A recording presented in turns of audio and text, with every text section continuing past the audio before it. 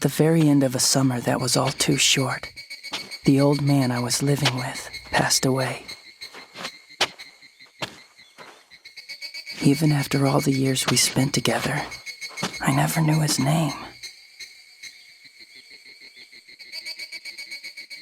Later that evening, I dug a shallow grave in the front yard of our home and buried him there.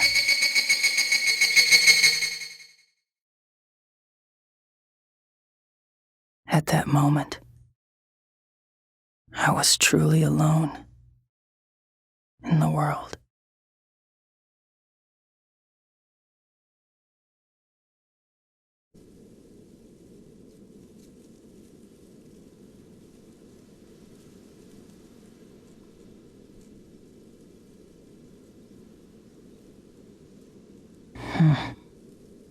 Maybe I'll find something he left behind.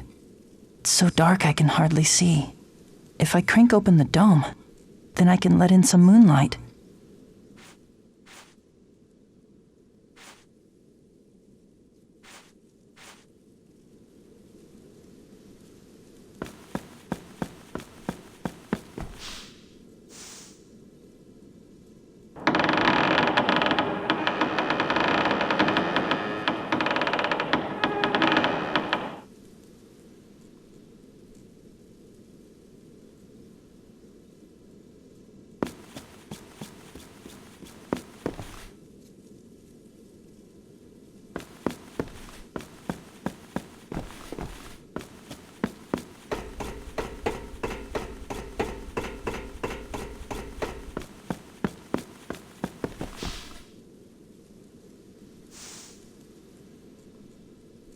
Hey, look.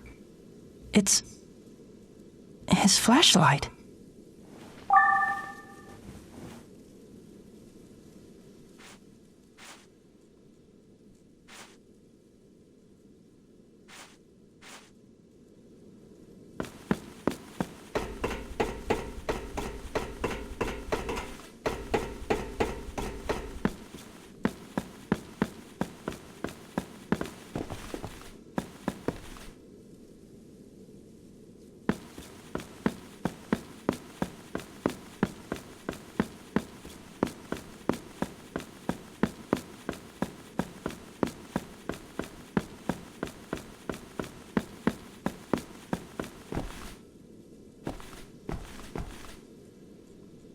Stubborn little things. I thought they were all dead, but I see at least one survived. Who's there? Who are you? How'd you get in here? Why should I answer?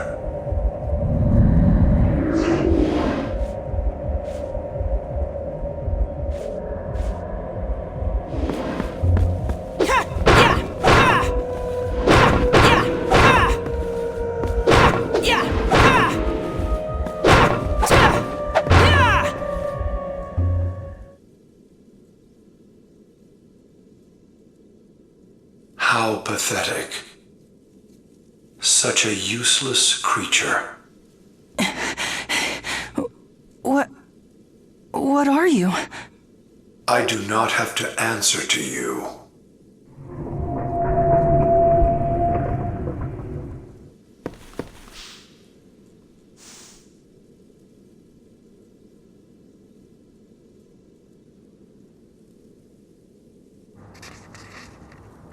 By the time you read this, I'll already be gone. Before, I didn't really care if I was dead or alive. I never considered myself worthy of living, and yet I knew not even death could atone for my sins. You have no idea how hard it was for me to even write you this letter. It's strange, really, for having wasted so much of my life. Now that the end is finally in sight, I never dreamed I'd feel like this. Only the time I spent with you gave meaning to my worthless life. Only now do I regret that I didn't open my heart to you more. Why is it, as I say goodbye, that I'm brimming with so many things I wish I could have said to you? Please forgive this foolish old man. Head east of here, and you will reach a tall red tower. I can't promise, but there you might find other survivors besides yourself. When I am gone, you must go east. Now go. And Seto, thank you for everything.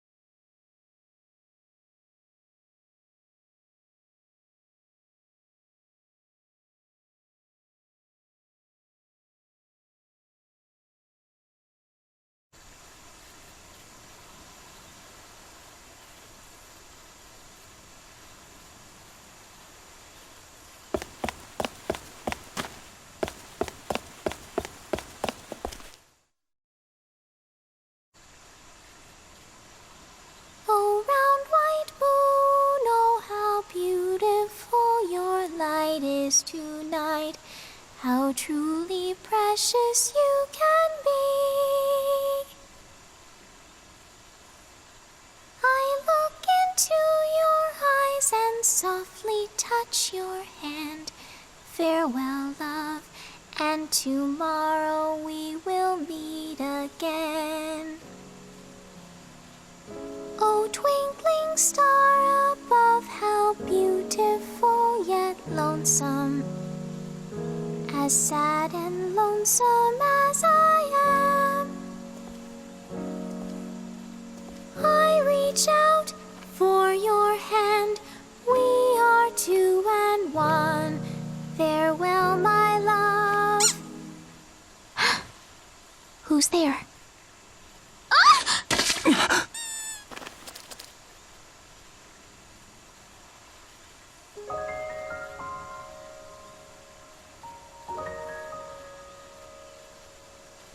Are you okay? I hope she's not dead.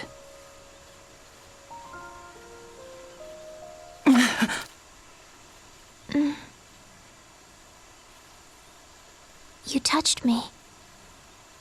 Yeah, but... well, I was just making sure you were still alive. I don't know you. Well, no, but I'm...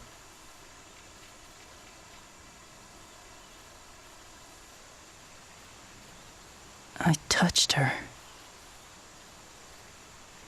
No, wait! Don't go!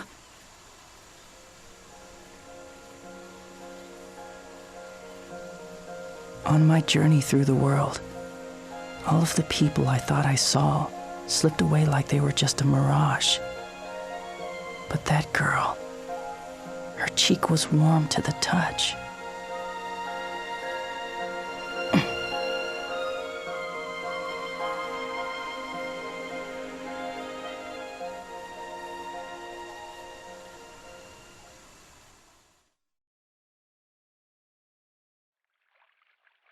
I was 15 years old at the end of that summer. When we met, the tower in the distance was bathed in crimson light. That one encounter changed my lonely world in ways I never could have imagined. The brief moment we shared transformed me to my very core. Even now, I remember it like it was just yesterday. The stuffy, humid air, the last vestige of summer. Her silver hair fluttering in the breeze. The big, silver moon.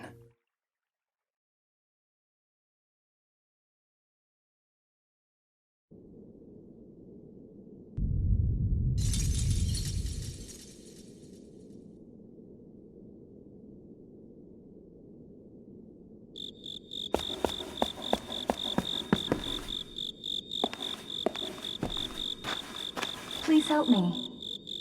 I am in danger of malfunctioning. I am not completely waterproof. Please help me. Is someone there? Yes, over here. I am here. Please, come quickly. I am here. Please help me.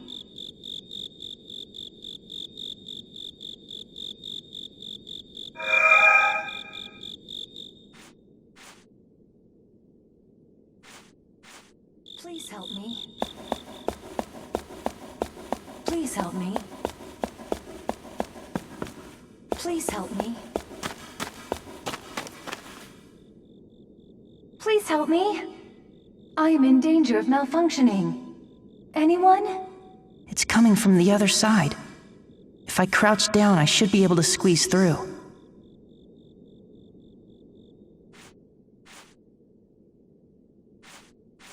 I am not completely waterproof.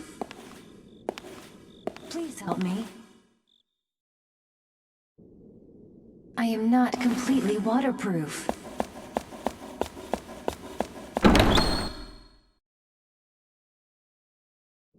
Warning. I am not completely waterproof. Please help me. I am in serious danger of malfunction. Warning. I am not completely waterproof.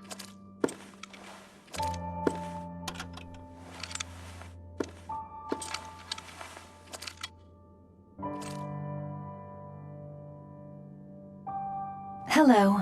I am a personal frame, an interactive digital assistant equipped to respond to my user's emotional state, whatever it may be. Hey there, my name is... Whoa! Let us save introductions for later. We are in danger in our current location. I will quickly navigate a route to safety for us. A route? Navigate? We must hurry. Okay. First, fasten me to your back. Like this? Did you fasten my sides until they made a clicking sound? You mean these here? Good. That should do. I am a personal frame, or PF for short. My primary function is analyzing whatever situation my user is in, and offering a sound solution. Well, I don't know, but I don't think we should stay here. Of course. However, there is more I must tell you about... Later.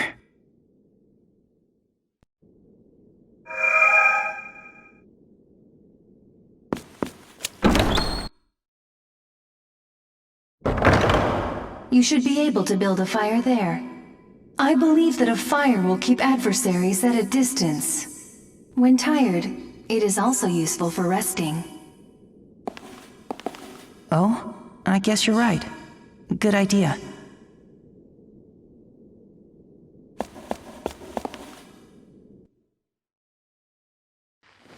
Man, I'm getting sleepy.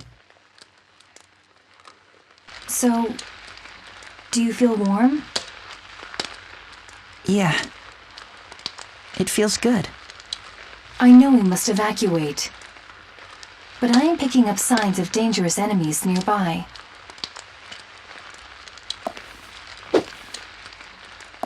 This stick should do the job, right? That will suffice for the time being, but it would be in our best interest to acquire something more durable. Oh, hold on one moment. There should be something serviceable as a weapon ahead. Investigate, but exercise caution. Right.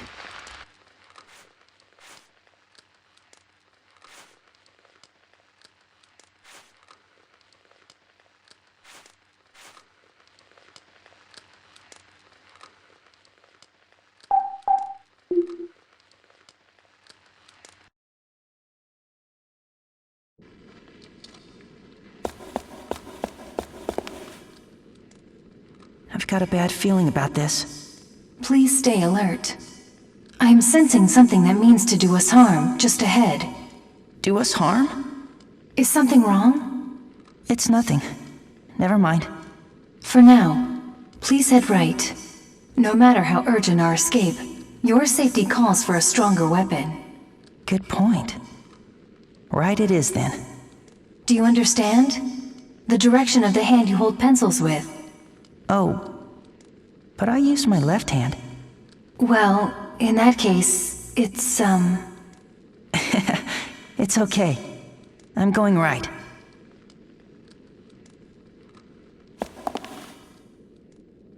Oh yes.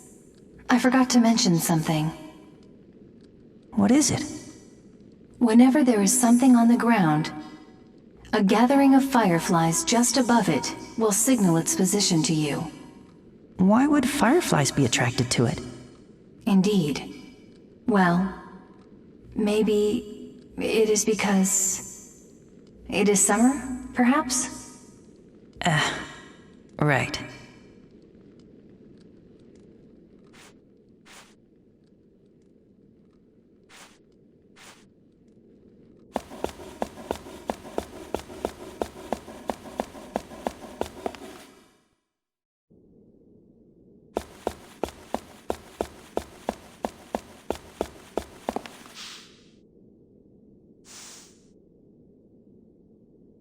Oh, there looks to be some kind of weapon here. The stick's made of bamboo. Yes, it is a bamboo sword. I believe it will be far more effective than your other stick.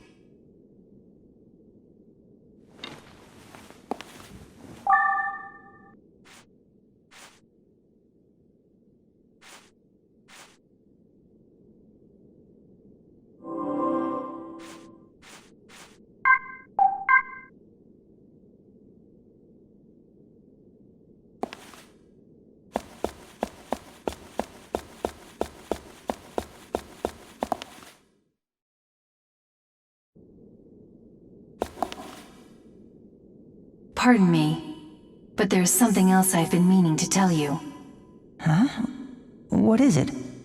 This area is suffused with what one might call malicious thought entities. Malicious thought entities? Yes. They are the manifestations of the undying feelings left over from those who passed away. They are hostile toward the living and are apt to confront them.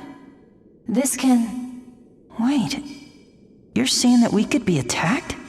Simply put, that is exactly the case. So what do these thought entities look like? Depending on the sentiment, they can take many forms. What is most troubling is that they are invisible to the naked eye. What? Then what am I supposed to do? These thought entities are crippled by light. Therefore, the beam of your flashlight should work. It will strip them of their cover and weaken them considerably. So, even when the coast looks clear, I should shine my light around to really scour the area? Yes. So please be careful.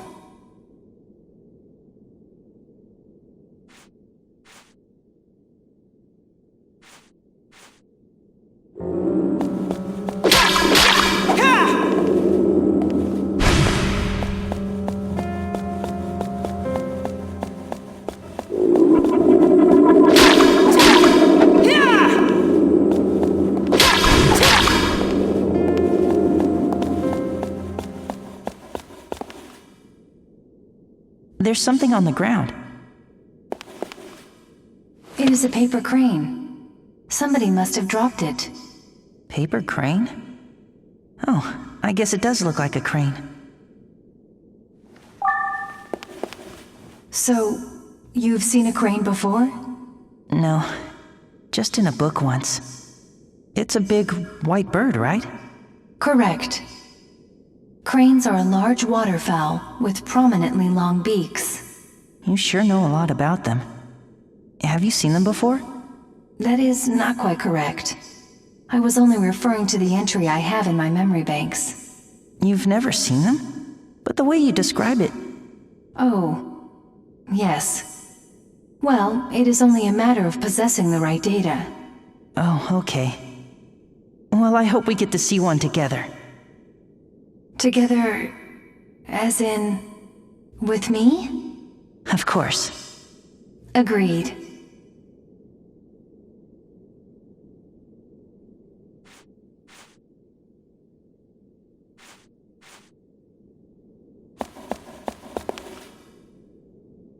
Beyond this turnstile, we can follow the train tracks out to the surface.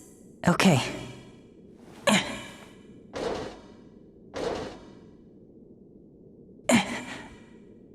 I can't open it. Nonsense. Try a little harder.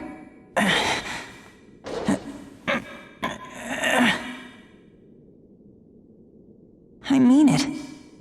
It won't budge. Please stand by. I will run another scan over the area. Oh, well, actually, it might just be locked.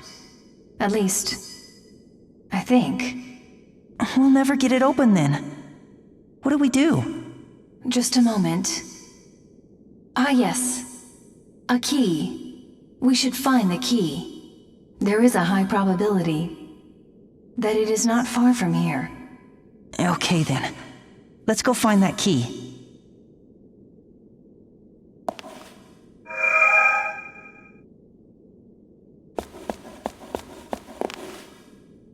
There is a fire pit where you can build a fire just ahead.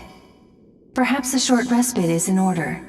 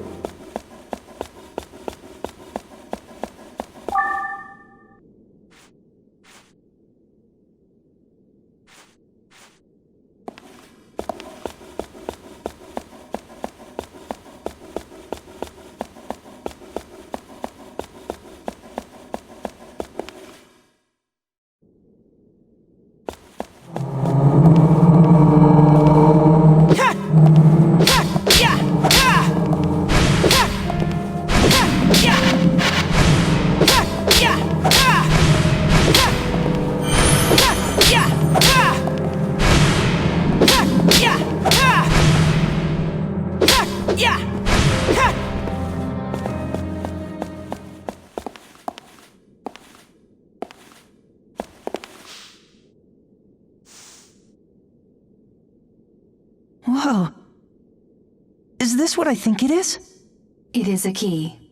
After analysis, I can report that there is a 75% chance that it is the key to the turnstile shutter. Great! Then that means we can open the shutter now. Wait. Please hold on. At a probability of 75%, that means there is a 25% risk that it will not open for us. I'm sure it'll work. I mean, 75% is way more than 25%. I suppose that is a valid statement. Yes. It might work. Indeed, a 75% probability. Yeah, we'll be fine. Yes, we will be fine.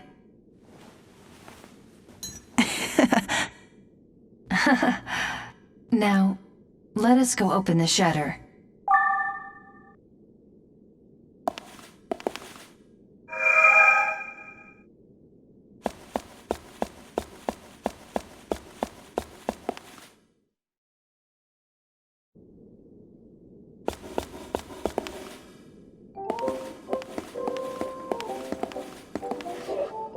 Well now, this is a rare treat. It's not every day I chance upon someone.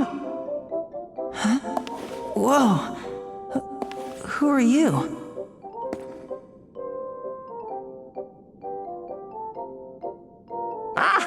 Oh yes, pardon me. I roam these parts in search of unique treasures. And if I do say so myself, you seem to have a few eye-catching pieces. Care to barter, my lad? I've picked up some stuff, but none of it's that great. Well, have it your way. In honor of this most destined encounter, I have a gift. It's on the house. Use this dandy little number to ease your tired, troubled traveling self. Thank you. And with that, I must be on my way. Until we meet again!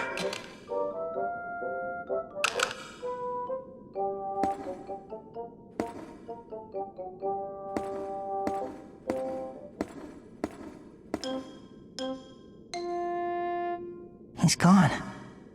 Who the heck was that guy? That is a much warranted question. Well, regardless of his nature, we too should hurry on our way.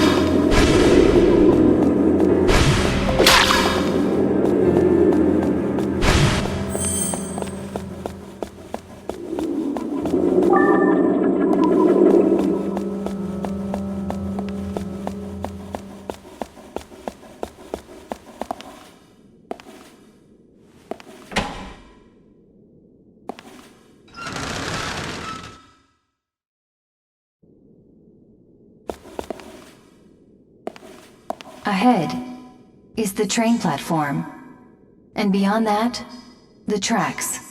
If we follow them, they will lead us outside.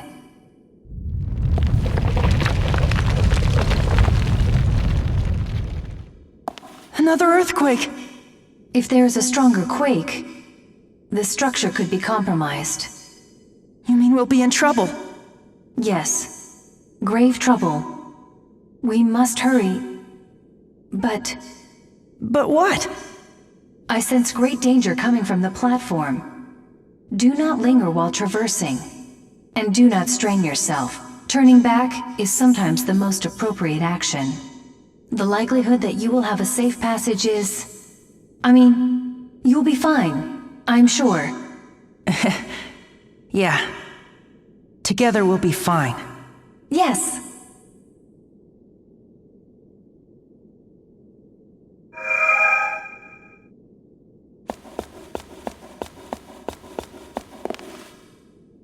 You can build a fire over there.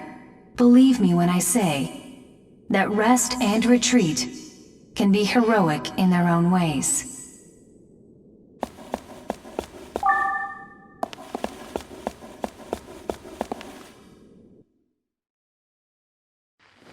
Phew, I'm tired. Hey, is this?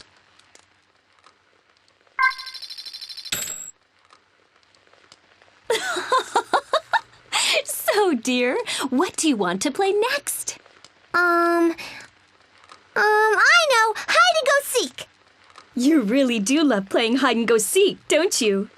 Yep, and I like apples and running races too. Oh, really? But you always come in last place in races. Yeah, but I still like them, and I love Mommy best. And Mommy loves you too.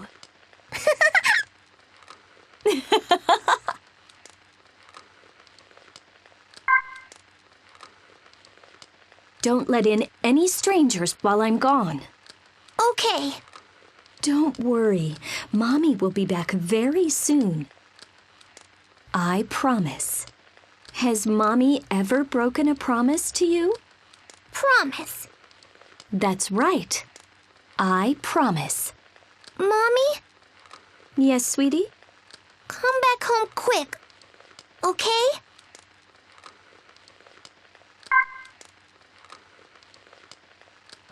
What's going on? Oh, another earthquake. Oh dear. I have to get back to her. Oh no! I have to get home. Oh, hold on. I'll be there soon.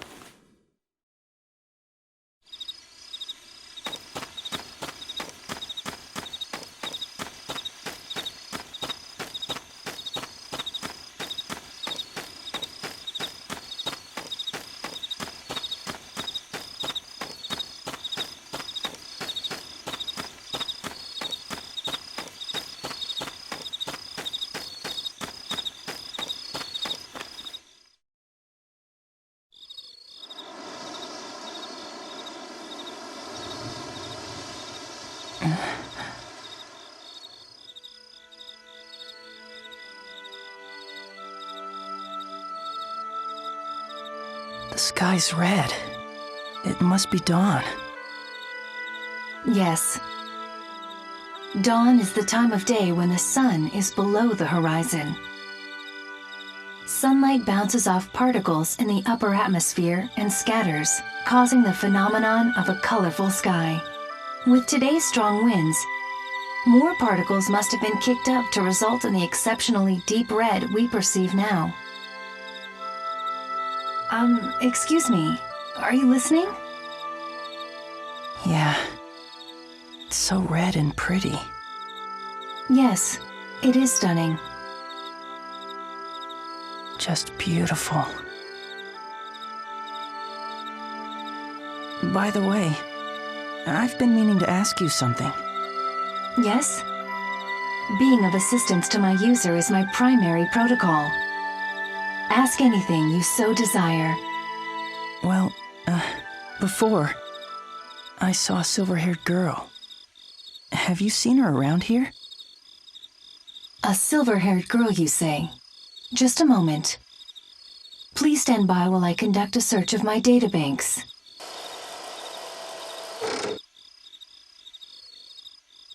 I should mention that an ongoing power shortage has restricted access to the compressed files in my database. I wasn't able to scan all of my records, but... You know her? Yes, no. Which is it? Pardon me. It is just that of the memory I was able to access, a silver-haired girl might or might not have shown up. You've seen her? It's possible, and yet it's possible I have not. Oh, so you haven't seen her. But wait, I might be able to estimate where the girl would be at present. This is only a theoretical calculation, but when it comes to the general location of people, the underground shopping mall in the station we were just at was always lively with crowds. So perhaps... Some people might still be there? Yes, in the past it was always bustling with activity, so there is a possibility it is that way now. Okay, how do we get to this underground mall? The entrance to the underground mall can be found on the second floor of the station where we just were. However, that passage is always kept locked. Oh, but do not worry. There is a chance that the key to the passage is being kept in that storehouse up ahead. I'd say it is at least an 80% chance. All right then, let's head to that storehouse, right? Affirmative. Inside, you will need to locate a thin, gold-plated key. And one more thing. Please be careful. Yeah, I know.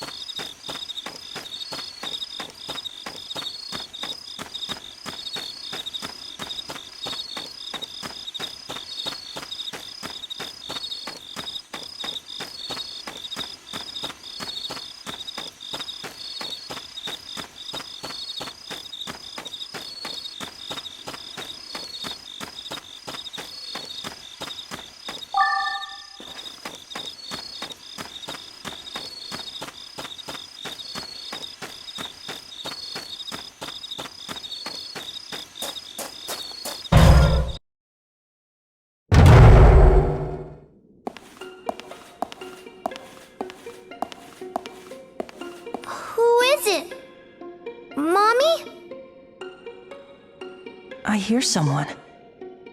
Whoa!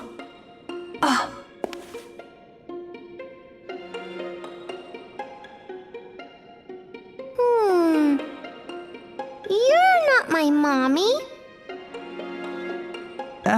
Hi. Look, I'm trying to find a key, but I guess you wouldn't know about it. Hey! Play with me! Play a game with me! Now, be a good girl and listen. We're looking for a gold... I am too listening. You're looking for this key. It's golden thin, so... There is a 97% chance that it is the key we need. Listen. Could you let us borrow that key? No. We are on a very important mission. Please. No. It's sparkly and pretty. It's mine. Stop being so bratty and hand it over immediately.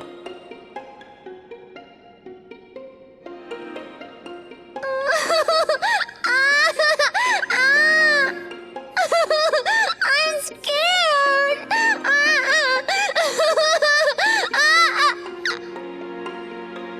Oh, come on. Don't cry.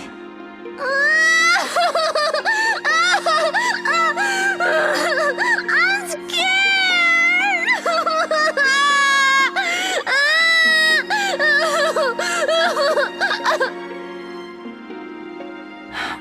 What should we do? Beats me. Play with me. Huh? I said play with me. Oh, okay then. What do you want to play? Hide and go seek. Hide and go seek? Yeah. I'll go hide and you find me. If you win, I'll give you the key. It seems we must comply. Yeah, guess so. Okay then. Come on. Let's play hide and go seek. Yay! I'm gonna go hide now.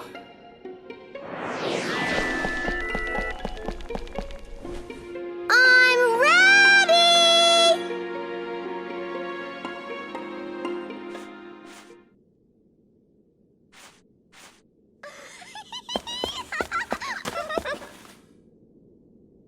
Gotcha! Phooey! No fair! You found me! You just got lucky. You won't get me next time.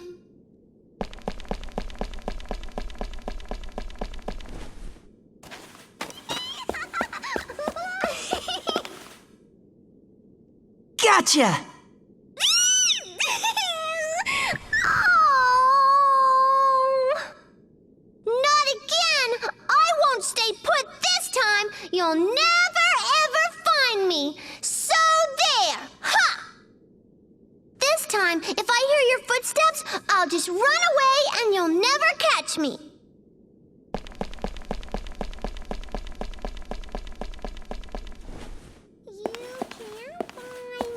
You can't find me.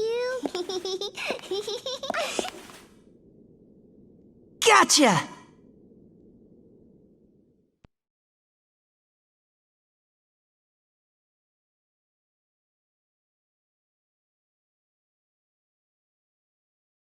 Uh-oh, you found me.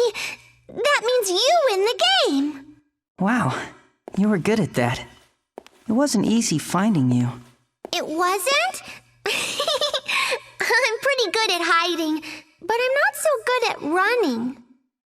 Oh, and don't forget this. It's for you. Here you go, like I promised. Thank you. Here, you can have this in exchange. I found it in the station. Oh, this is my mommy's. She made it special just for me.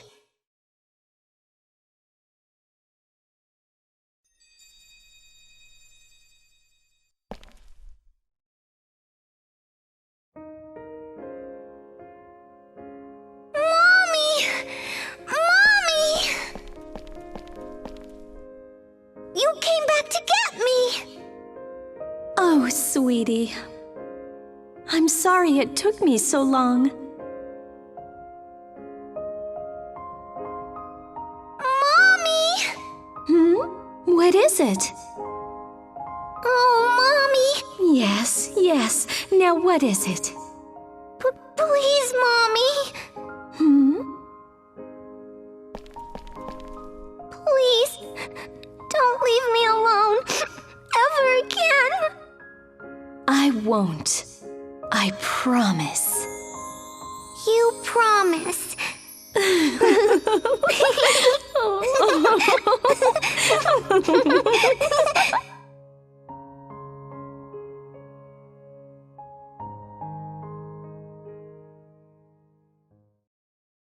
She's gone.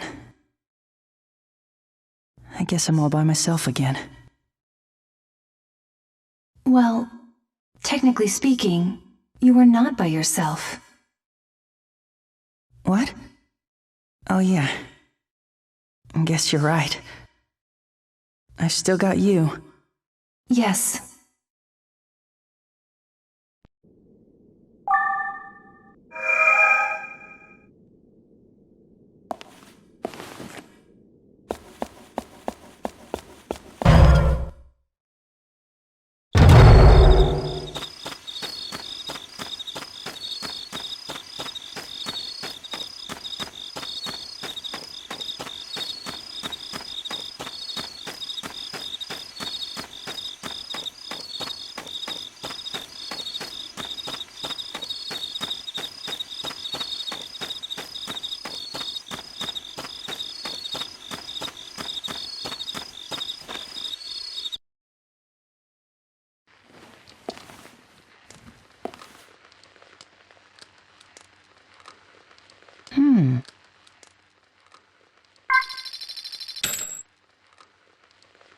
I'd always meant to see you, but now it's too late. The world is over, but might wake up again. But it doesn't matter. You'll never find this. And even if you do, what will the awakened world be like? Will the stars still be in the sky? Will the moon still shine down on us?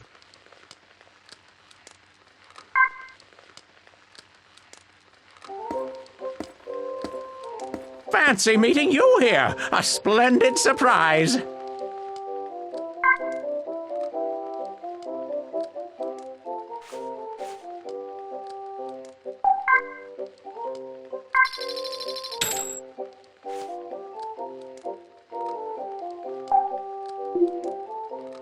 Well then, this is goodbye.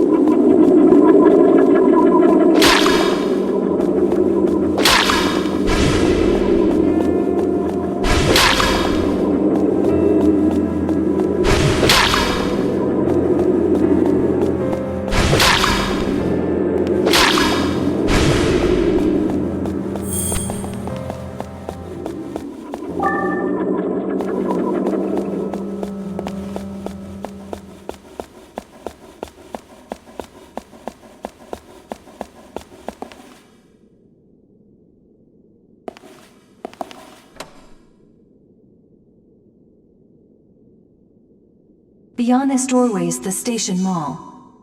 Please be ready for whatever lies ahead. Right. I am. But I'm sure it'll be fine. After all, I've got you. Yes, of course. Because you have me.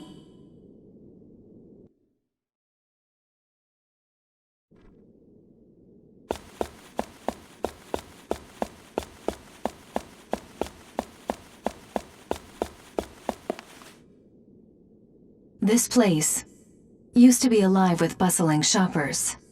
In the past, maybe. Looks pretty run down now. I surmise that the frequent earthquakes took their toll on it. Indeed. Seems that way. Well, let's look around.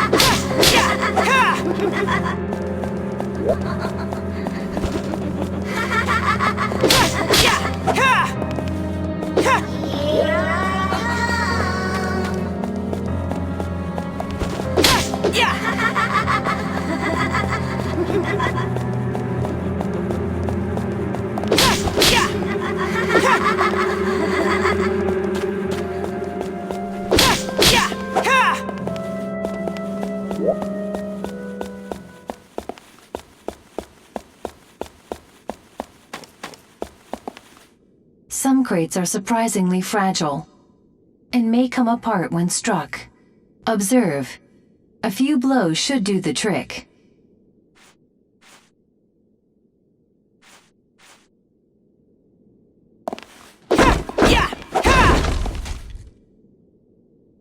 Hey, there was something inside.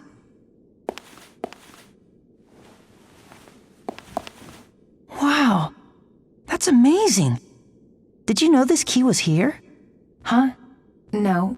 Well, yes. Actually, I knew all along. That's awesome. You know, being with you makes me feel like anything is possible. Please. It was nothing.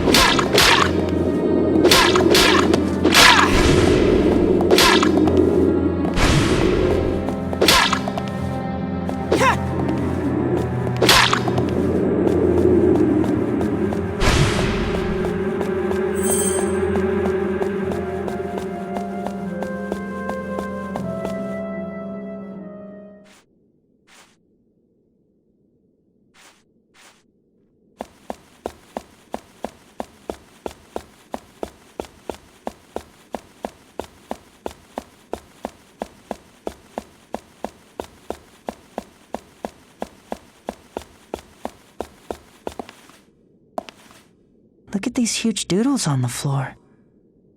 I wonder if that girl's behind them. That girl? Do you mean the silver-haired girl? Yeah. She had the most beautiful voice. I cannot evaluate her singing, but her drawing skills are substandard. Hey, that's not a nice thing to say. But it could be more enjoyable speaking with me than with that girl.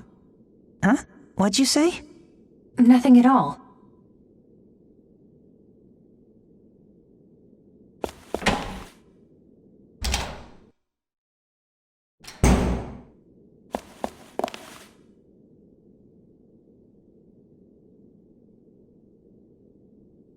It's pitch black in here. I hope we'll be all right. We will be fine. After all, I am with you. Yeah, you're right. I mean, you found that key under the crate, too. Precisely. We will be fine together. Yeah. We're together. Yes.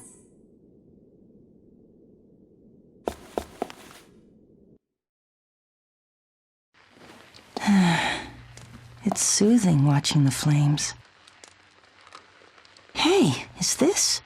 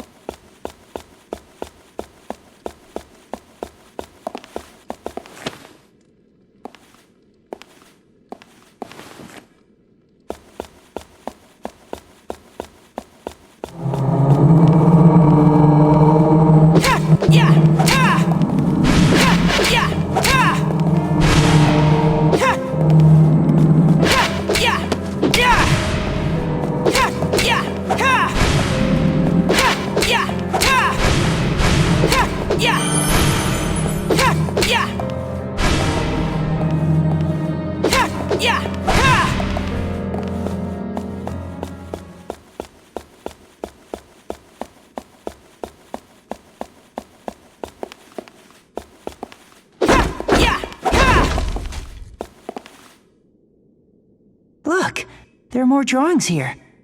Are those supposed to be crows? They're kinda cute. They look unnatural to me. You think so? I think they're cute. No, they are scary. What is so amusing? Do you find that funny? No, it's nothing. Never mind. I see. In any case, it is clear that this space was inhabited by someone not too long ago. These markings are strikingly fresh. She might not be that far from here. Yes.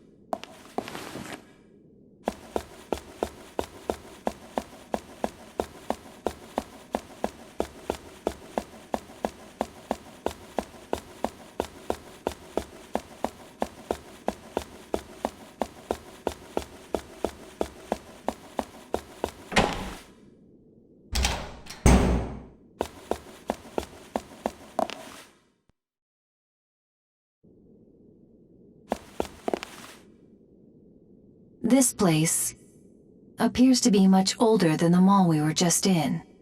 And from within, I sense... What is it? Nothing. Or rather, from within, I'm picking up hostile readings. Be very careful.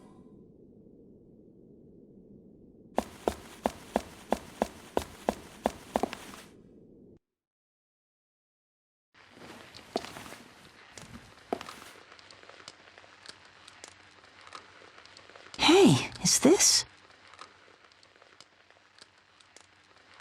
I flip hundreds of pages to no avail. Oh, how do I possibly express this feeling of remorse? Nothing fitting comes to mind. It seems no word in this book could possibly do it justice. No, it's something more than that. These familiar pages only offer empty promises. Words themselves hold no true meaning anymore. Much like my unfulfilled dreams. I no longer have any need for impressive words. This simple one will do. Tomorrow doesn't even exist.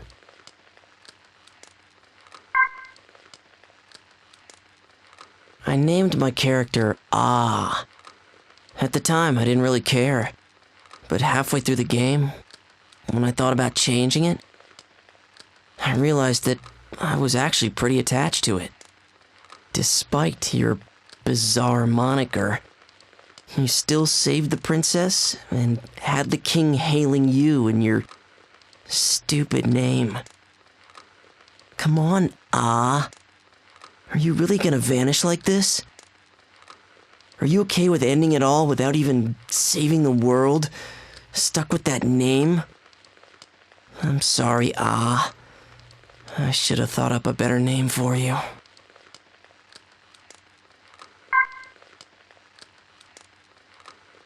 If we worked without ambition, spent our days with time on our tails, never thought we were happy, and will now disappear without leaving any memory, then what, just what, was the point of us?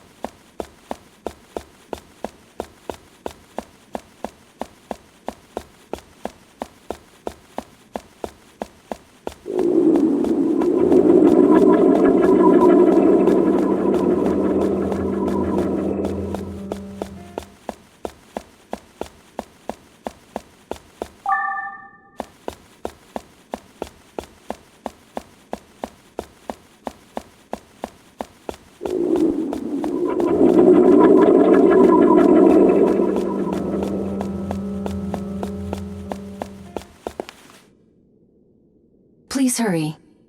I am nearing the limit of my functional capacity. Functional capacity? For now I am all right. Now hurry. Okay.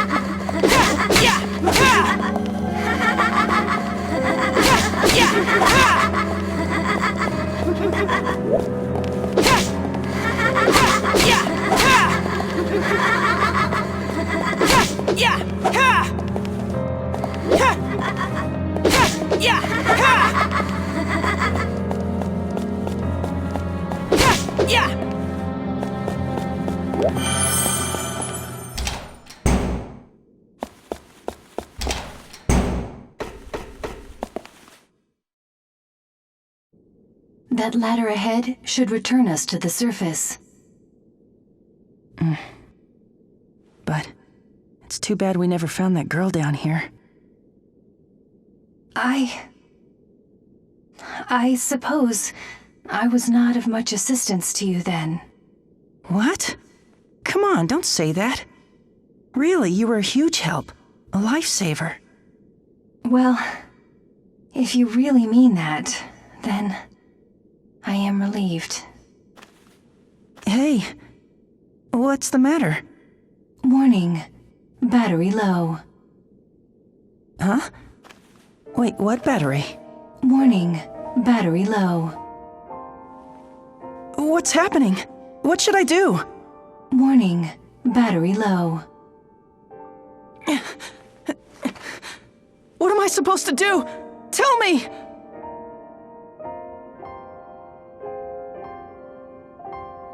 Battery has been depleted.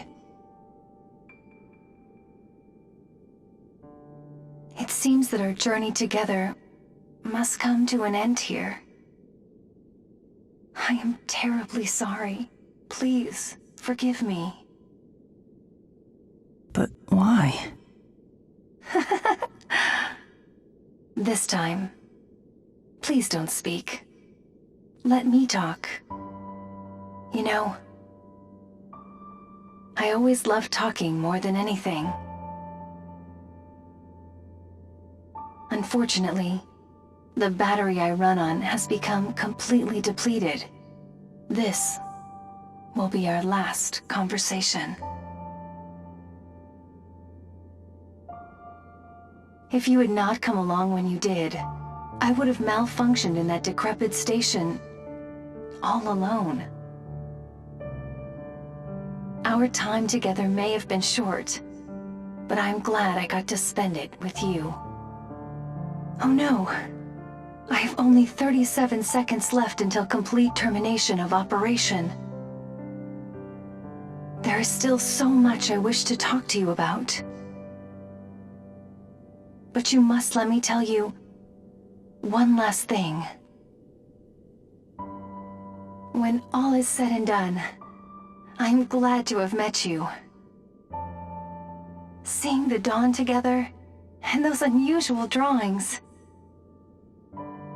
Oh, and your name. I never asked you what your name is.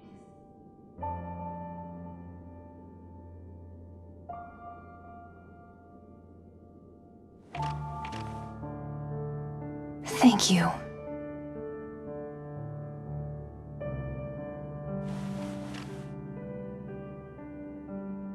Seto. My name is Seto.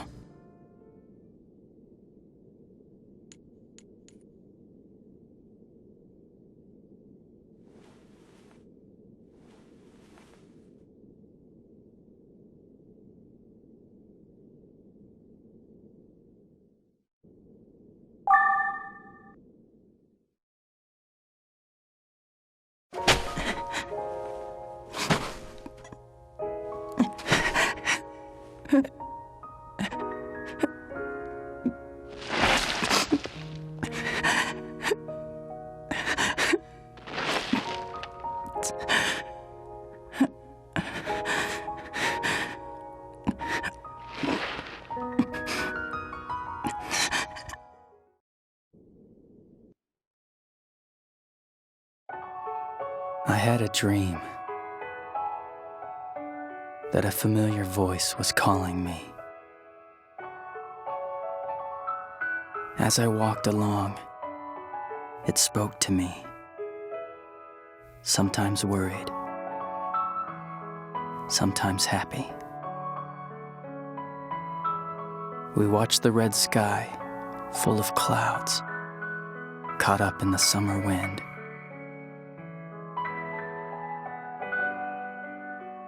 The little time we spent together shone brilliantly, like a light in those darkened days of the past.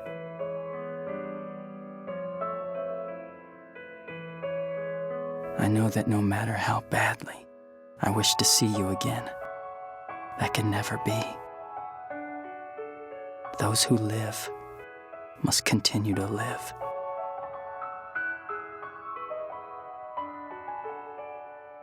Those who are dead will only continue to stay dead in the cold, hard earth.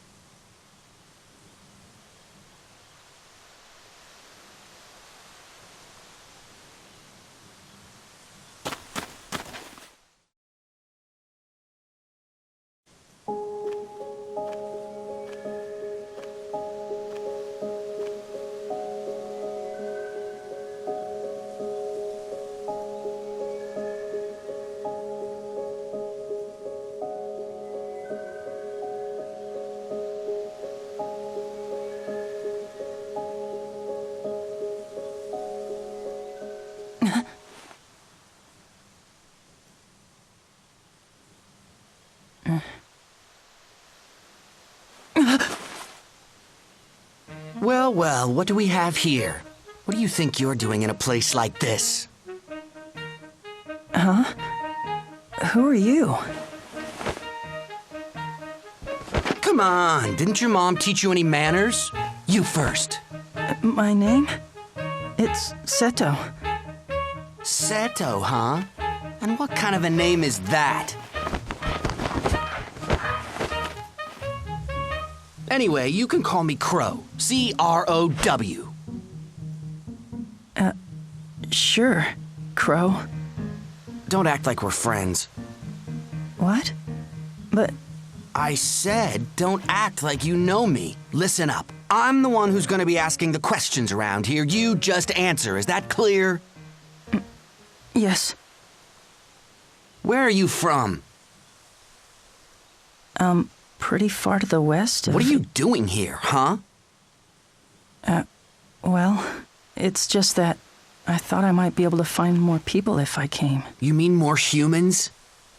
As in, you're human? Yeah. You traveling alone? I used to live with this old man. But now... he's dead, so... So now you're on your own? And you came here to find survivors. Is that it? Typical human.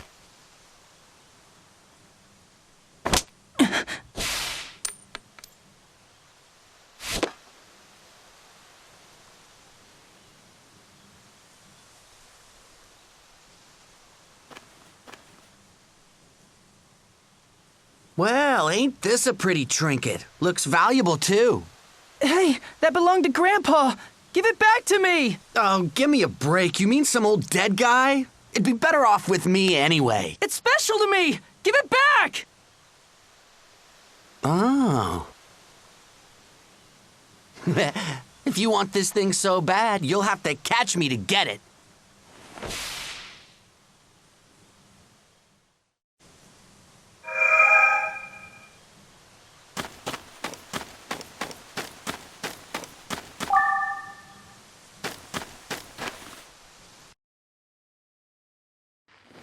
Man, I'm getting sleepy.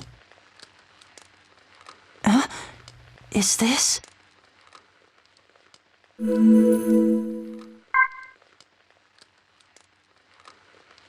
it's already recording. Okay, I'm on my way out to say goodbye to this world. I might not make it very far, but even if I only make it one step, so long as time permits me, I want to see this world with my own two eyes. I want to leave proof here that I existed in the world.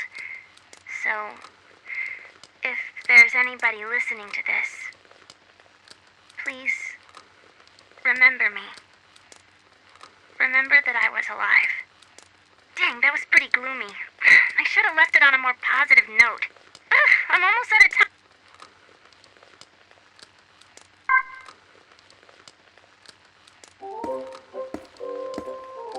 Ah, we meet again. 'Tis such a wonderful day.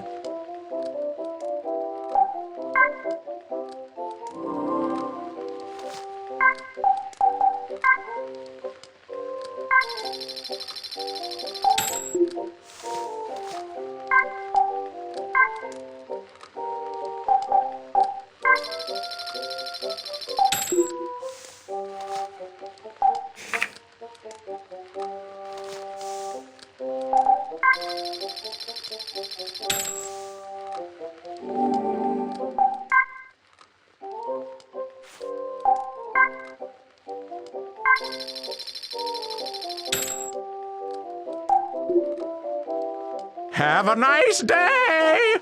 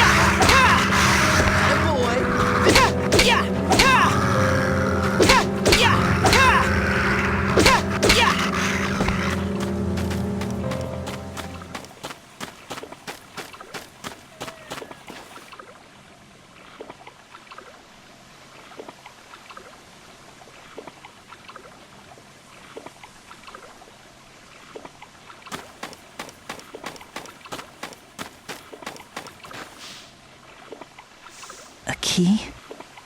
It's labeled Rollercoaster.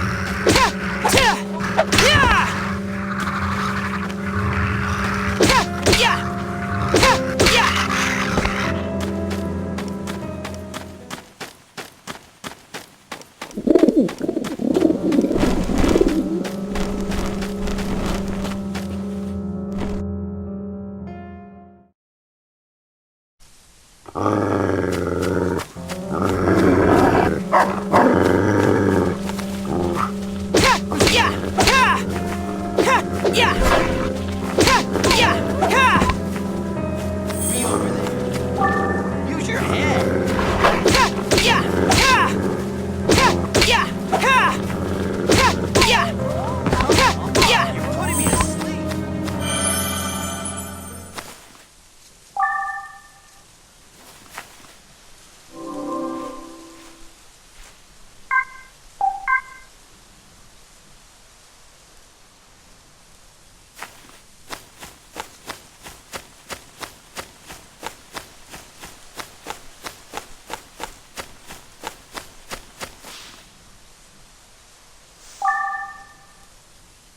talking.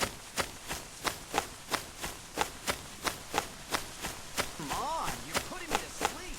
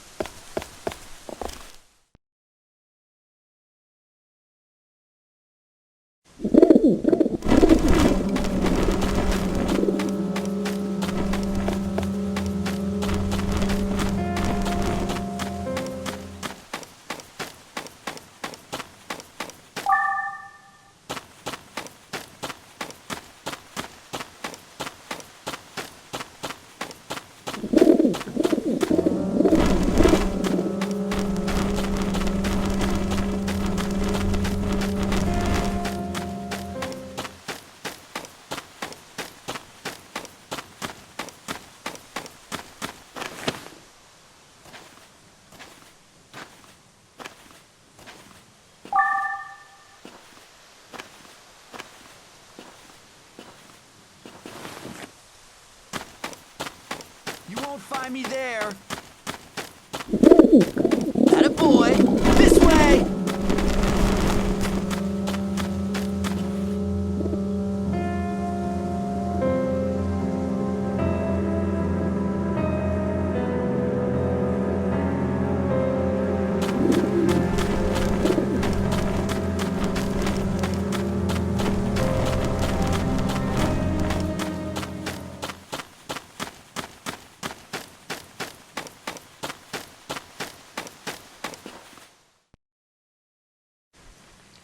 Atta boy, this way!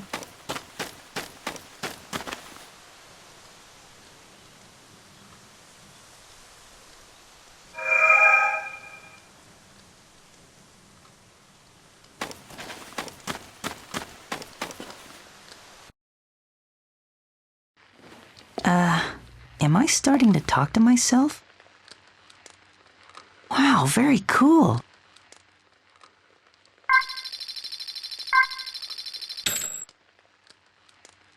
Whenever I drank one, I always wondered how they got that little marble inside the bottle. When I put the bottle to my lips and turned it upside down, the marble would block the soda. But without the marble, I guess there'd be no point to the drink. I wanted it out, but it was stuck in there good. I could only touch it with my tongue. This is probably one of those things they call completely out of reach. A wish never granted. This may have been my first lesson in that.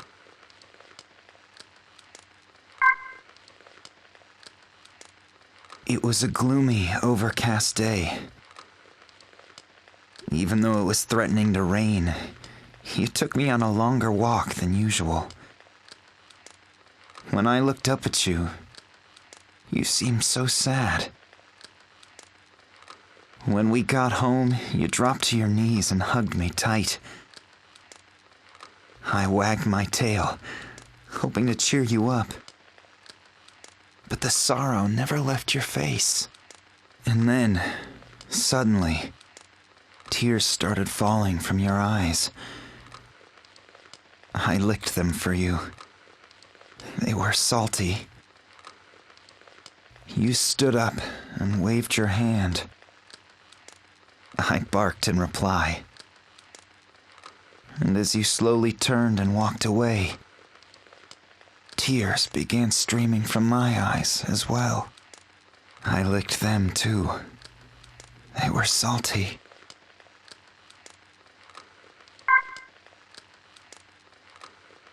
That was a lot of fun, Mommy. Now let's go back home to Daddy. Something about the clouds looks so menacing and smoky gray. The black crows have begun to caw. We have to hurry home. Mommy in my right hand and my balloon in my left. What happened? What's going on? Where'd my mommy go? Does anybody know? Anybody? My balloon and me. Alone and afraid. The butterflies flew, and I lost myself as I chased them. Alone and afraid. I stuffed them in my pocket. I stop where I am. I stare at my trembling hands, with eyes red from crying. I really am all alone now. So let's go home. We'll tell Daddy all about today. Even the cawing crows have left.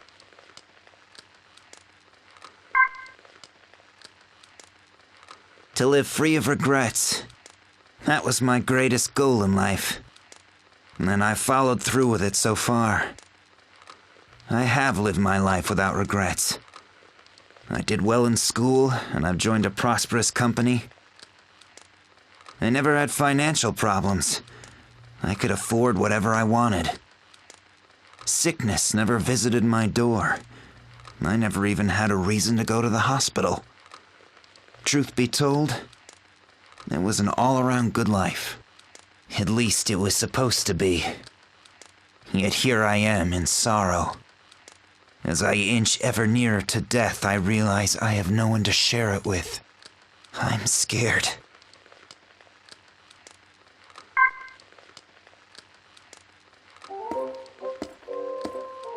Ah, we meet again. 'Tis such a wonderful day.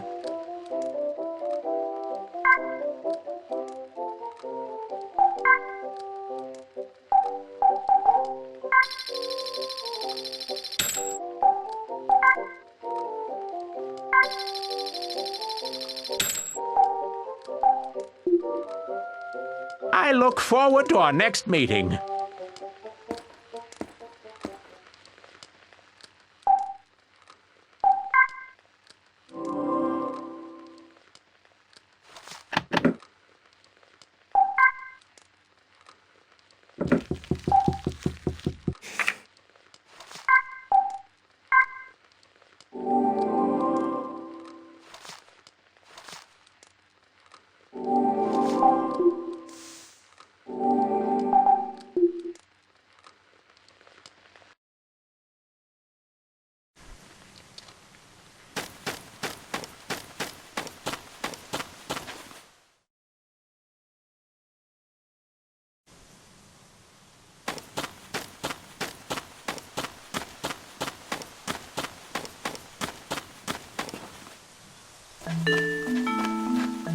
So, you finally caught up to me. Oh, are you mad? Man, if looks could kill. That's mine! Give it back! It's important to me! Whine, whine, whine. You sound so pathetic. If you want it back, come and get it.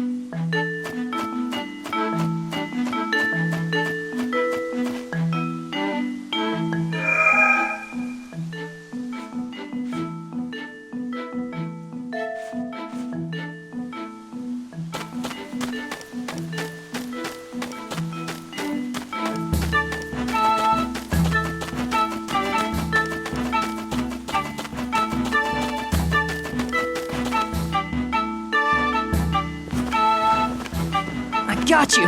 Now give it back! You're faster than I thought, but I'm not giving it up that easily.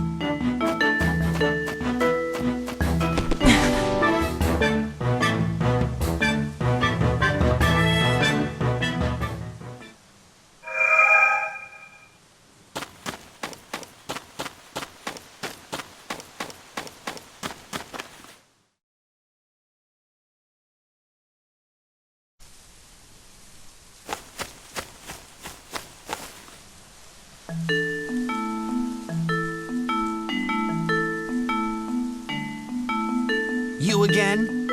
You caught up to me already?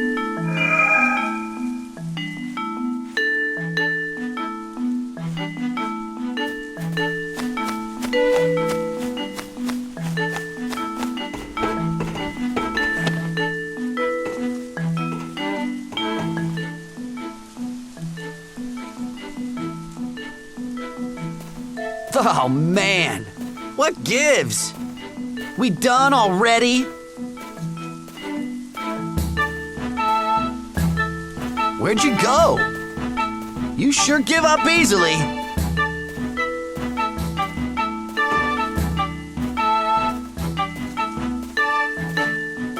Come on! I'm right here!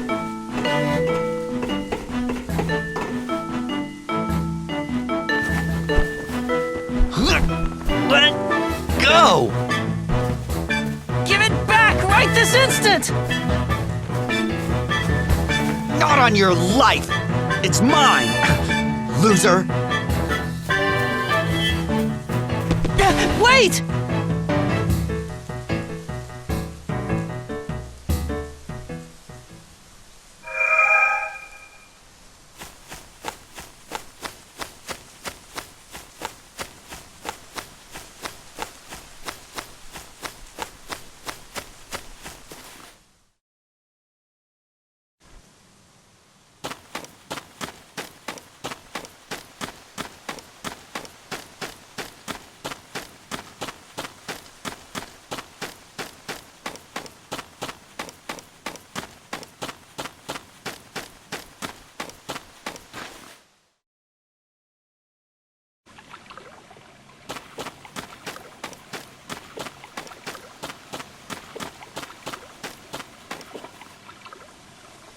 I found you! Now give me back my locket! Kid, don't you know how to take a hint? Never! I said I'm not giving it back, you hear?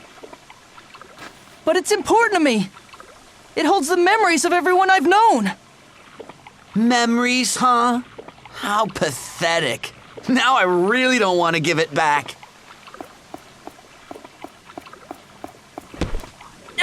Wait, Crow!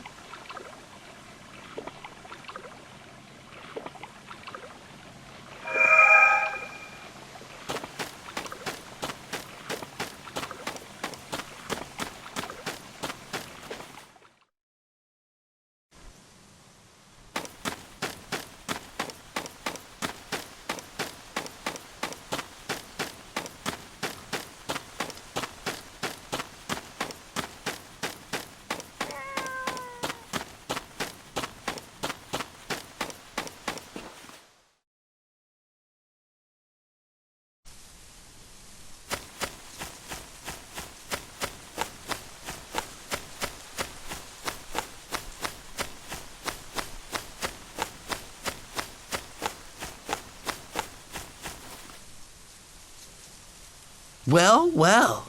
I guess you're really serious about this thing. Let's take a look inside then, shall we?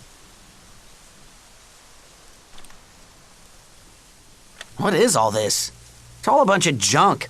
A random screw, a letter, some photos.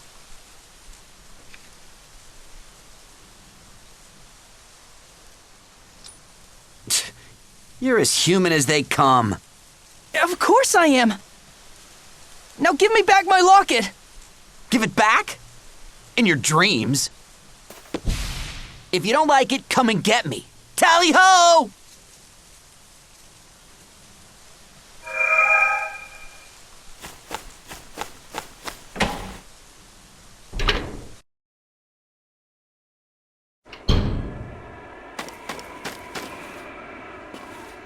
Hey, what's the big idea? I didn't expect you to follow me this far. I've got you cornered. Now give me back my locket, Crow. I don't think so. If you want to do something about it, follow me down the tracks. But it's wicked high up. So make sure you don't fall. I can do this. Ready or not, here I come.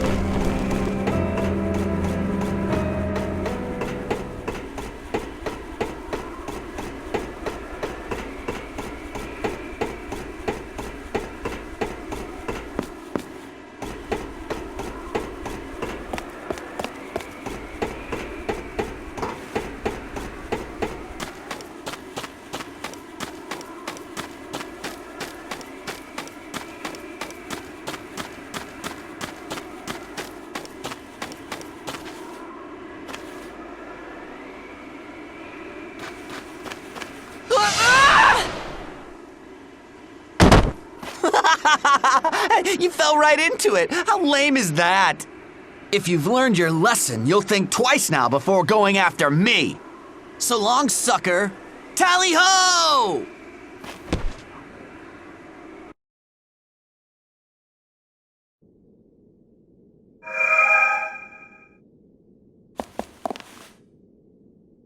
What's this? There's a hole in the wall. Maybe I can go through it.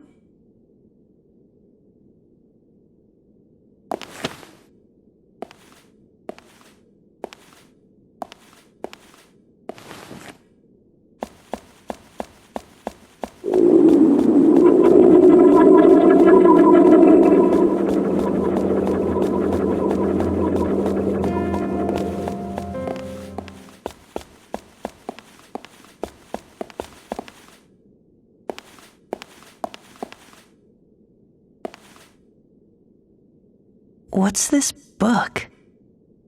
Pirate Isle?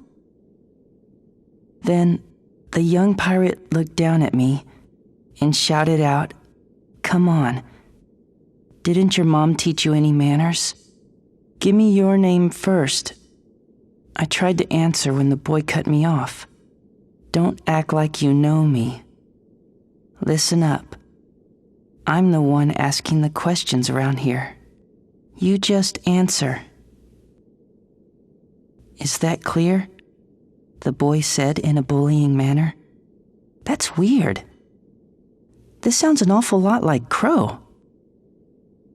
The whistle blew, signaling that it was time to say goodbye. I asked the boy pirate if we'd ever see each other again. At that, he answered, "Yeah, of course we will. Friends always see each other again. And we're friends now," and gave a smile.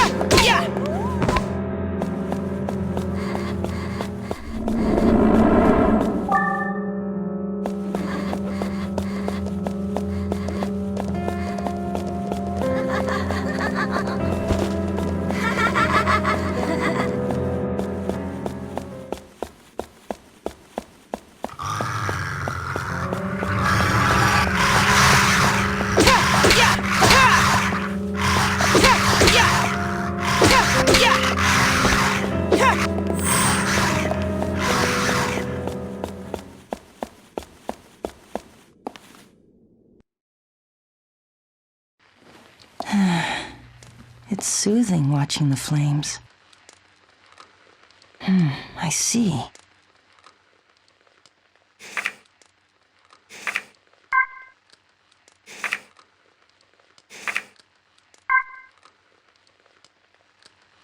I was planning to kiss this world goodbye, but I guess I'll be going first.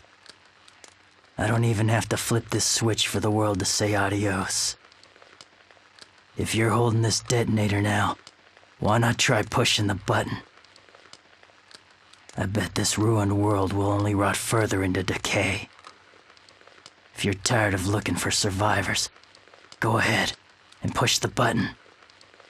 Think I'm bluffing? Just try me.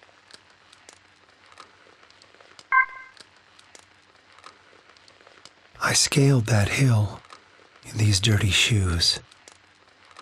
But if this is what reality holds, I'd rather have never known. I'd be happy climbing this hill, never knowing anything, no real summit, an endless mound of earth. Nothing at all. No hill, nothing ever there. Not even my birth. No value. No reason to live. No reason to even die. This prayer without answer from a God who never even existed.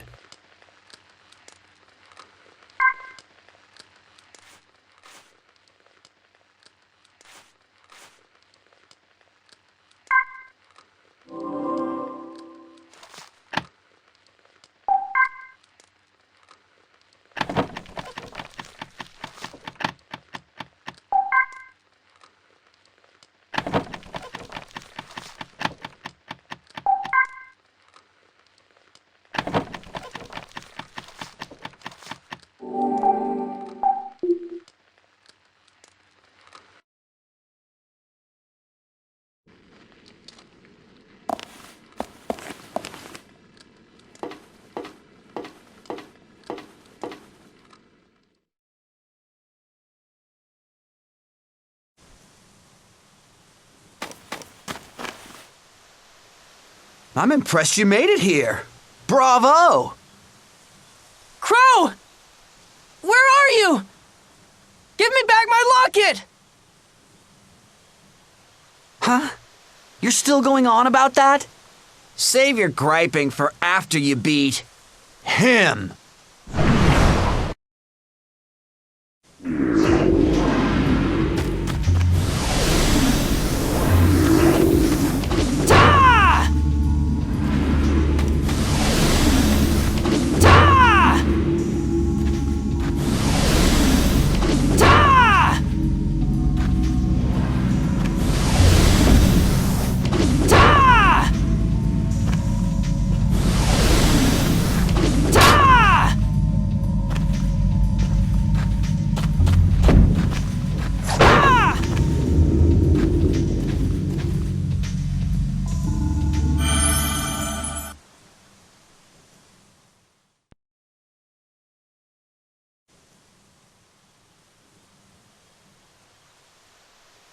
Ha ha ha! Catch me if you can! Up here, come and get me! Come on! Give it back! Oops! Almost! Man, you're pretty stupid, you know that? You're so dumb. I bet you can't catch a cold. Ah! Ah!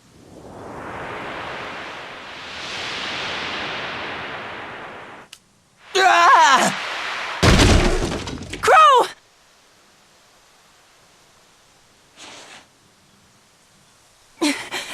Crow!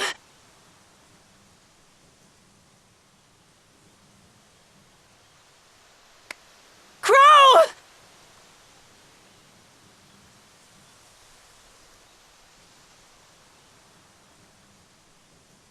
You're not dead, are you? Answer me! Crow!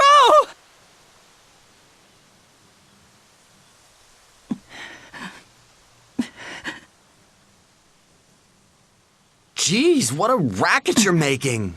Quit blubbering already, will ya? And for your information, I've never cried a day in my entire life. You're alive. You're alive. Thank goodness. Yep, you win. I give up, okay? Sorry.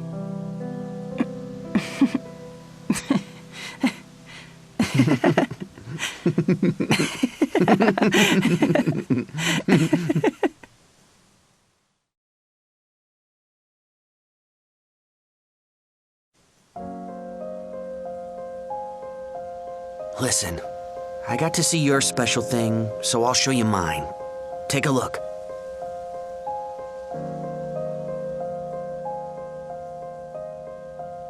Crow, is that you? It's funny. To be honest, I really don't have any memories of my entire childhood. That's why I think that if I can somehow get to the place in this photo, I might learn about my past. But it's hard. I've been trying to find it for the longest time. It's near where we are now. I can feel it. Actually, I'm on a search too, for a silver-haired girl. Silver-haired? Yeah. You don't happen to know who she is, do you?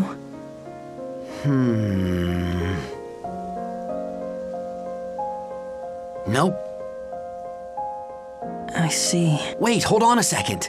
There is someone. I don't know if she had silver hair or not, but sometimes there's this real bratty girl I keep running into at the hotel.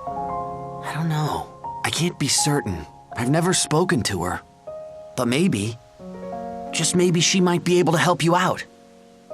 Great. Okay, then I'll go see if I can find her.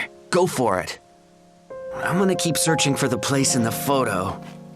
I guess we both have to make up for a lot of wasted time, huh? And whose fault was that? Hey, I already told you I was sorry. So, do you think I'll ever see you again? Yeah, of course we will.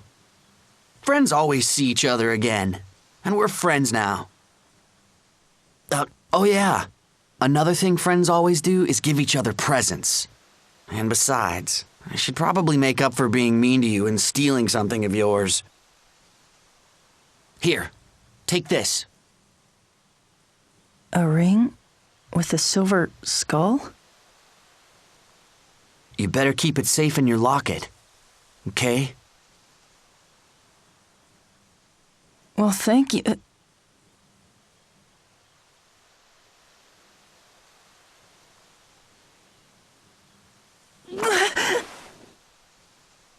What the? Did you just... What was that? What's wrong? We're friends now, and friends give each other kisses, right? I read that. But that was my first kiss ever. Oh. Huh. Well, then I guess that makes me your #1 buddy. Best friends, right? My best friend?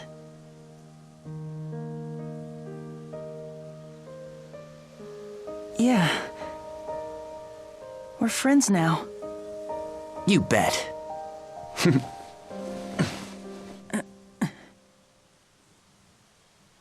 Well, I'm off. Right. See you around. Yeah. Bye then, for now.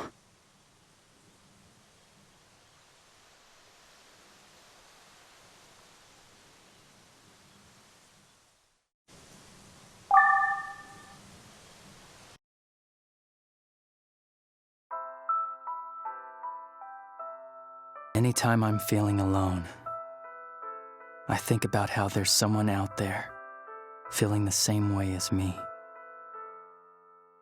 At this very moment, there are innumerable people just like me all over the world.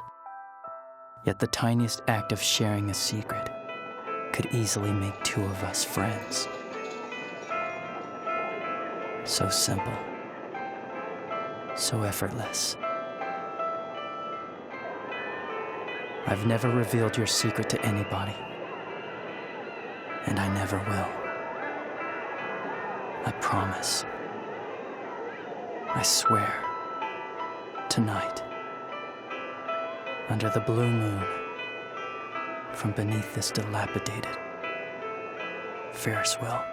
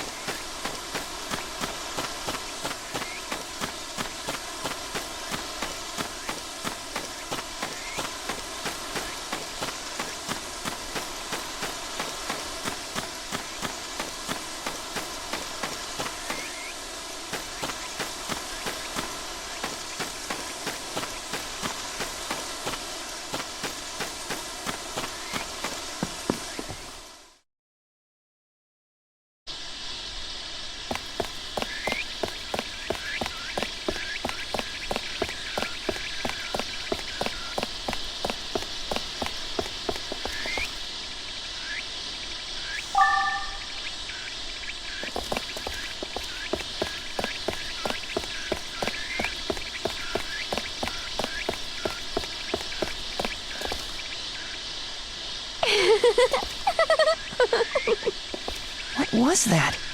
Sounded like a voice. It was a voice.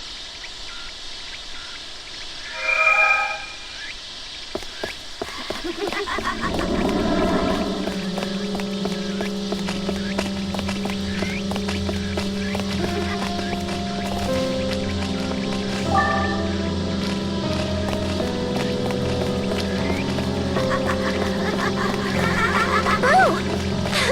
Did I scare you?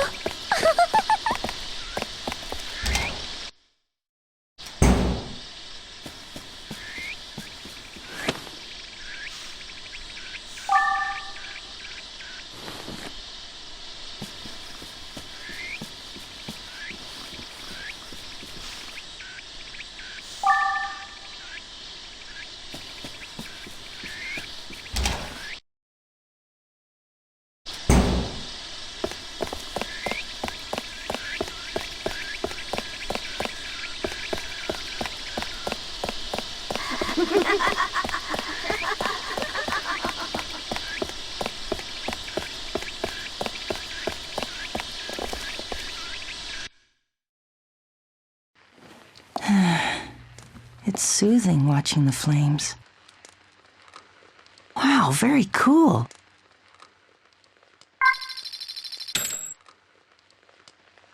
Iced tea on a hot day. Warm cocoa for a chilly night. You always knew just what to get me.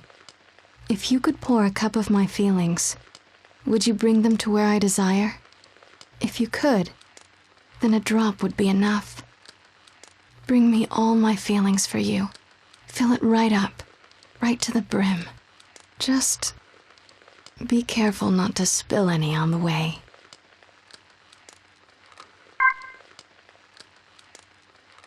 We got the green light, Dad. They said we're free to use it. Is that so? Yeah, look. They even gave me the key to the chapel. This is okay with you? I know the hotel staff already said they wanted to spend their last moments on their own. And I doubt we'll have any guests. Well, I expected as much, but all the same. Trust me, it'll be fine. Just you, me, and her. The three of us is all we need. Oh, almost forgot. Sorry to ask you this, Dad, but could you tell her that we can hold the ceremony? You want me to do it? You know how it goes. It's bad luck for the bride and groom to see each other before the wedding. It's a tradition. I'm sorry to pull this on you, but I'd really appreciate it. All right, then. Thanks, Dad. I owe you one. You little rascal. Now you're making me blush.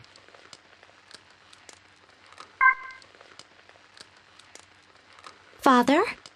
Everything worked out at the hotel. They said we can hold the wedding there. Really? That's wonderful. I'm so happy. What's that?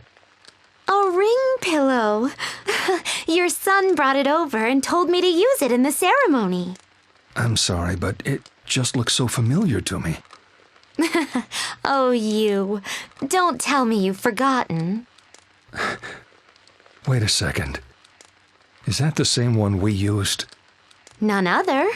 It's the same one you used on your wedding day. See, here's your initials embroidered on it. Well, I'll be. It's funny.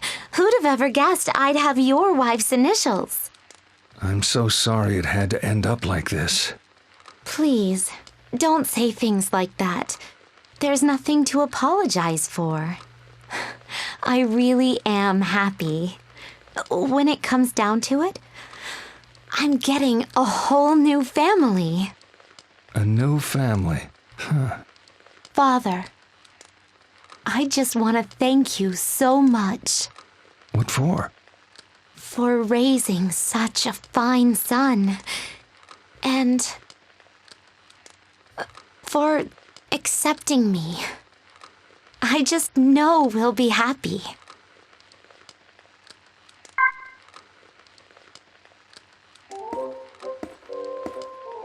You are my valued customer indeed.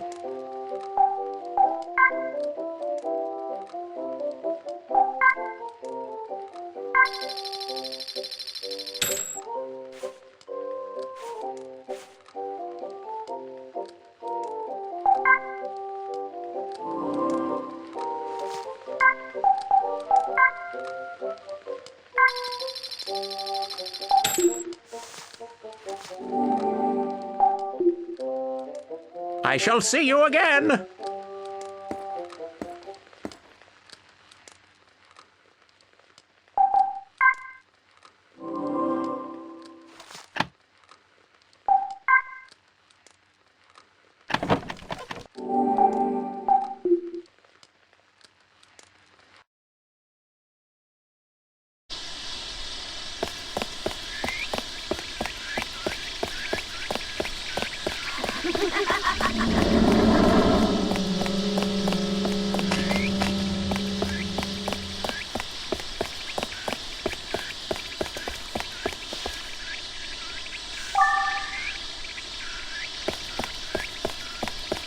Don't come this way.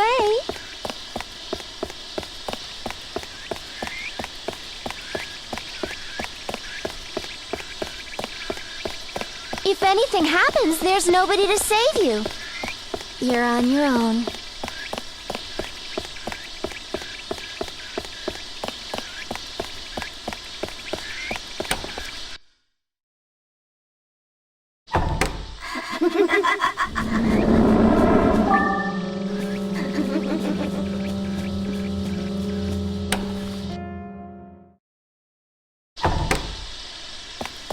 Better be careful.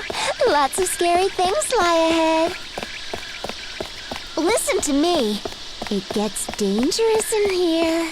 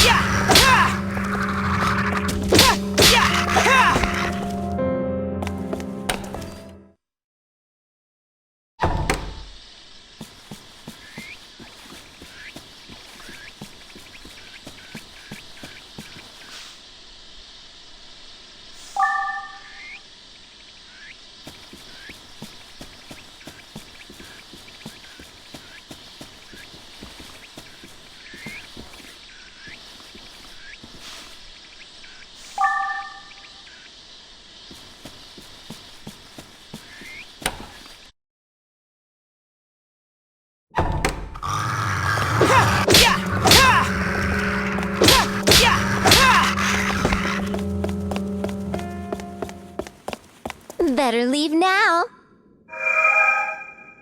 It just gets worse from here.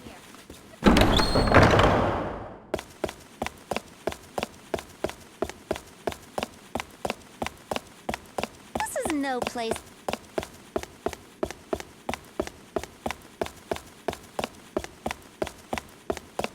I said go home. Get it to...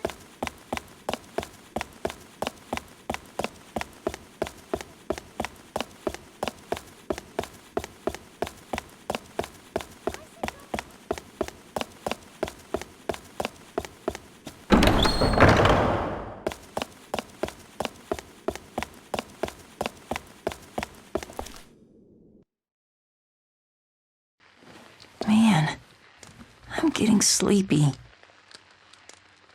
Wow, very cool.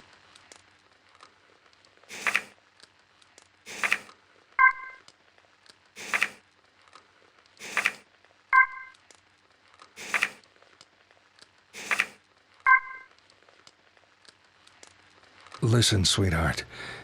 Tonight, I feel there's so much I need to talk to you about. It's strange, isn't it? For all we know, I could be joining you as soon as tomorrow. Today, our son's getting married. His fiancée is too good for the fool. She's got a big heart and a good head on her shoulders. Like father, like son, they say. Actually, she reminds me a little of you. They both seem happy. just like we were at their age. But even so, I really am an awful parent. I just can't accept it. I bet you want to say I'm being silly. They're starting a whole new life, so much to look forward to, and yet, to have it be stolen away like this, there's no way I can accept it. But I know, no matter what I think about it, I have to give them my blessing. After all, I'll be the only one at the ceremony to congratulate them. I know it's wrong to think this way, but I just can't help. Are you listening up there? If you were alive, do you think you'd be able to smile and wish them well with a clear conscience?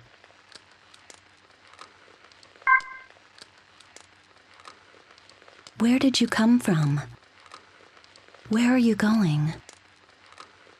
I'm sure you come from someplace I don't know. Going someplace I can't follow. When I was 12, I came down with a terrible fever that attacked my nervous system. I survived somehow, but lost the use of my legs. Before I was paralyzed, I'd always dreamed of becoming a prima ballerina. I loved dancing before an audience and basking in their praise. My parents would tell me my smile lit up the room, kindling the fire of pride that burned so bright in my young heart. I can't look back on this time in my life without bringing up Mal. Mal was a neighborhood boy and my best playmate. We shared our dreams, so full of hope for what the future held. Mal aspired to become a botanist. Do you know what genes are? They're what determine the color of flowers in the nucleus of their cells. I'm going to study genetics and engineer a flower with a color like the world's never seen before. I drew a picture that combined both of our dreams. It showed me as a beautiful woman dancing in the middle of a field of mouse flowers. His creations looked like bellflowers that were snow white by day and that glowed blue at night. I called them lantern blossoms. When the stars came out, they would light up, making the field a stage all my own. A flower that changes color depending on the time of day? When I tried to show Mel the picture I had drawn, he pursed his lips and gave a slight frown as he thought it over. I admit, it sounds interesting. White by day, blue at night, was it? Maybe for the tiny window of time when the sun's going down, it could burn a dark red. Mal had given a most wonderful addition to my idea. I considered it a present from him to me. I was so happy. My name is Akane, which means dark red in Japanese. Mal was a pushover of a boy. He was the butt of the other kids' jokes and victim to their pranks. They'd toss his glasses in the garbage or hide them in the blackboard erasers. However, I was the only one who'd get furious at them, while Mal would rejoice in the fact that they didn't break the lenses. He just wiped them clean and put them back on. The boys would think he was being cheeky and tease him all over again, but Mal refused to ever let them get to him. Mal's head was filled with facts about flowers, so the boys' taunts registered as no more than the meaningless buzz of insects. Meanwhile, I spent all my time worrying about the bullying and helping him find his glasses. We'd eat lunch together and partner up during gym class. Still, over time, it became apparent that my attentions meant less and less to Mal. In fact, it was only when he talked about genetics or what determined colors in flowers that he would truly come alive, and his eyes would sparkle with excitement. As far as Mal was concerned, I was little more than a mirror for him to talk to about his dreams.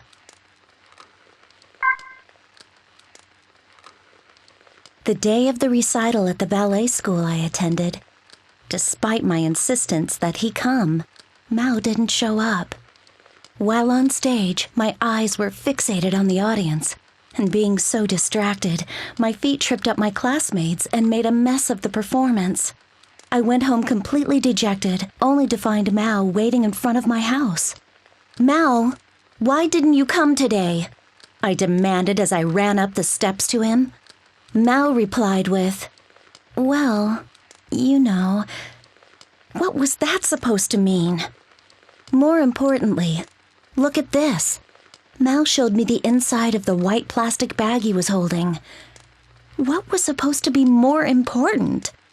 They're called moonlight mushrooms. They light up at night. And if I can figure out what causes that and blend it with the genes of the bellflower... Mao's dirt-smeared cheeks were flushed with excitement.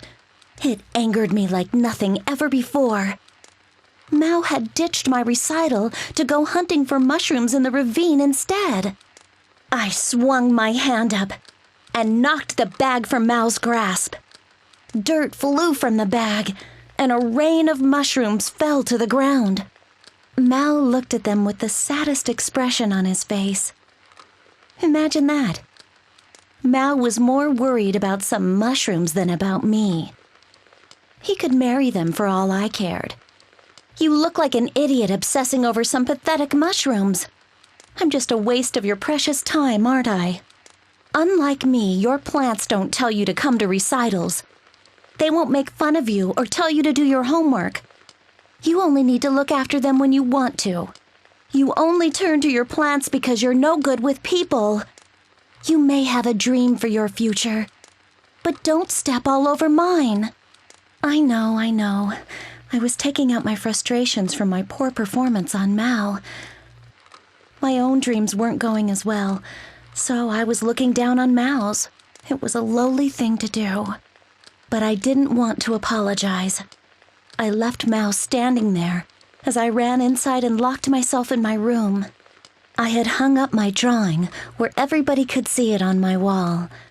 The one of me as an adult, dancing in the field of lantern blossoms. That drawing of Mao's and my dreams coming to reality was a treasure to me. When I tried to peel it off the wall, the picture tore. For a moment, I felt extreme remorse, but I refused to give in. Took the torn drawing and ripped it to shreds before dumping it in the garbage.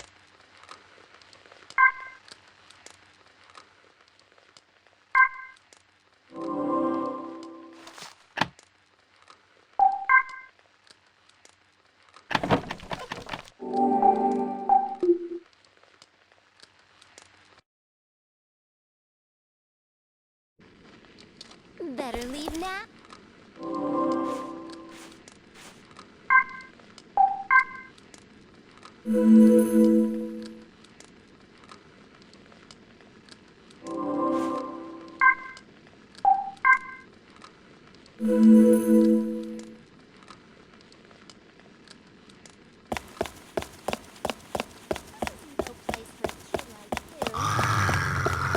It just gets worse from here.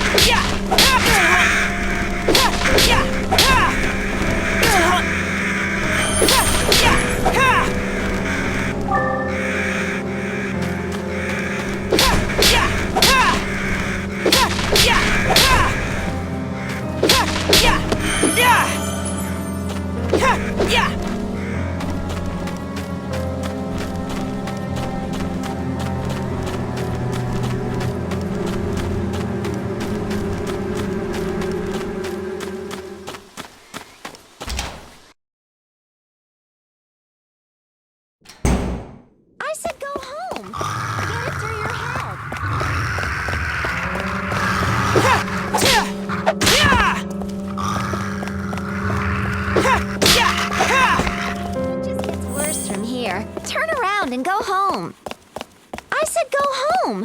Get it through your head. Please, don't go any further. It's really dangerous. Who is that? Where are you?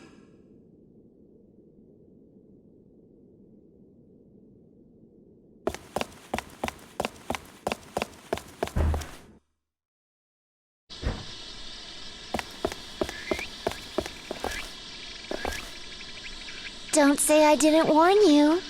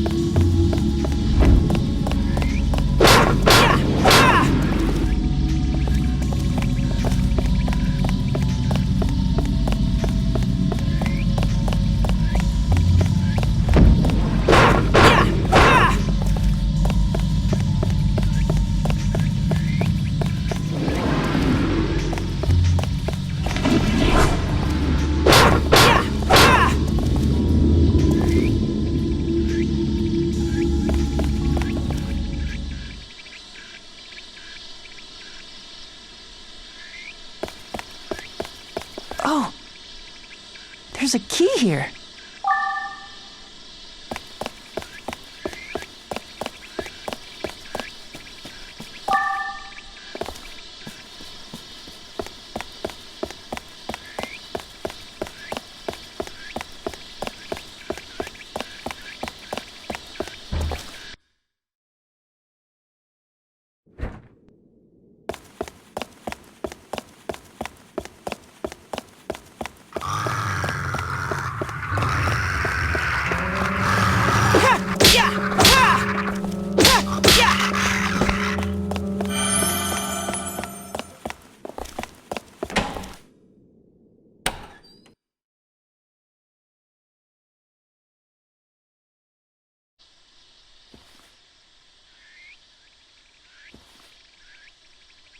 I thought I told you not to come in.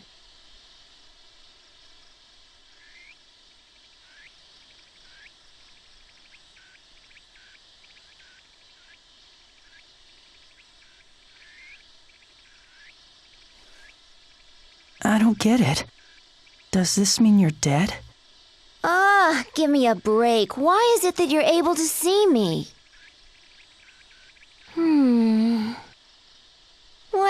Well, I had no idea there was anyone left out there in the world. Persistent little guy, aren't you?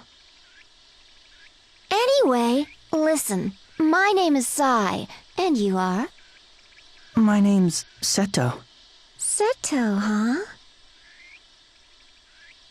huh?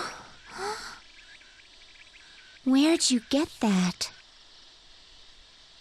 Well, Grandpa gave it to me. Your grandfather? So he survived? How strange. But I guess if he's already an old man now, a lot of time must have passed. Tell me, how's the old man doing? Still active? He's passed away. Oh. Hey! What do you think you're doing? Don't worry, I was just trying to do you a favor. Your body looks so cold.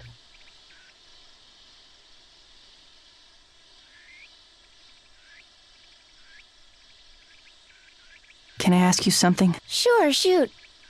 You see, I'm looking for this girl I saw with silver hair. Have you seen her? Don't ask me. You want a girl? Find her for yourself. You're a guy, aren't you?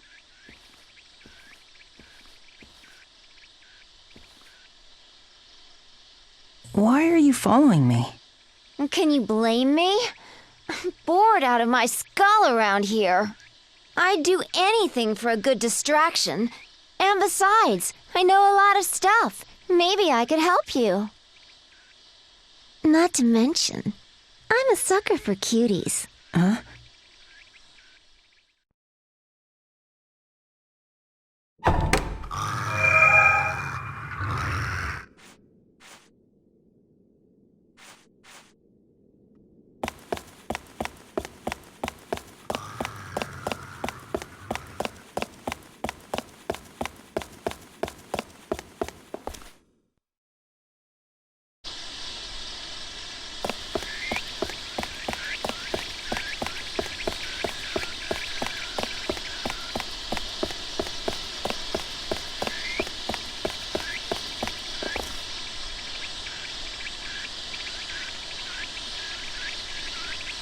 Stop. I won't let you past here. I'm looking for somebody. So can't you let me through? No, I don't know you. You're a stranger. I don't trust you. What a brat. She won't listen to anything we say. You don't trust me? What can I do to win you over? I know. Will you bring me the star? Huh? A star? I think she's talking about the one on the Christmas tree down at the station mall. So you want me to bring you that star? Yes. Okay then. Wait right here. Guess what? There's a shortcut to the station mall by taking the roof stairwell. Pretty convenient, huh?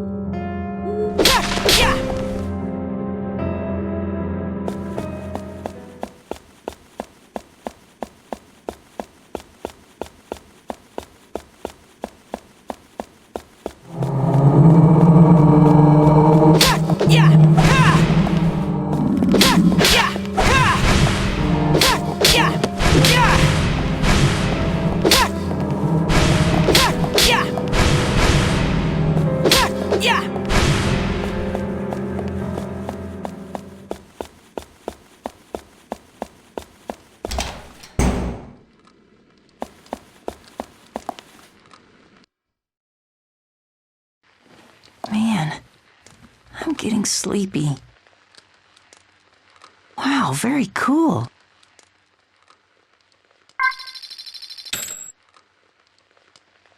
Now that I think about it, even though I wanted to change myself, somewhere inside, I was convinced these days would go on forever. Now my time's up. What can I possibly do with so little time left? For now, though, I guess I'll apologize to my boss.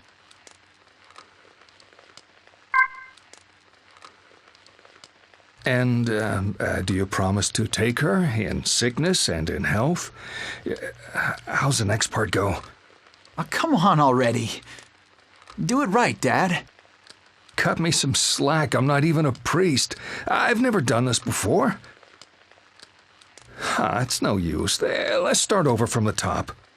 Don't worry about it. How about we make it simpler? This is our ceremony. We'll do it the way we want it.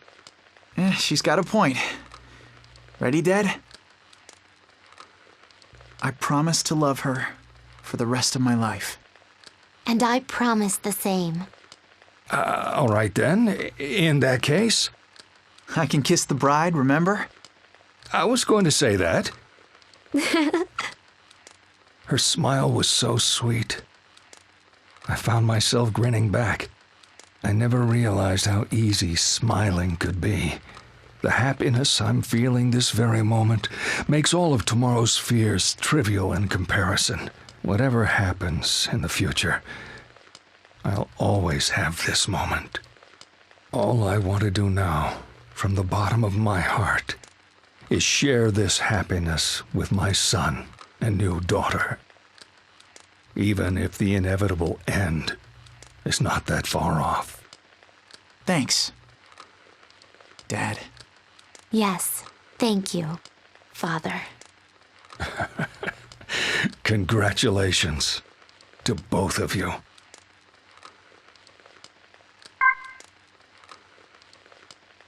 I was hit with the fever the night that Mao and I had our fight. I remember bits and pieces of the dream that flooded my mind, but in the corner of every dream was the same image. It was the drawing that I had ripped to shreds. My legs in the drawing were cut off right at the ankle. In a sense, I was dancing legless. Soon the dream became reality. Though the fever subsided, my legs remained paralyzed. I couldn't walk, let alone dance, ever again. I spent weeks mourning in my room. Mao came again and again to check on me, but I refused to see him. Eventually, he stopped coming at all. After a short time, I went back to school bound to a wheelchair. My line of sight was so low to the ground, it felt like I'd reverted back to a little kid. Everything I saw looked different from before. The school buildings were like gray giants that threatened to crush me. My friends were kind to me, but it felt like they were all looking down on me and sneering. I rarely lifted my head anymore. Even when I ran into Mao at school, I didn't make eye contact with him. My sickness robbed me of everything. My dream of becoming a ballerina, my smile that people used to say brightened the room, even now. Even though I was stuck in that wheelchair, I attended school like everyone else. With my unyielding nature, I strived hard in my studies, ate my meals with gusto, and led in my student council duties.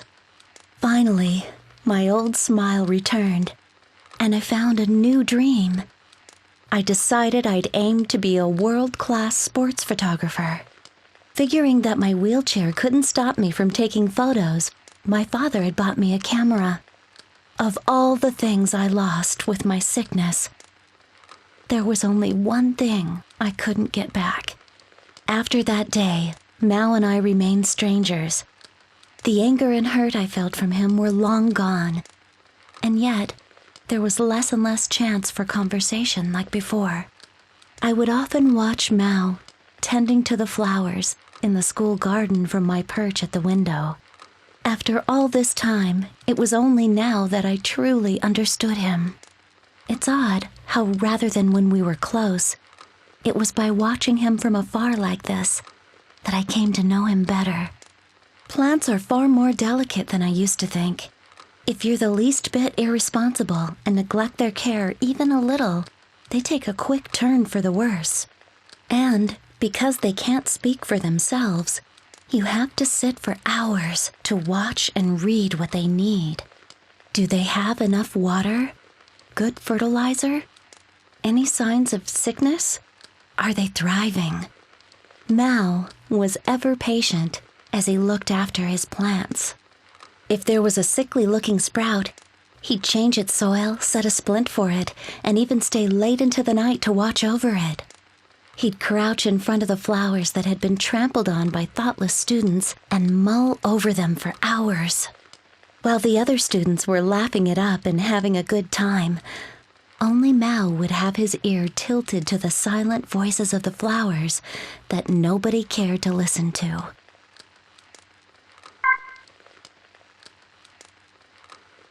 When I finally spoke to Mao again, it was the day of our high school graduation. I heard from our homeroom teacher that Mao was going to college in some far-off city. It was a college where he could really pursue his study of botany. I didn't want to leave things as they were. After the ceremony, I searched the school and found Mao by the school garden. It had been so long since I saw him up close, and he was a lot taller than I remembered. His long, slender fingers were black with earth, and his hands looked weathered. The strap of his canvas shoulder bag had been loosened to its maximum to let his bag fall to his hips. Somehow, that was enough to make my heart race. All I had to do was talk like we used to, but my mind suddenly went blank. What did I sound like when we used to talk? Was my voice high? Low? How did I choose my words? Was I curt with him? Cute? What was my timing when I smiled or got angry? I had no idea what to say. The graduates and students were laughing and crying together.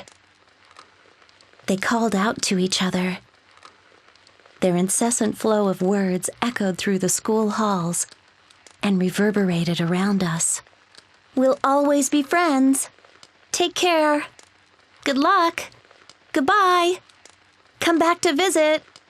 I listened closely to borrow some of their words, but none of them were what I wanted to say. Mal, come down here. That was all I could finally manage to say. After a quick look of confusion, Mal kneeled before me, eyes on mine. There was that familiar scent, the smell of damp earth.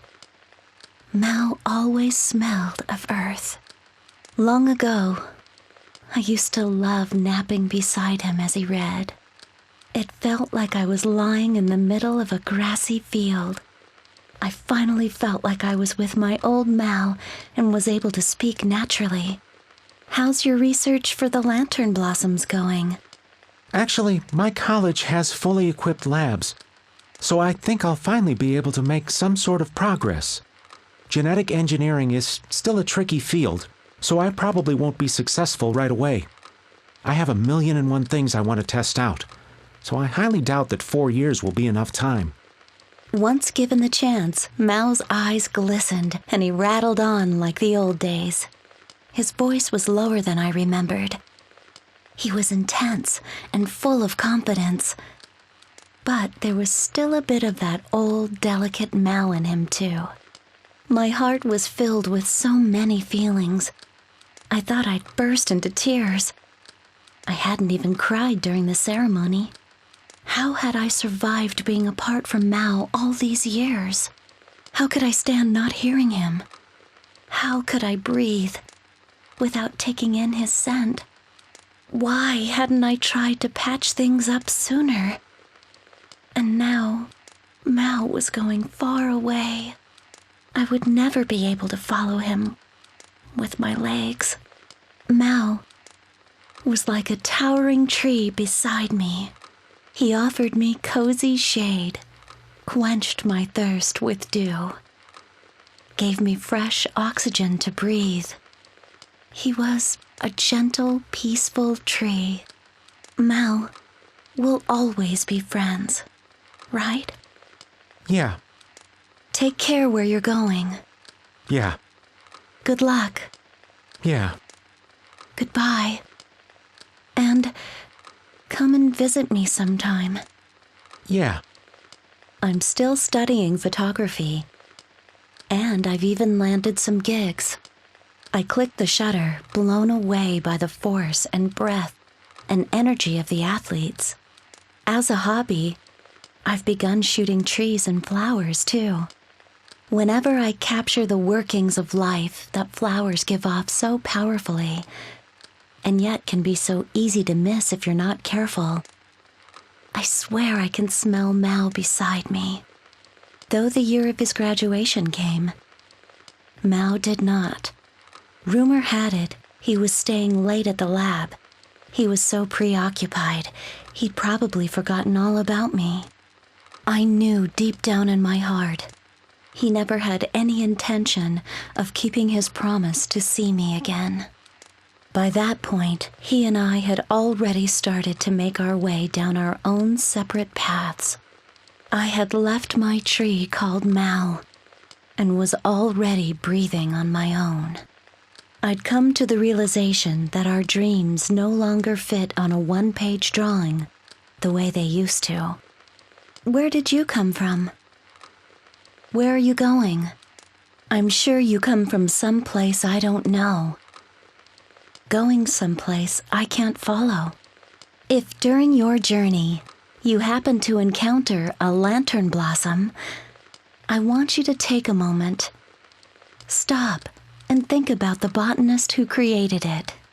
I'm sure it will have been a young man named Mal. I believe that someday he'll become the most amazing botanist ever.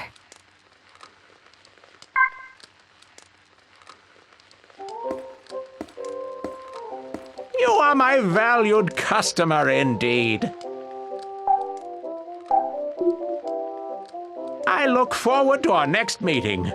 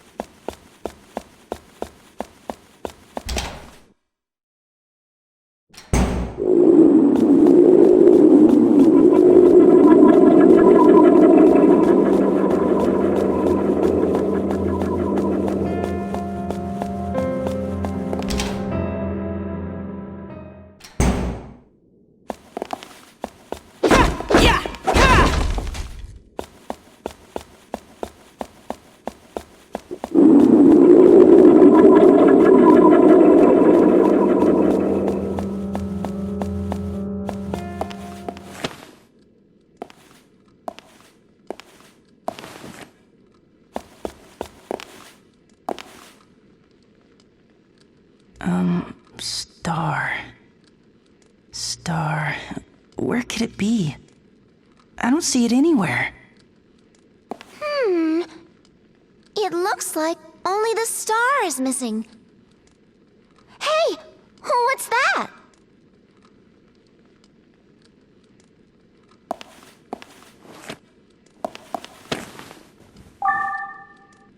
Huh? Oh. It looks like a flashlight. That's weird. It makes everything green. Hey now, I think you just hit the jackpot. That flashlight reveals things you can't typically see. Huh? How's it do that? Well, it's because... Actually, it's a hassle to explain. Oh, don't give me that look. Just be happy you can see stuff, okay? If you think I'm gonna explain every little thing, think again. I'm no teacher. Huh? But... Okay.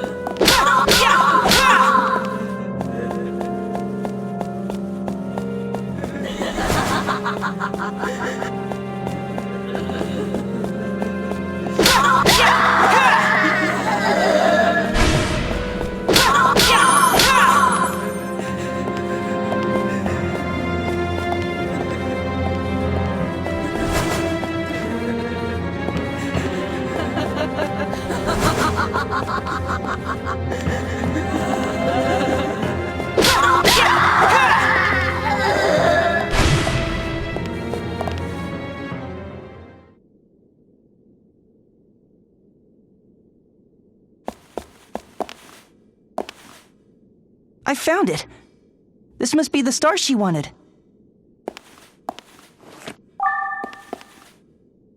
What'd she want this for anyway? I just don't get what's going on in that little girl's head. And for being so young, she sure is acting like an old hag if you ask me.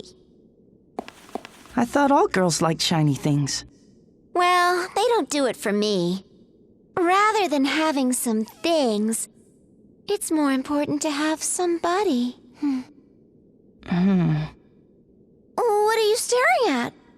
We got the star. Now let's head back.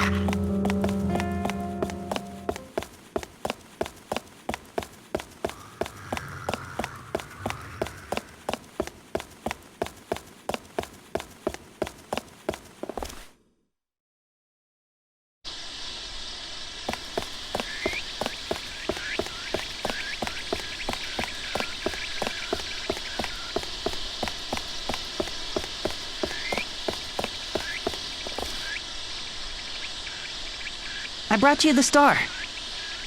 See?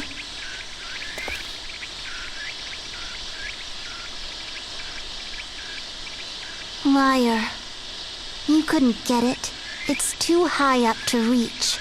There's no way you could have gotten it. You're wrong. I was with him when he got it. Yeah. It wasn't at the top of the tree.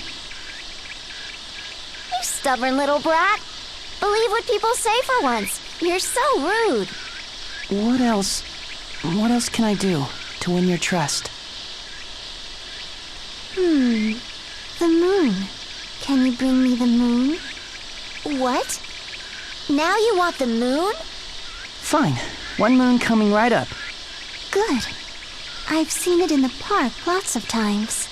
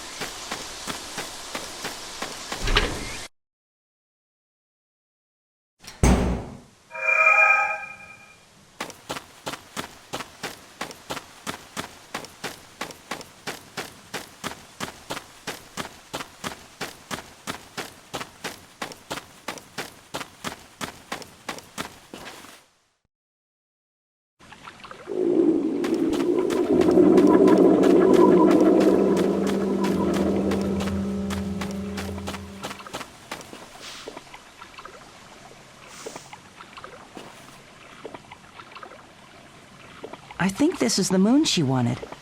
Yeah, but look at it. It's cemented to this sign. There's no way we can get it off. But we finally found it. There's no point trying to pull it off. I did it. It came right off.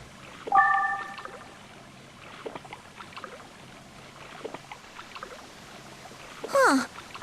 The sign must have been rotten. Well, good for you.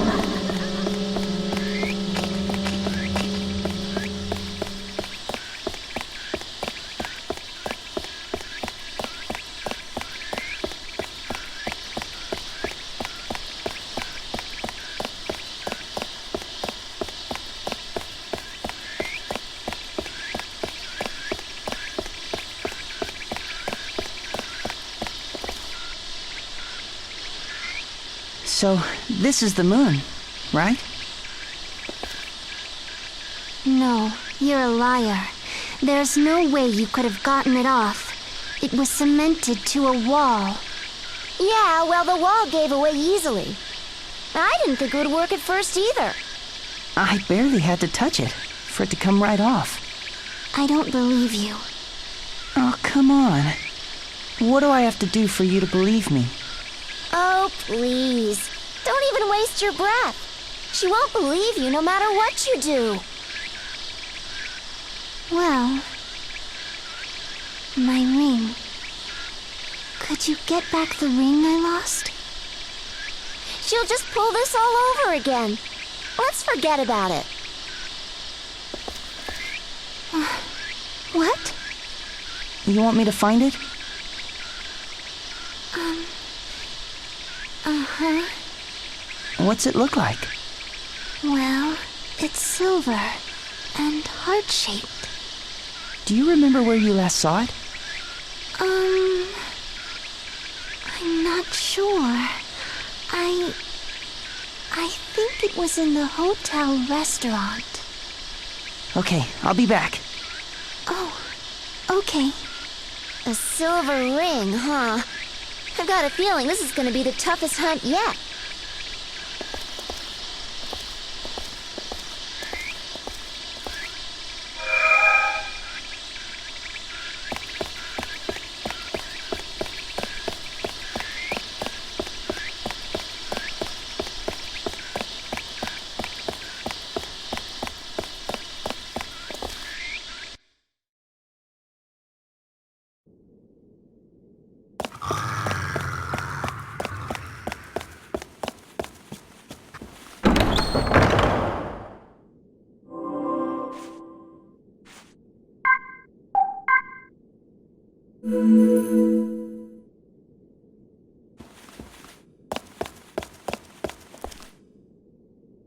That tree is moving. How weird. What an understatement. I wish weird was all it was. That thing's evil to the core. Evil? Watch out! It spotted us!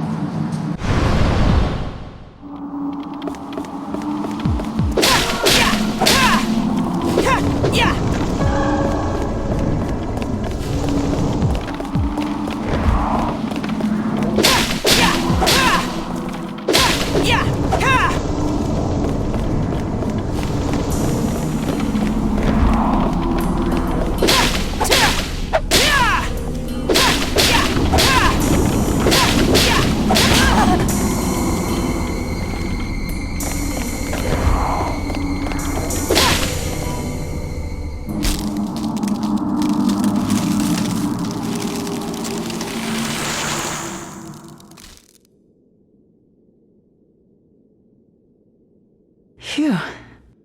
I guess that took care of it. I gotta say, for being such a pretty boy, you're kinda tough. I guess being on my own has made me that way. Hey, what's that? It's glowing. What is it?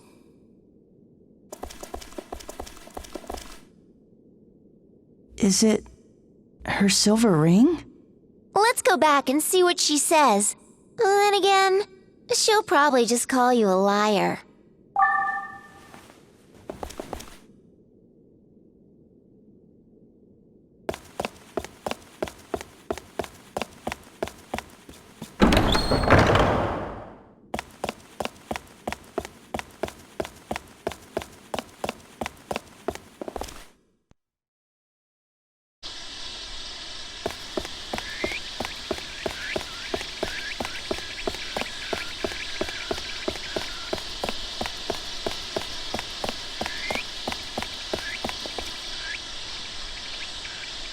Here.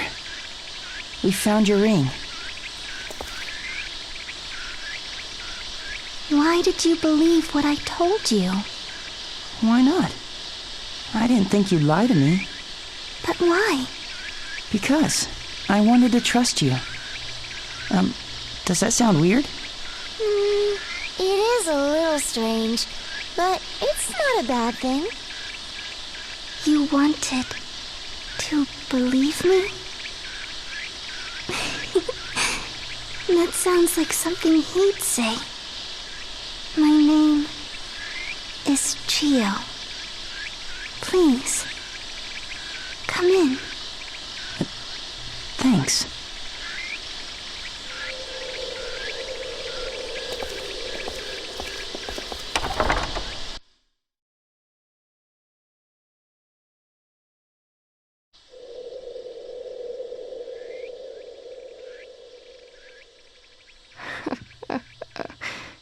You found my ring for me. That was so sweet of you. Who's that? That there's the girl. Actually, that's not quite right. We're seeing her true physical form. Thank you. Oh. Thank you so much. The day will come when your journey will end as well. Your greatest adventure will be over, and you will make your way home. However, your journey will not be complete. The days will still go on for you. One after another they will pass, until you've had enough of the monotony. No new discoveries will await you. You'll watch the sun rise and set. That's all your days will have to offer. That's the moment when you'll realize the truth. The sunbeams, the wind rolling over tall grass, the idle chit-chat with friends. These were the gems of your life. Then your heart will be carried off by the gentle, caressing breeze, and it will sparkle like a jewel, fade, and grow cold. Seeing this ring again, it brings back such a flood of memories for me. I see his smiling face that I loved so much. I see his fingers, long and rough, yet beautiful at the same time. Oh, how I missed this ring. I missed it so much. And yes, I know, I don't have much time left. But for you, I'm sure there are many tomorrows still waiting. So, you must go on your way. You must live your life. Until you breathe your last breath. Live life to the fullest. That. Over there. What is it? Something on the nightstand? This brooch was fashioned after my hair clips. I don't have anything of practical use to give. But I do hope you'll take this along with you. It's beautiful. Of course I'll take it. Thank you. Thank you so much, dear, for returning my ring to me. And also thank you for believing what I told you. Thank you. From the bottom of my heart.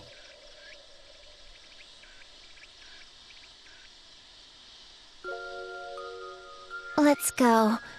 There's nothing we can do. We can't leave her like this. There's no saving her anymore. Besides, you have to go out and meet your own tomorrows. Don't you remember?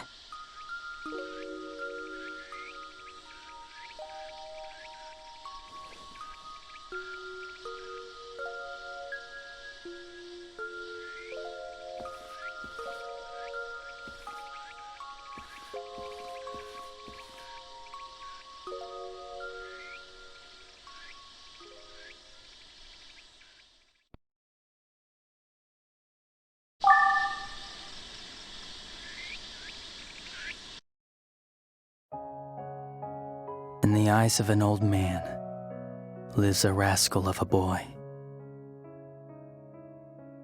Behind sunken, mistrusting eyes lies a frightened little girl. During the many years of life, we feel anger, bitterness, and fear. And yet, even when betrayed, part of us wants to trust again. Just as we believe in ourselves, we want to believe in others, no matter who takes the first step. I will believe in them. And I believe that they will make the choice to believe in me too.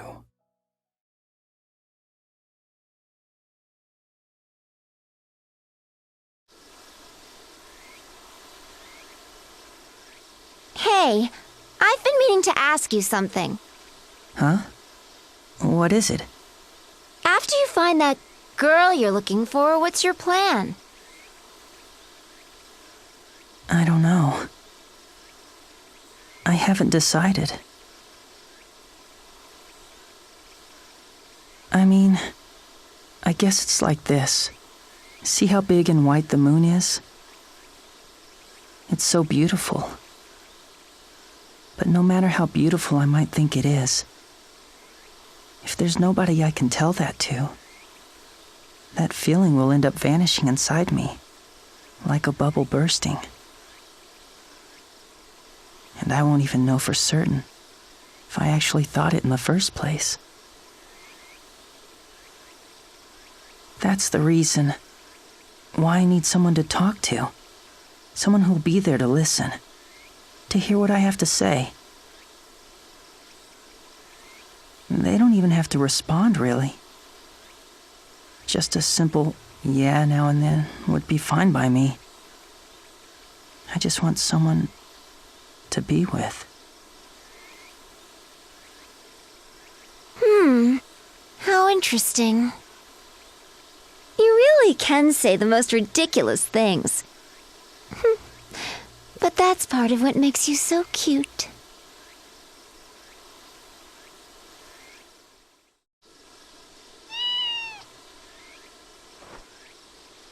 Huh, it's unusual to see a cat here.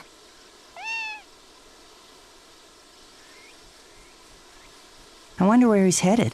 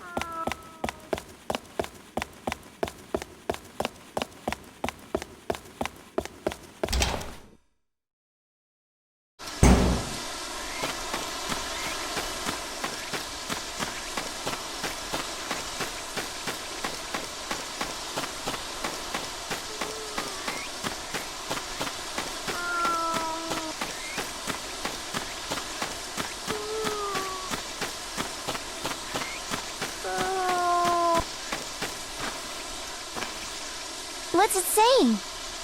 Maybe there's something inside. Figures. It's probably looking for dinner.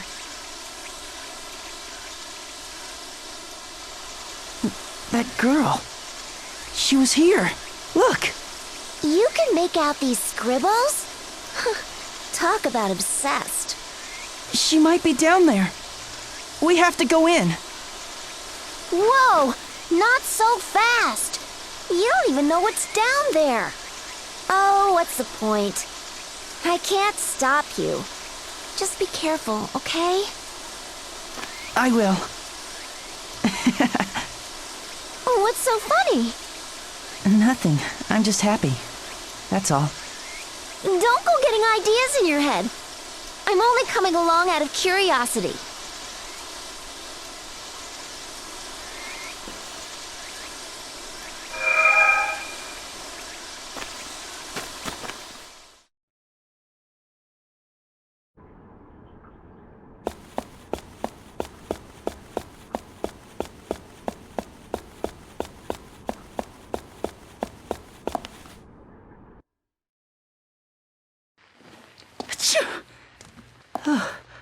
better warm up. Huh? Is this?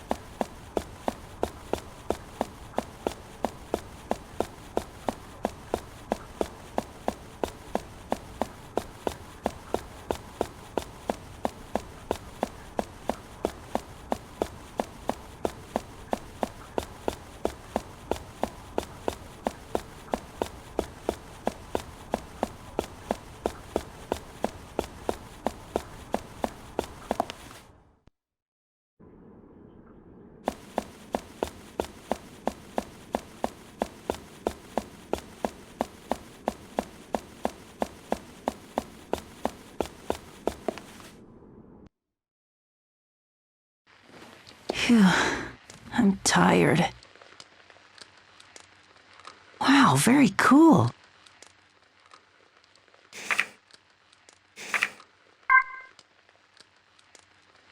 I'm sorry. I hope you get this, Mom. I wanted to apologize to you for so long. This might not ever reach you, but I'm sorry for what I did. It's all my fault. It was a lie, so please smile and say it's okay. If we survive this, I'll apologize in person. So please, forgive me. I'm going home now, but this is a memo for when the end comes. If someone else sees this, please tell my mom for me if you can. I'm sorry for being selfish about this, but please, I don't want to die. I don't want to die yet.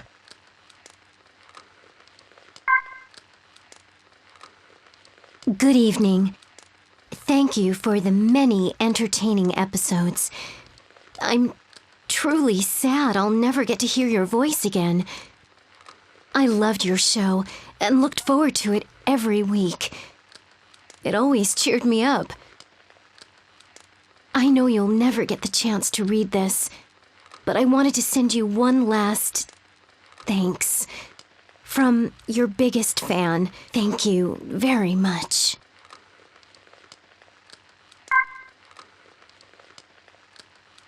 I looked upon those 7 girls, no longer breathing.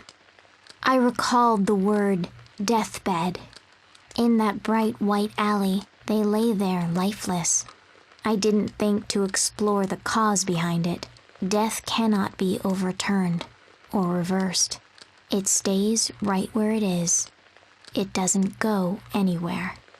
The only reason I spilled tears was because of the wretched shape I was in. I had no memory of being loved, especially not at first glance. The day they were welcomed into their homes, they were given heirloom bells.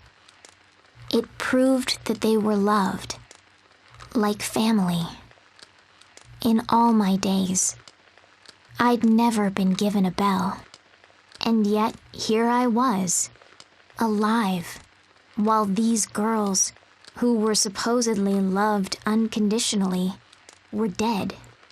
It might have been poison, perhaps even disease. Maybe I too would be whisked off by the cold wind of death. Either way, I was alive. A part of my heart scoffed. Serves you right. Just look at the evidence. You ridiculed me, and I survived. You paid the price of cruelty with your lives. Behold, I'm alive. But no matter how much I yelled, none of them opened their eyes, and my tears didn't stop. As I picked up one bell after another off the floor, I swore to myself that I wouldn't grieve over them. Not after I'd endured such suffering my whole life.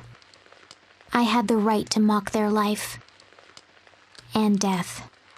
The sound of the bells that were not mine echoed in vain through the air, like the tolling bells of a funeral.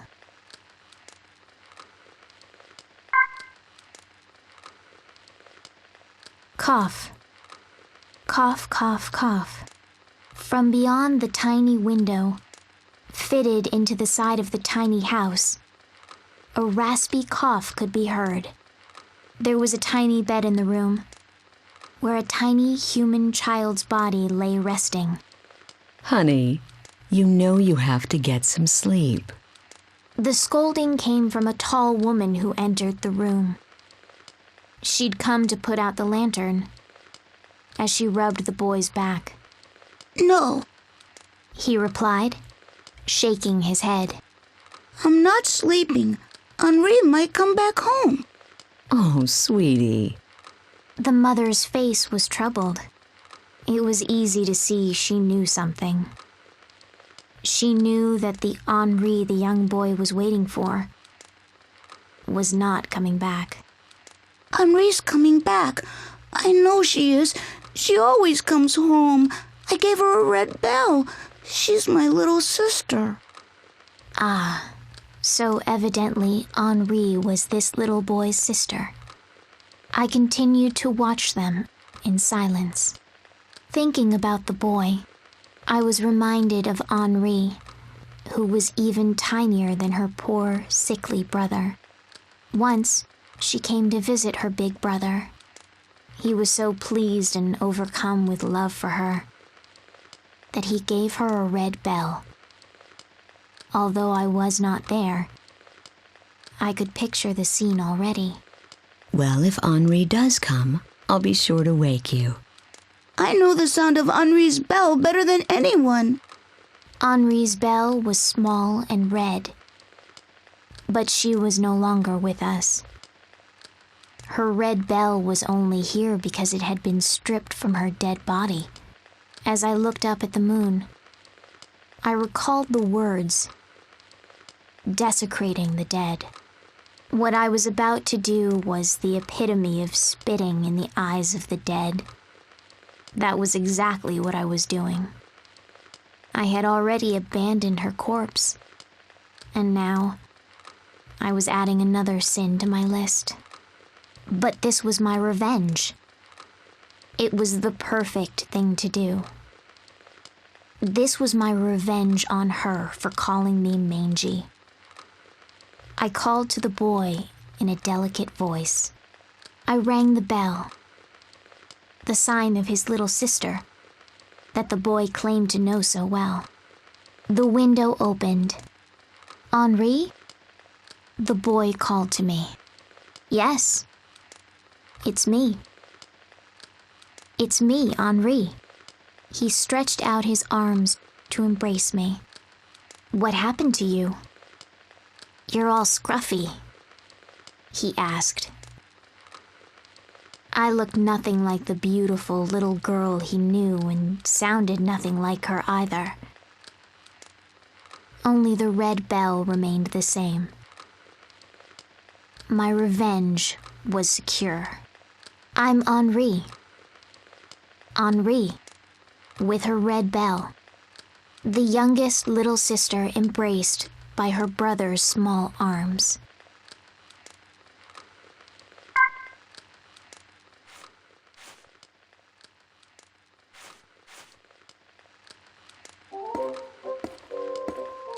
It appears we have a special bond, you and I.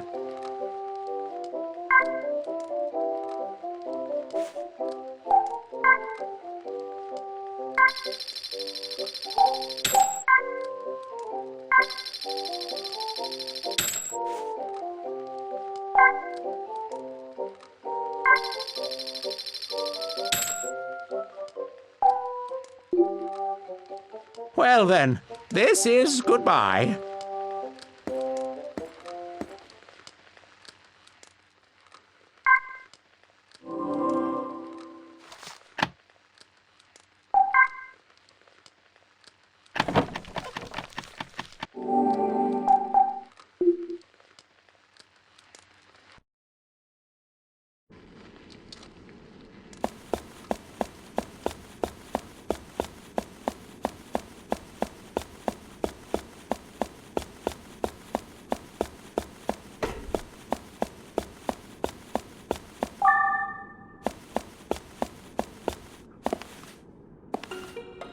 It's that cat from before.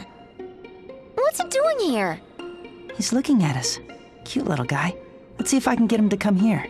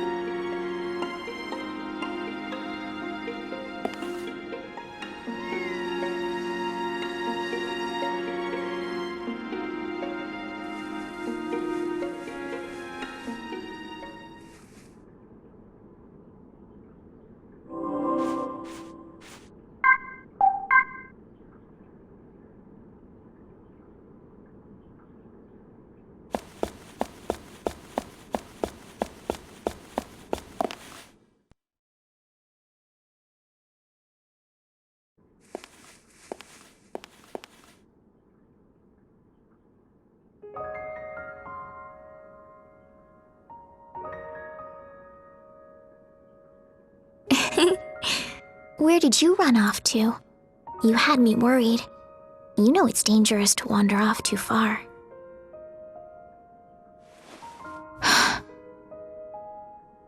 You.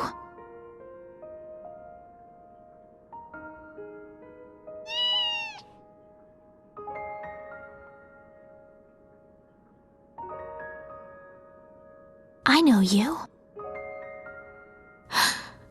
The boy who touched me. It wasn't like that. I only meant to... I know you're not a bad person. I can tell. Because he likes you. That's a relief. And hey, I'm sorry about before. Your name? Your name, please? Oh, my name. My name is Seto. Seto? Yeah. That's a short name. Seto.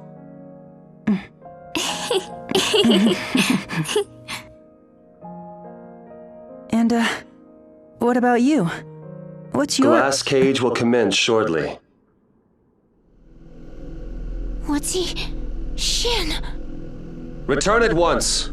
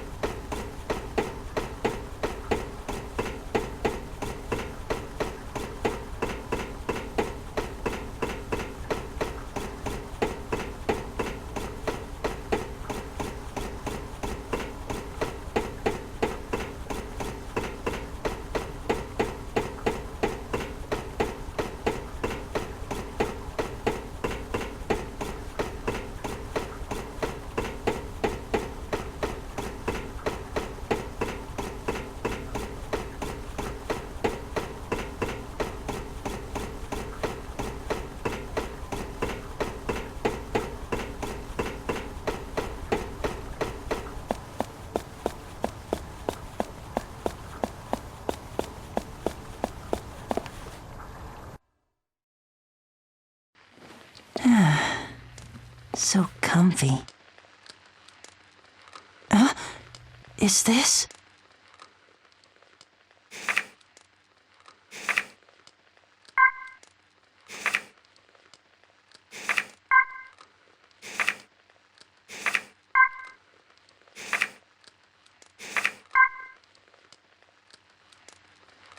I just don't get the boss these days.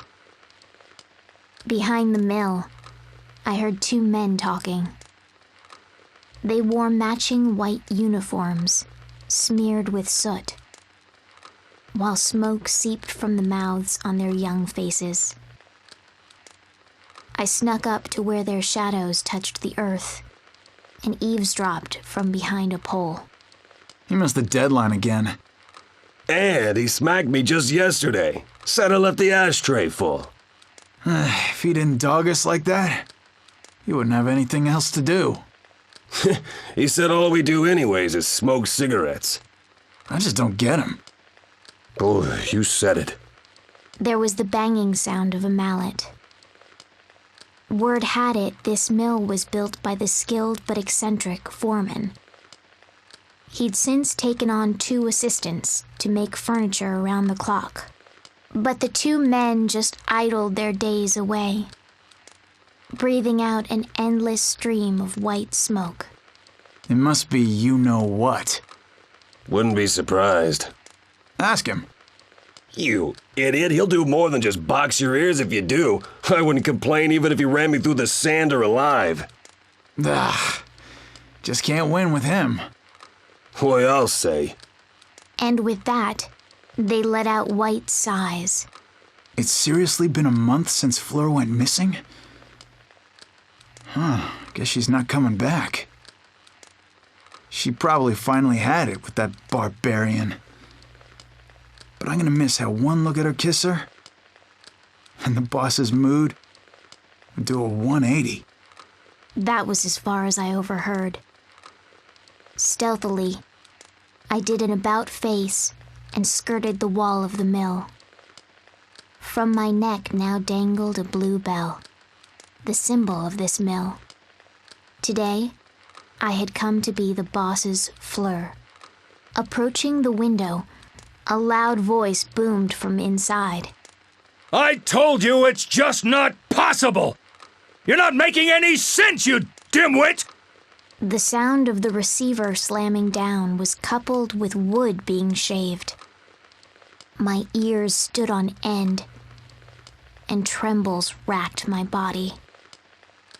The words, "Run through the sander alive," danced in my head. No doubt it'd hurt like mad. I imagined it, looking down at the blue bell. Does it hurt more than death? Not having experienced either, I didn't know. But dying probably hurt more. At that thought, the trembling stopped. It must have hurt Fleur a lot. I can't do this anymore! This time, a piece of furniture flew out the window. Things were taking a turn for the worse. I couldn't control my shivers, and the blue bell let out a ring. The boss turned his wrinkled brown face in my direction and scowled. I thought he'd look right through me with his muddy gray eyes. I didn't have the beautiful body of Fleur at all. I was terrified he'd say I wasn't his lovely Fleur, and would run me through the sander right then and there. He suddenly swung his hand high. The palm of his weathered old hand was blistered, the skin like bark. I was sure he'd strike me. But instead, his hand came up to cup my face. His rough and powerful hand stroked my head so softly. You scrawny little thing. His gruff voice was more like a groan. The way it trembled struck my heart. Didn't he doubt me? Didn't he see right through me? Should I really let him continue stroking my head like this? I was speechless as he took me in his arms effortlessly. "Boys, get in here," he yelled behind the mill. Quit your grumbling and get back to work. If you don't want me to wax your heads, then polish me some new wood. And step on it. Despite being yelled at, the two men had twinkles in their eyes. Boss's Fleur. He's back! They hollered, hands in the air. Unable to speak, the blue bell spoke for me with a tinkle. At that moment, I had won over her name. I am Fleur. Fleur with her blue bell, petted by a hard-headed boss. I am a furniture maker's beloved daughter.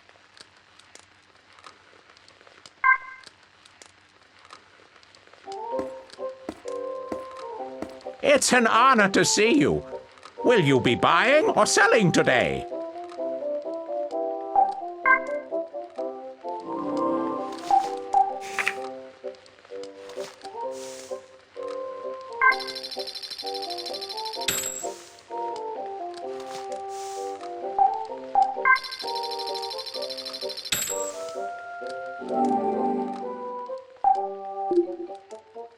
Have a nice day!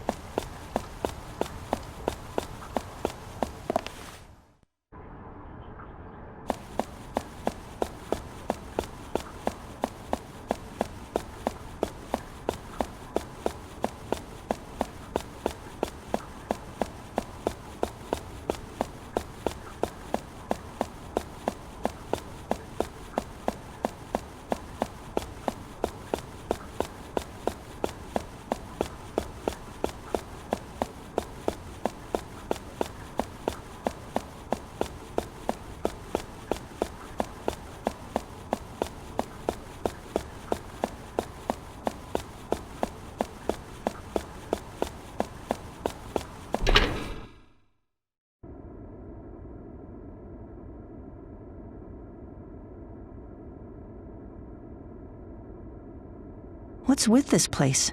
It smells funny. Be careful. There's a whole different breed of enemy hiding around here. Different how? We've dealt with hazy, shadowy ghosts so far, but this guy's here in the flesh, with a taste for meat. It'll strike from the walls and the ceiling. Keep your ears open so you can anticipate its attacks.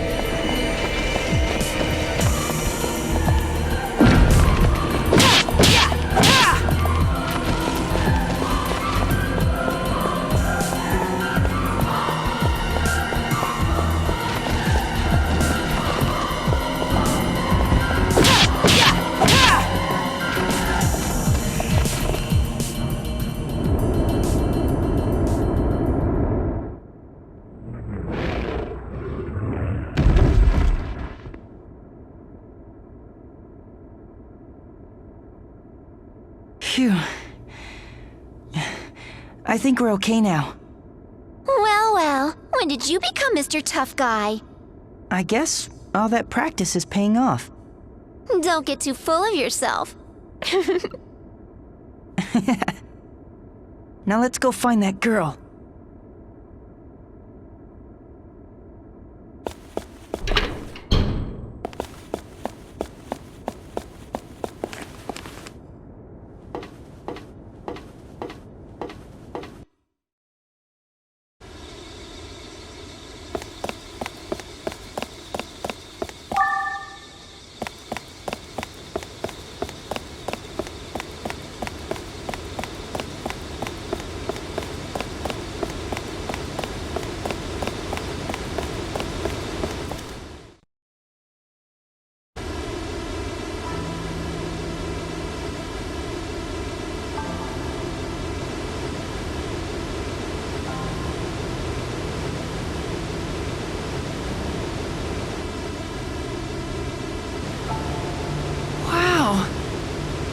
What kind of place is this? Are you kidding me or what? You don't know? That thing's called a dam. A dam? It's so humongous. Oh, wow.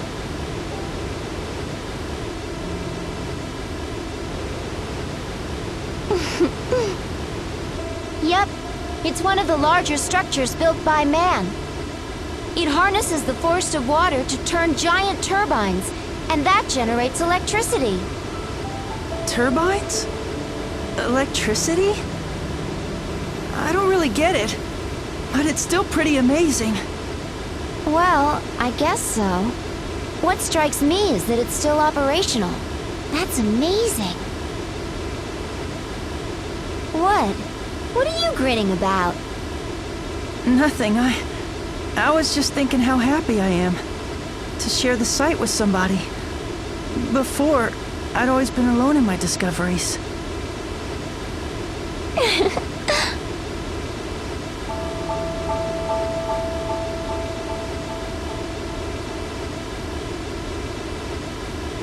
The lights turned on.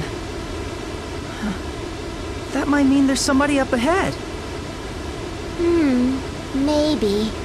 Although in my opinion, I think we should go back where we came from.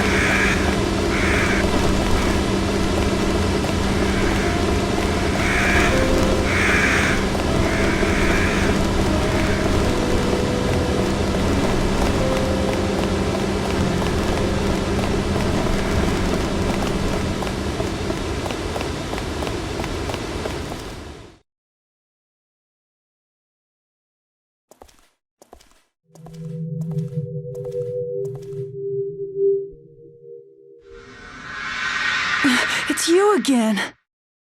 Please help me.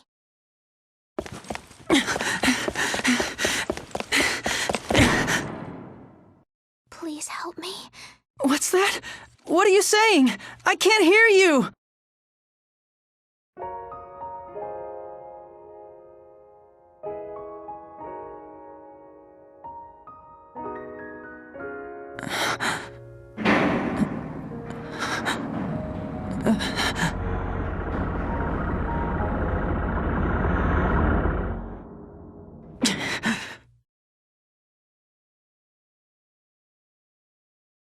It won't open.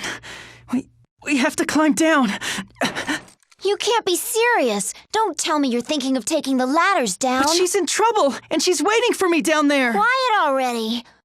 Who am I kidding? Once you've made up your mind about something, there's no swaying you. What? Swaying me? You don't have to know the lingo. In any case, the walkways might be really flimsy, so be extra careful, will you? Yeah, I will.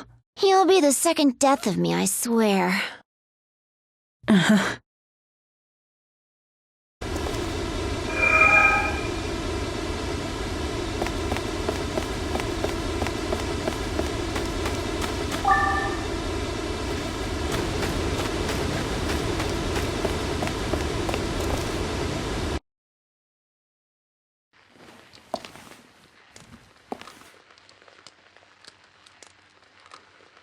Hey, could this be...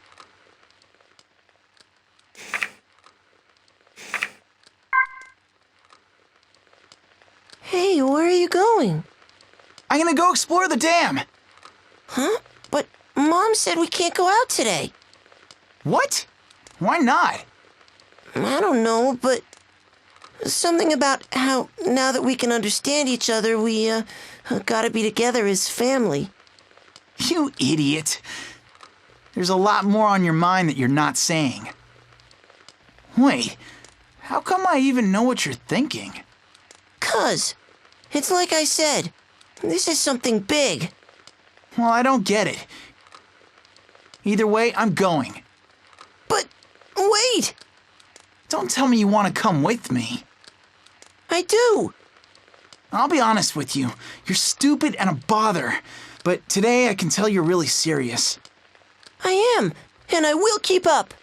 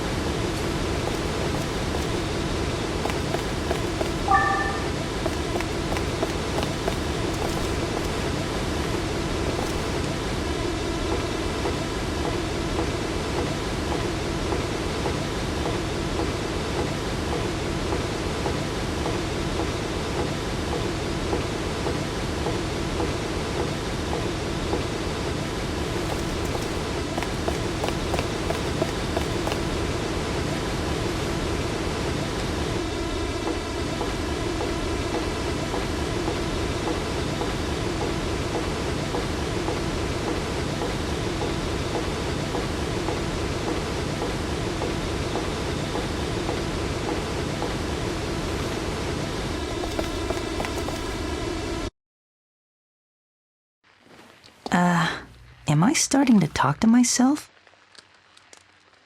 Hey, is this?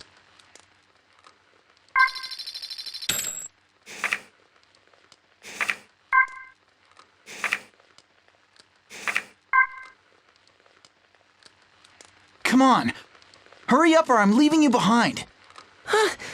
Sorry. What are you scribbling there? It's a map. I wouldn't want us getting lost. You numbskull. I know this place like the back of my hand. I'd never lose my way here. But I need it. What?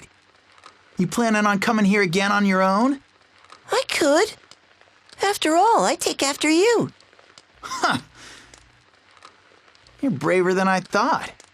Just give me a second to draw this. When I'm done, I'll let you borrow it. It'll be our secret map. Ugh, I told you. I don't need that. But Papa's always saying better safe than sorry. Yeah. If you take after anybody, it's Mom and Dad. So? Just forget about it. Let's go and don't fall behind.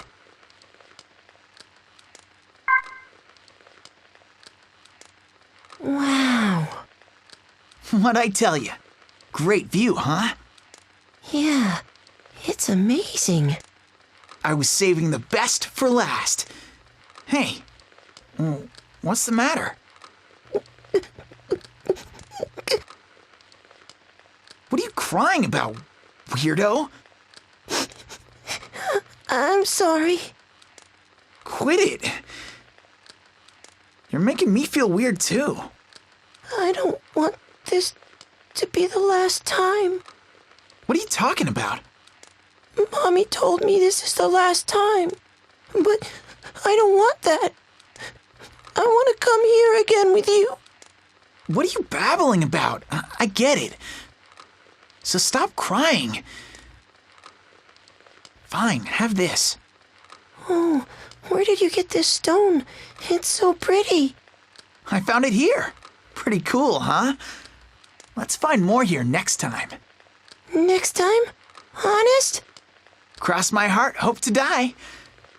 You keep this one so you know what to look for on our next trip. Okay. And don't talk about this being the last time ever again. Okay. But Mom said... I promised we'd come again. And real men don't break their promises. Right. Thanks.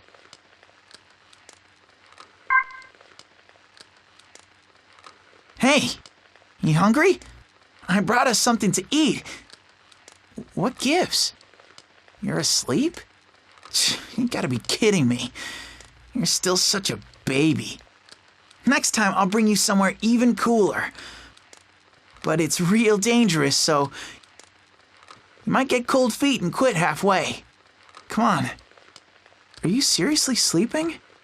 Hey, don't think I'm gonna carry you home. The things I do for you. Wake up already.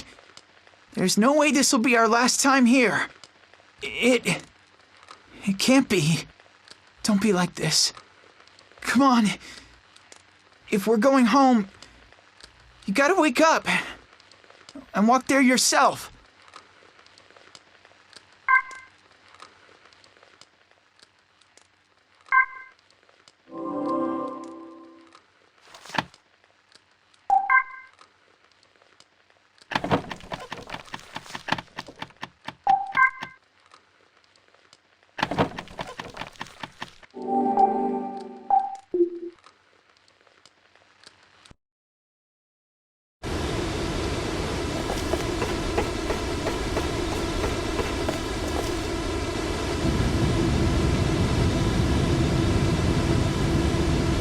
It's so noisy in there. I wonder what's inside.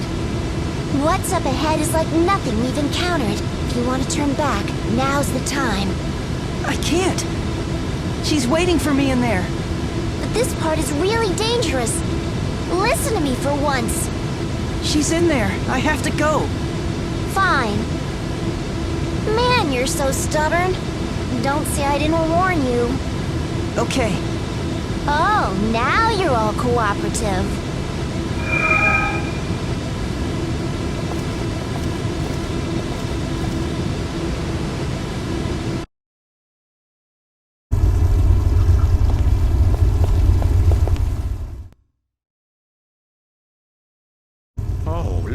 how shiny and sparkly this one is. What do you think of it, Princess? Princess, I found this on a beach far to the north. The ocean sparkled just like this stone. See how lovely? Pink and precious. Please wake up, Princess. He isn't human, is he? Princess, look at this! If you peer into this blue vial, you'll get a sparkly treat for your eyes. Please smile for me like you used to, Princess. It looks like that girl in the crib has been dead for a long time.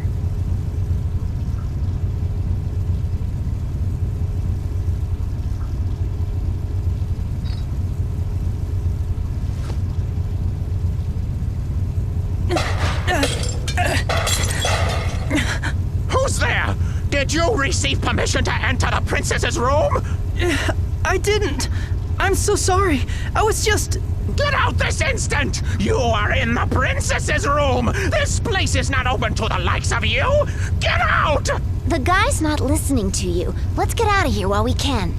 Be gone, you vermin! Get out and never come back!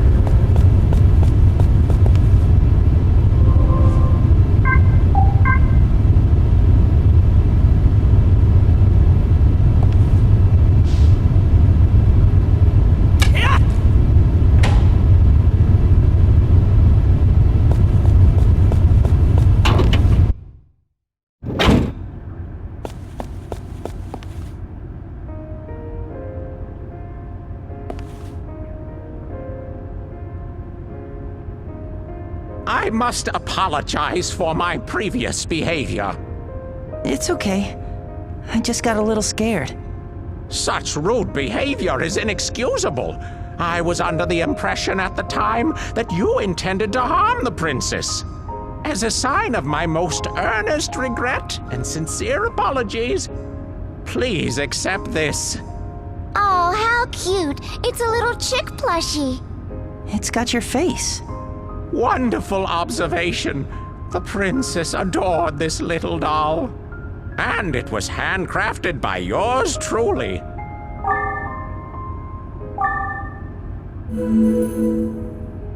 Thank you very much.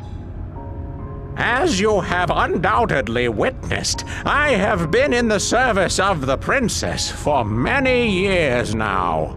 One day, she suddenly failed to wake up. Since then, I've collected rarities from across the land in hopes of rousing her. When she wakes from her slumber, she can smile at me again, like she always used to. Your princess That little girl is... Ah, yes, the princess's smile, like a rose blossoming in spring. Such a lovely sight. Yeah, but she's... You don't have to say it. So, if you stumble across any rare or beautiful items, please consider a trade with me. Best regards until we meet again. And with that, take care.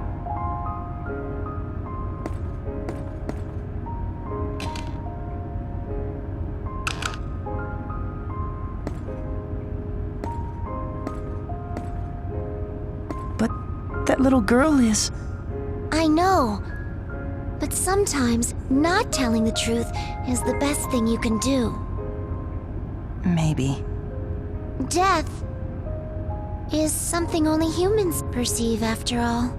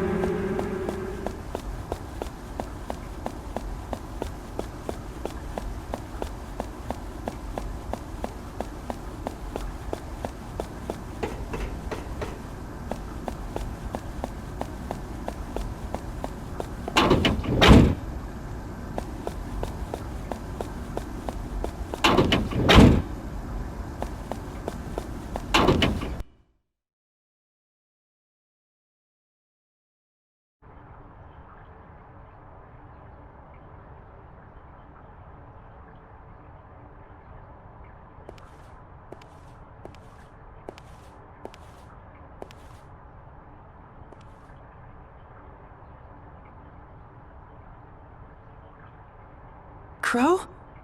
Crow!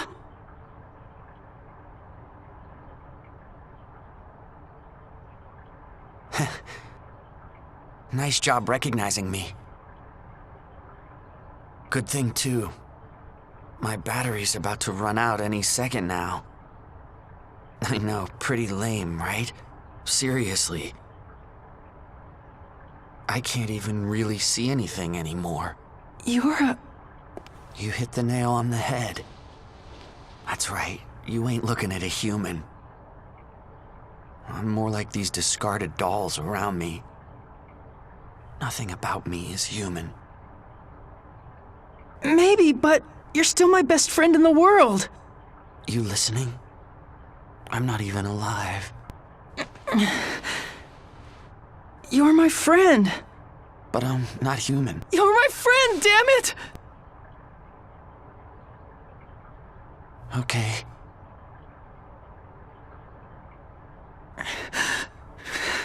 I'm your friend. Come on, don't cry now. Okay. It's sort of funny. I'm almost jealous that you're able to cry. But really, it's enough already.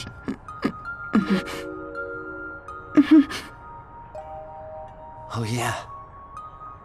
That skull ring I gave you. You still carrying it around? Yeah.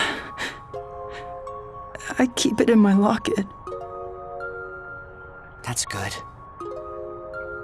That ring is proof of our friendship. Our friendship. You know, you're the first real friend I ever had. You are my #1 friend.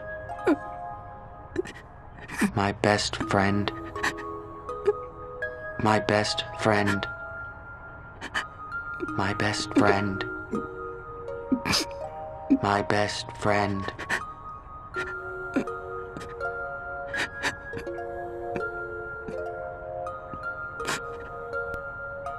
Thank you for everything, Seto.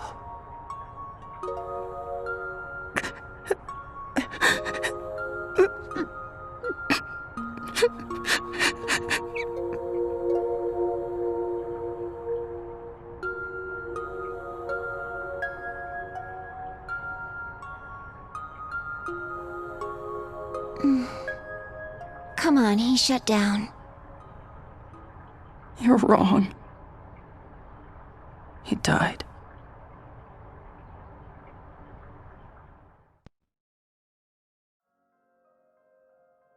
I hurt. I tire. And I collapse. When I'm staring into the darkness, I find myself somehow entranced by it. Suddenly, I hear laughter. Fearless, mean, and yet kind. It calls to me.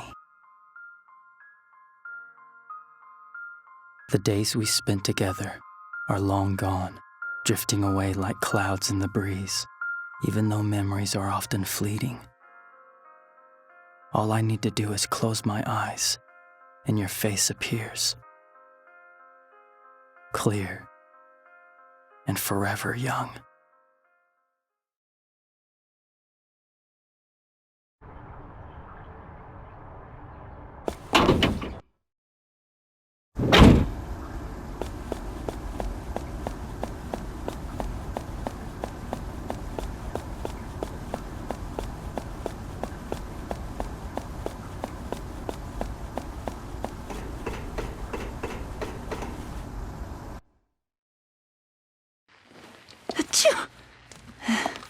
I hope I'm not getting sick. Nice surprise.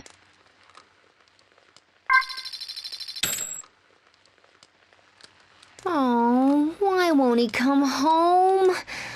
I'm tired of watching the door. He'd usually make me some food and we'd eat together by now. I didn't even make a mess today. I didn't chew on the carpet or anything. Come home soon. Pet me and call my name. And then please, hold me. I've been waiting like such a good boy.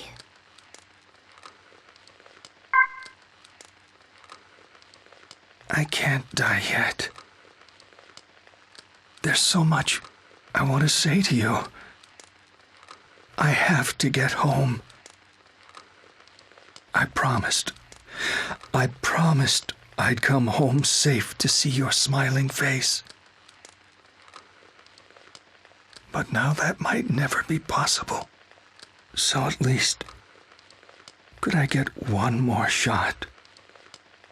One more chance to make amends? One more chance to see you, so I can say, I'm sorry. Sorry for committing so many sins that I'll never reach the place you will. For not being able to keep my promise.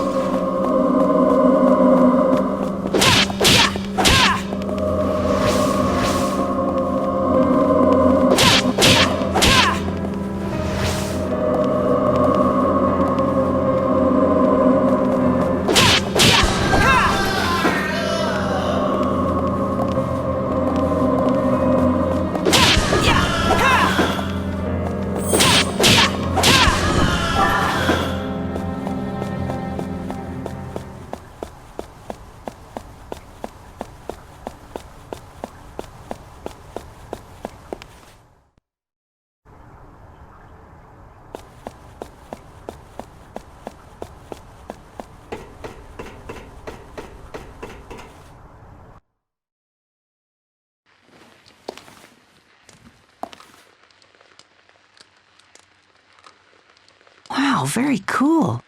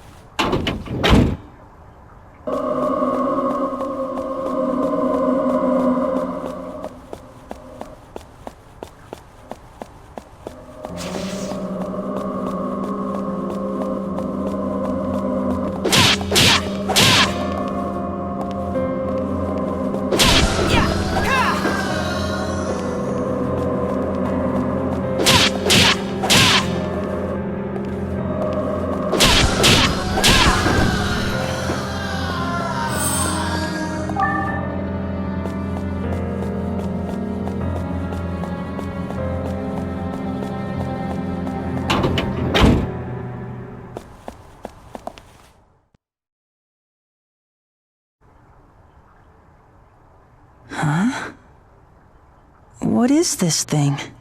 I'm not sure. It looks like a two-way radio. I wonder if it works. This must be the switch. Hey, I hear something.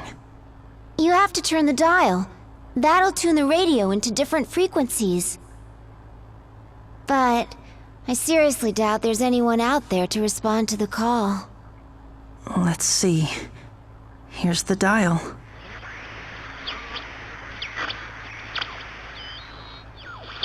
Anyone? Is anyone there? Come in. If anyone can hear this, please answer. Can anybody hear me? Is anybody there? Hello? Anyone at all? If you can hear... Hey, you hear me? Can anyone hear me? Has to be there. Please respond. Please, someone answer me. I'm here all alone. Yumi? Everybody, where are you? Come on, everyone. Don't give up. You gotta answer, please. I don't want to be alone. Somebody.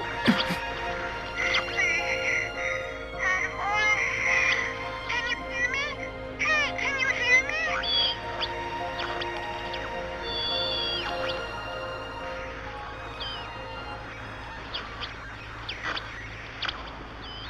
Hello?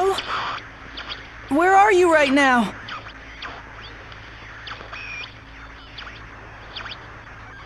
Hey, I'm right here. I promise you, I'll come see you very soon. Good. I'll be waiting. I'm always waiting.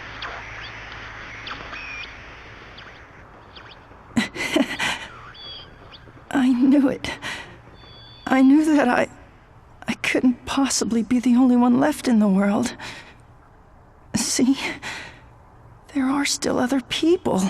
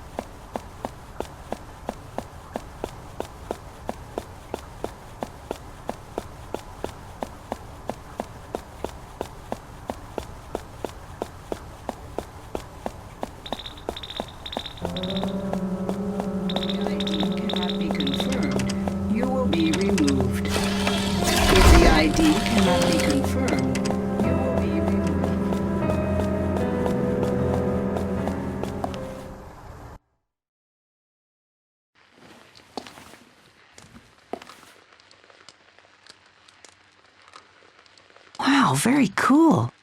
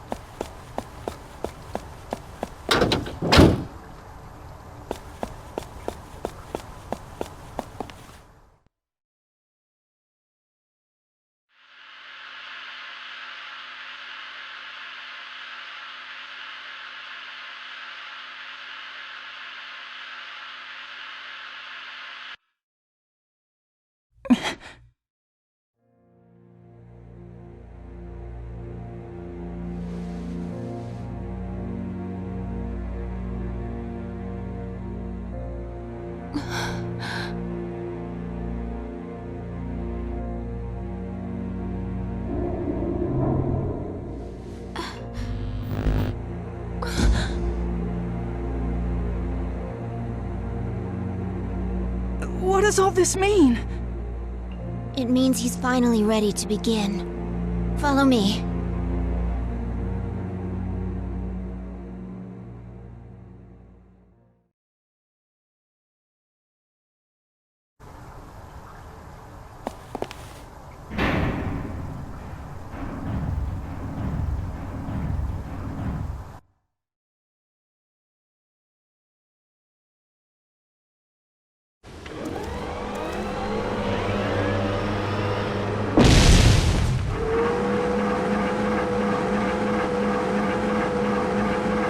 No way! He destroyed a power plant? He must really be serious this time.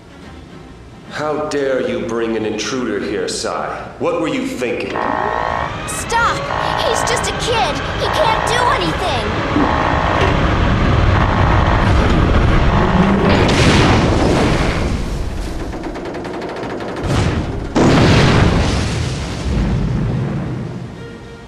Any threat to the project must be eliminated. Any threat to the project must be eliminated. Stubborn man! He never listens! Listen up. This thing may be huge and powerful, but its attacks are pretty slow. Take your time avoiding them. And see that red eye glowing at the center? That's the controller for the whole thing. Take that out and you'll stop it dead. Controller? Stop it dead? How? Man, you're slow. Use an arrow or something to shoot at that red thing. It's your only chance. Okay, I got it.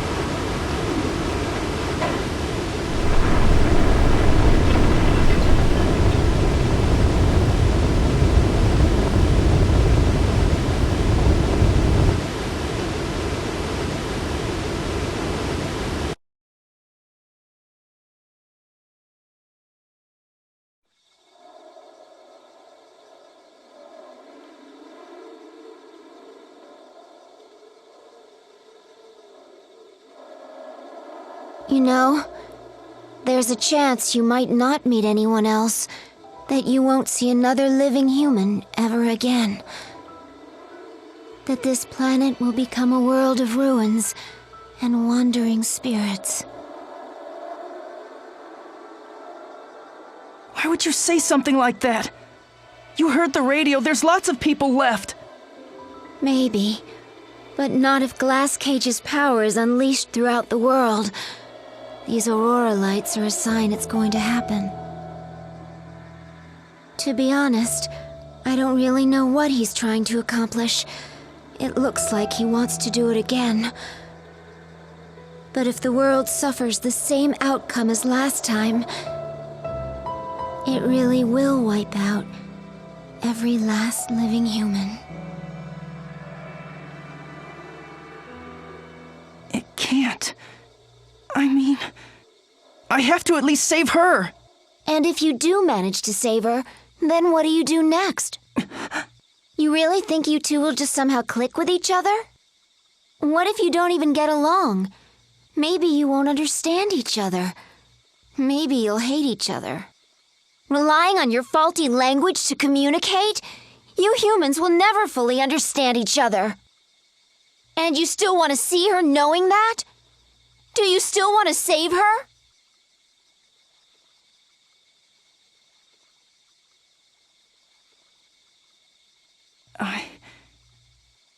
I don't know if we'll understand each other perfectly. But that's not what matters to me. I just want to feel her warmth beside me. I just want to hold her hand, to see what I see, and respond to what I say. That's all I really want. Wandering around alone, looking up at the moon by myself, I'm sick of it!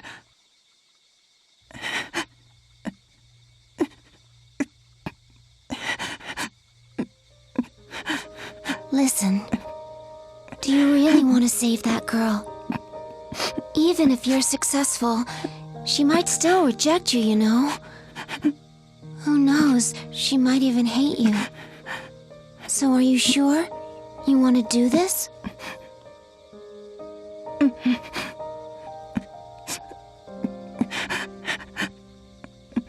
That's enough of that now. Don't cry anymore. I'm going to tell you where you can find her.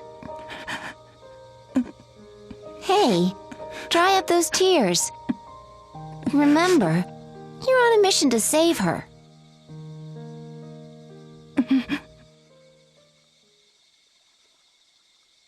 I know the exact location where she's being held. Follow me.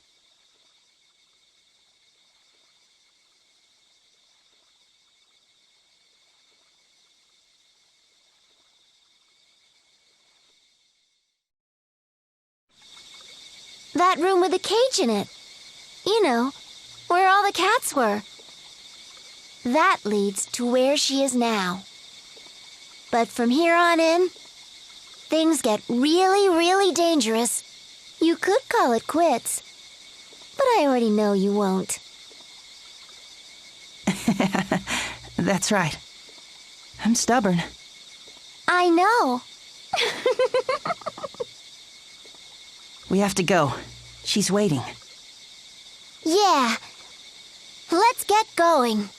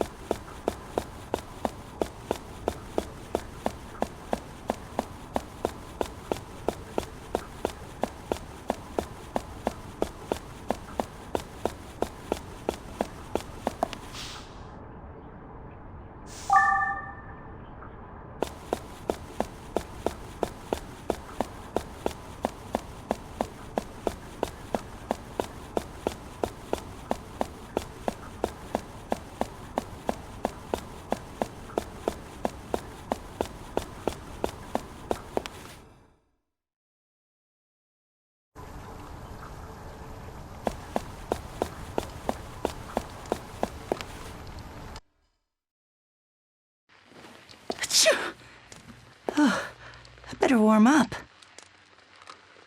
Huh? Is this?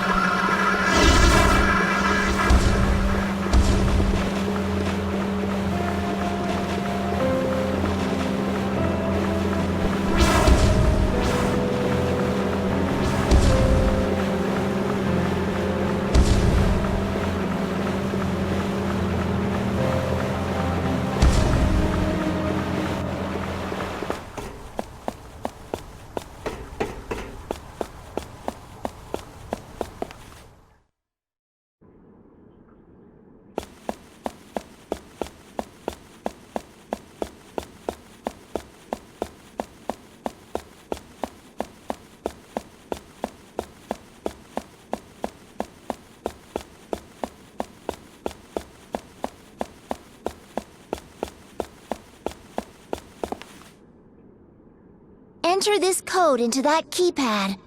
1004. It's his birthday. He was always distant and cold on the surface. But he had a tender side, too. Who? It doesn't matter. Just enter the code already.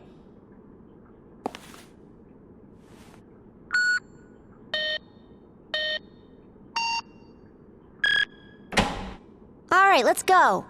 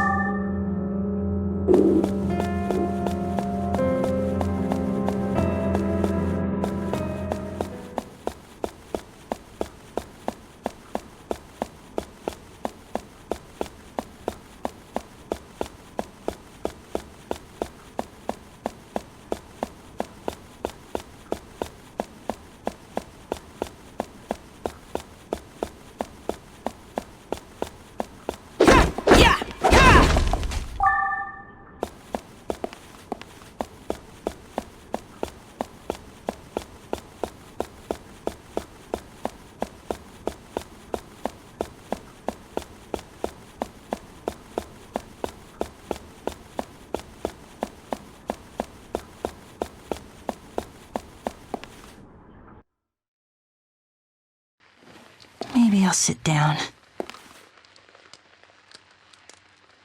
Huh? Is this?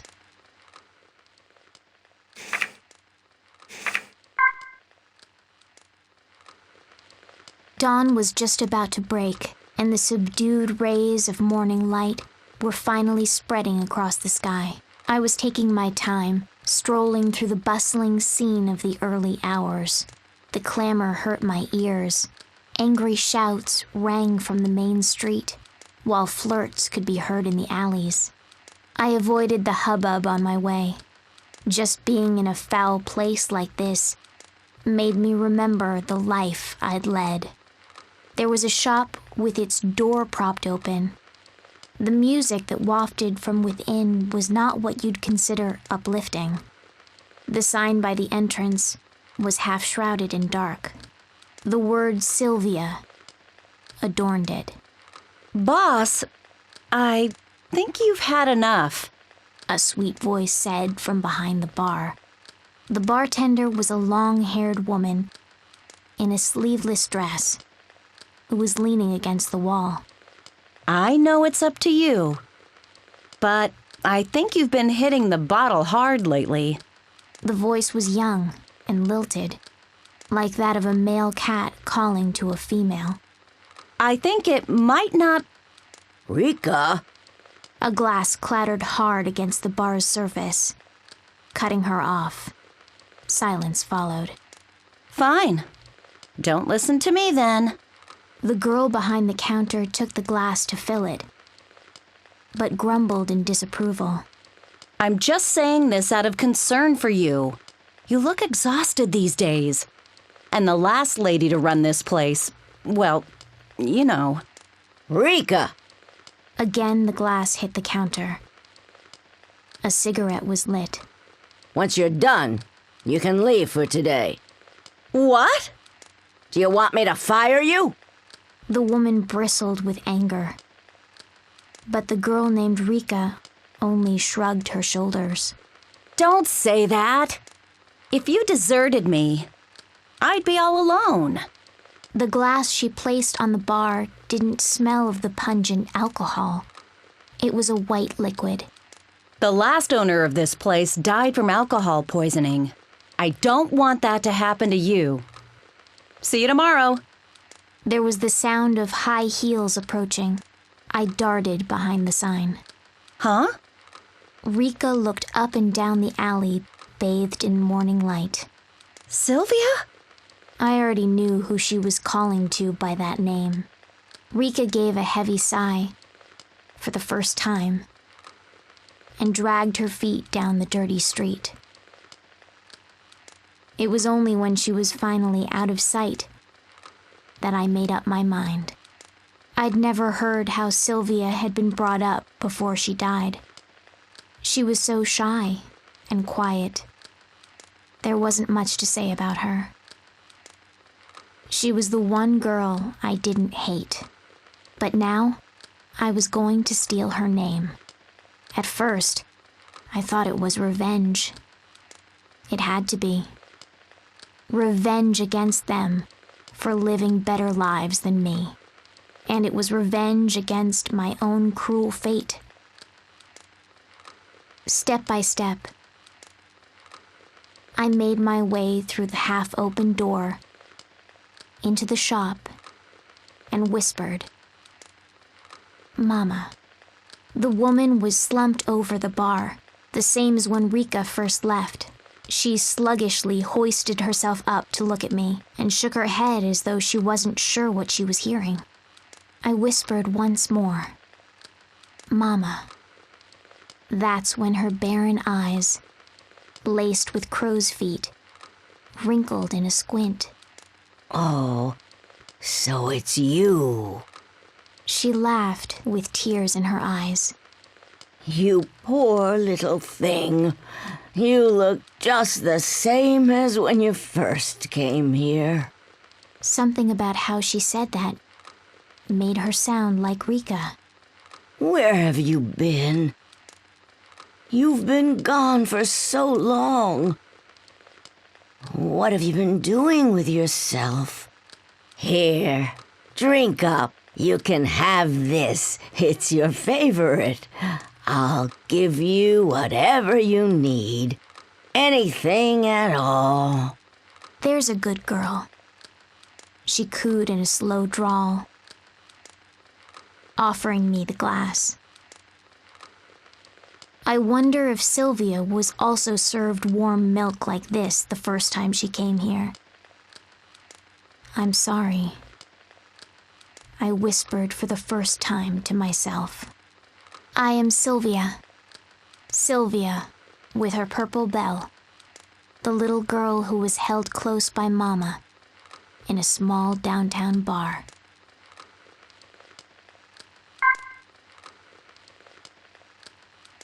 A tall human was watering the garden. His white shirt and black slacks were simple and clean. "Teacher!" As the two young children called out, a man who was watering the grass raised his head. Yes? Anything the matter? The man they called Teacher kneeled down to peer at the young boy through his glasses. "Teacher, when's Lot coming back?" The question came from the little girl. Even from a distance, I could see the man's face grow dark. "Teacher, will Lot ever come back?" The little boy looked up expectantly, but their teacher could only furrow his eyebrows and purse his lips. More children gathered, questions alight on their small faces. Their matching white shirts were tattered with use. I could imagine that Lot, too, had joined this circle with her signature yellow bell. The young children didn't appear to have parents. They lived in the big, plain house with the man they called Teacher. Now, what's taking her so long? She's gone away before, but... The teacher murmured an excuse, but the children wouldn't be soothed. "We want to play with Lot again." Maybe Lot's sick. Maybe she's hurt. I bet she misses us. She must miss us. As worry spread among the children, the teacher asked them a question. Let me ask you, does it make you sad to think that Lot's lonely? Of course. We miss her. The teacher nodded and continued. Then, if Lot knew how you missed her, it'd make her sad, right? His voice was gentle. As I watched from a distance, I hesitated momentarily. I knew that the yellow bell that Lot possessed was from this orphanage, which was why I'd come. But I couldn't imagine that she really had a family in this place. Would anyone care if she were gone? Their worries now put to rest, the children returned to their games, but one girl lingered behind. A freckled girl with curly hair. "But we're all..." the girl mumbled, looking down at her feet. "We're all still sad, even if Lot isn't lonely." The teacher put his hand on top of the girl's head. I suppose there are some things that can't be helped. I know what you do at night, the girl blurted, looking at him hard. If you really felt it couldn't be helped, then you wouldn't be out searching for Lot every night after we've gone to sleep. The teacher quickly put a finger to his lips. Everyone's worried enough as it is. But now I'm more worried about you, teacher. The man simply nodded with a sad smile at the girl's words.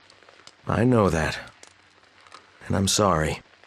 Then, with the hose still in hand, he looked at the sky and spoke aloud. Between you and me, I'm not all that worried about Lot. I'm sure she'll still survive outside these walls. All that matters is that we all considered her family. I'm sure she wants to treasure those words too, because the family we made here is the only one we've ever had. As far as I'm concerned, we're Lot's family, and as long as she knows that, everything will be okay.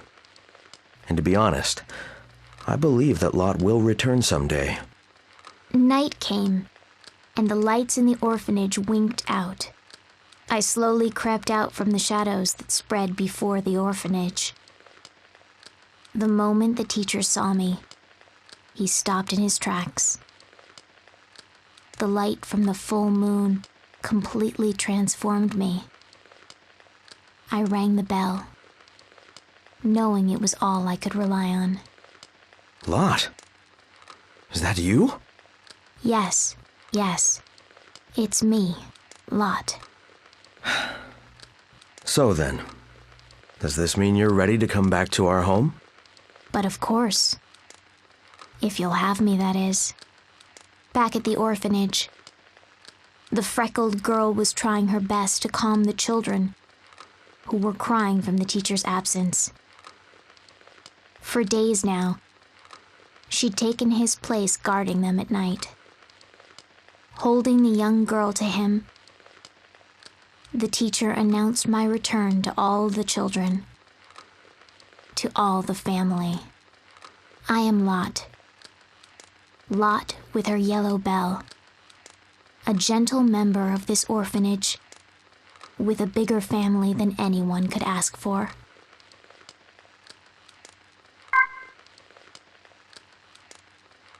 Everyone in town called the old writer who lived in this house a weirdo. The house was old-fashioned, and the walls seemed weighted with history. So little care and upkeep had been done to the place, it wouldn't be a stretch to call it a dump. The front door was always open, and not because it wasn't locked, but because there was no lock at all. Some would think that an invitation to burglars, but the place was such a mess that you'd lose all interest in stealing the moment you stepped inside. The house reflected its owner, an oddball, aged and in disarray. And this day, that oddball writer was laying in the middle of his hallway. For a moment I thought he was dead, but every once in a while, his finger would twitch, betraying signs of life. The bones in the back of his hands stood out, gnarled under paper-thin skin, but his slicked back hair looked young. The black framed glasses he habitually wore had stayed on, even after his fall. He'd probably worn those glasses so long that they were a part of his very being. And there he lay, weaving my way through the filth and the clothes and the furniture. I entered the house, and he didn't even notice. Bisk! He called my name in a gravelly voice. With each call, my body would shiver with surprise, and the bell would ring. It was a refreshing sound. The old man must have heard it too. He immediately leapt off the floor and turned his back to me. Not another step. The man almost spat out. I don't want you coming near me. And with that, he went back to the mountain of papers that buried what might have once been a desk. His hand never stopped moving as he scratched at his head. Believe it or not, he'd call out, drop to the floor, and do it all again. I was thoroughly baffled. And so I sat in the corner of the writer's room until night fell.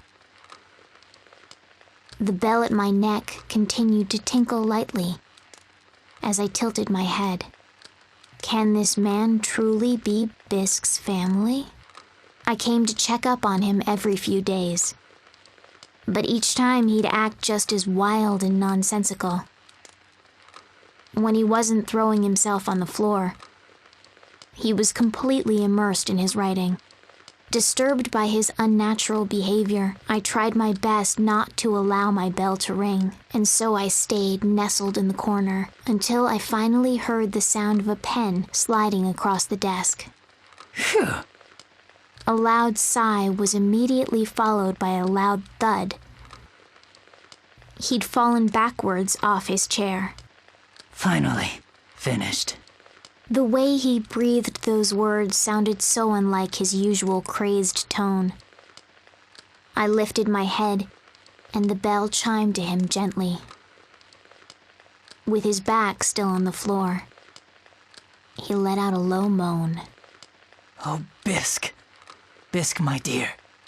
I was sure he'd yell at me to stay away again today, but instead he just lifted his thin, ghost-like arm and gestured to me. Just as I neared him, with my careful, steady steps, he suddenly grabbed me by the scruff of my neck and dragged me down with him. At first I went stiff with fear, but then I heard the beating of his heart. He gently closed his eyes and petted me. Ah, Bisk, is that you? You've gotten so much thinner since I last saw you. His bony hands were rough, but he petted me softly. As I sat there, unable to answer, the beating of his heart became softer and softer. He continued to coo at me gently.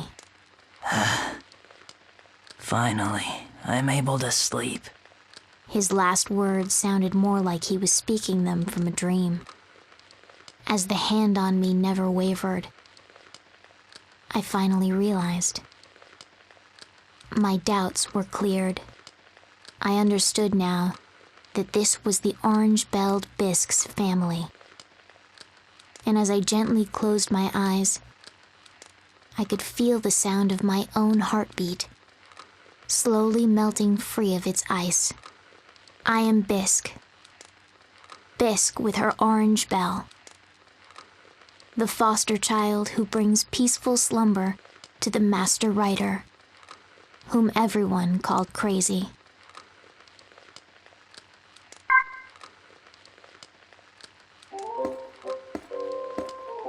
Fancy meeting you here. A splendid surprise.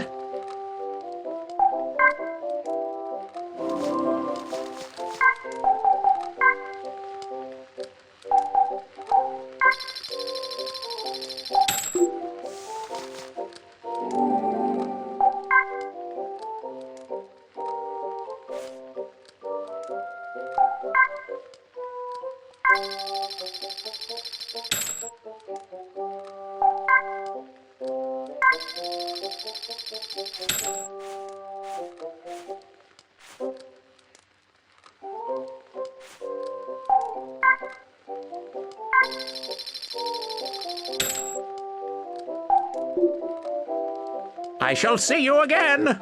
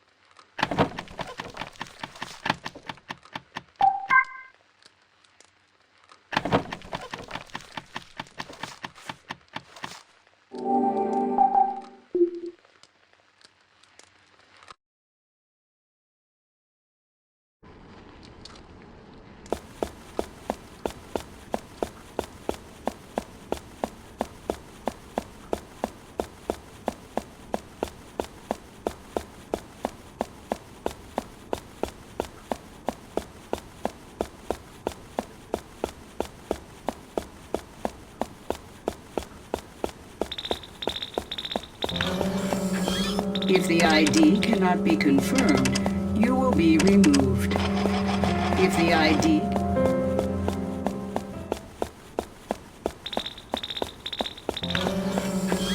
If the ID cannot be confirmed, you will be removed. If the ID...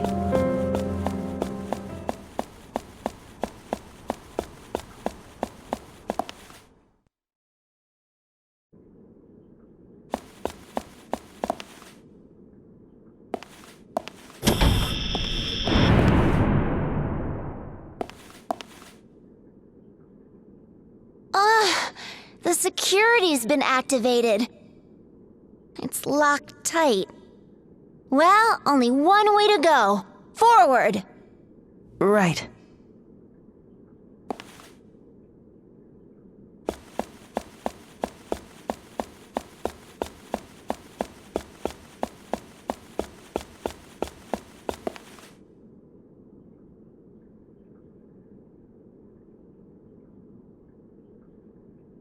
No boy. Looks like a dead end. Guess he means business. Huh? A dead end? In other words, we're trapped in here.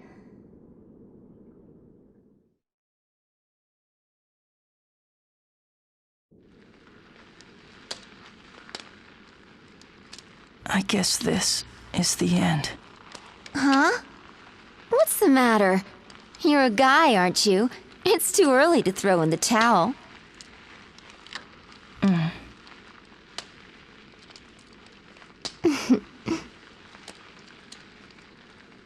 Oh, I know. What is it? Would you... Well, would you like to hear my story? Sure. A long time ago. Long ago, there was a brilliant scientist who discovered, well, the secret of interaction. That is, how humans connect emotionally. The hidden ability to communicate without words. Way in the past, people could have connected with each other using that power. So a bunch of really smart scientists got together to study the idea. They thought if they could reawaken this power in everybody, we wouldn't have to use words to understand one another. They concluded that it'd make the world a better place. There were wars at that time. People argued and fought over little things and big things alike. Everything was a point of contention, and people grew tired of it. The whole world was unanimous in supporting the project. Using a machine they called Glass Cage, humans sent a signal around the world to try and trigger the latent empathy faculty in people's heads. This would enable everyone to naturally harmonize with one another. After that, what happened? Well, everybody was excited. Now that they could convey exactly what was in their hearts, all sorts of misunderstandings and ill will would vanish overnight. That's what they thought. The entire world was bubbling with hope. Everyone believed it was the dawn of a new era. They believed and smiled themselves to sleep. But then, the next morning, no one woke up. They slept and stayed like that forever. That's how they all died.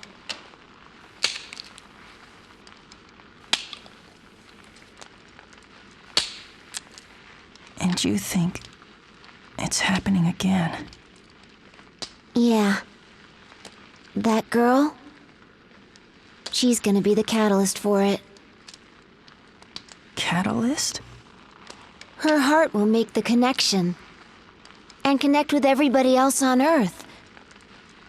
If it succeeds. What if it doesn't work? I told you. It'll be worse this time. Not a single soul will escape.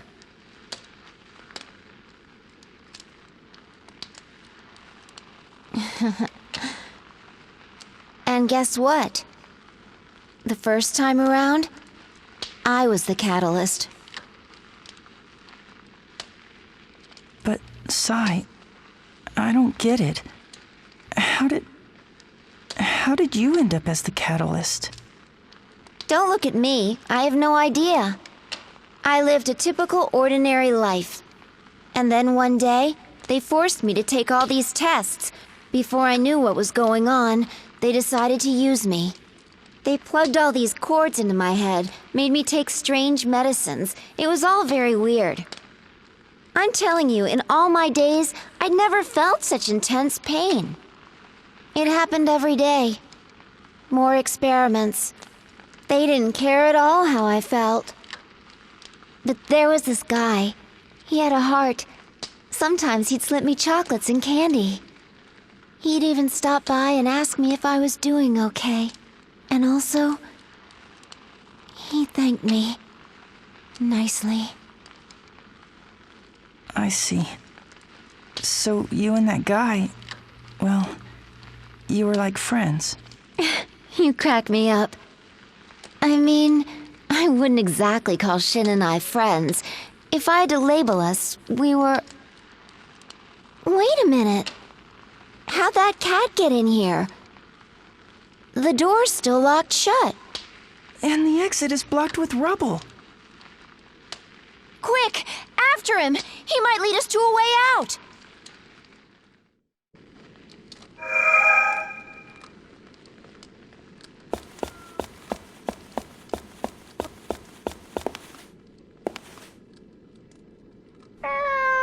I found it! The cat's meowing on the other side. If you crouch down, you should be able to fit. Here goes nothing.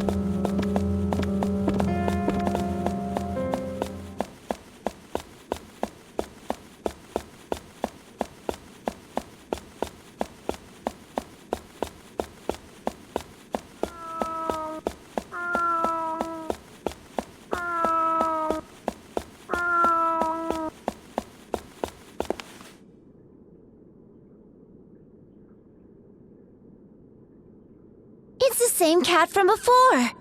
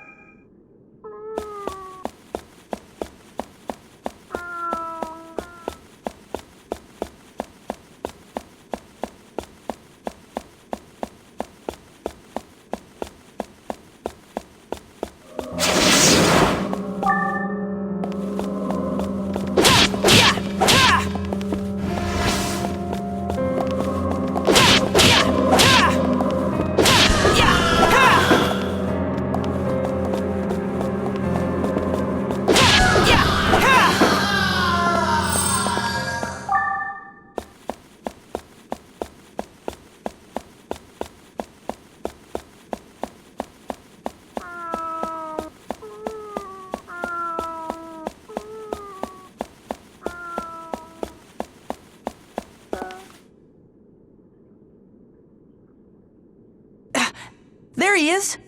How did he get here in the first place? Wait!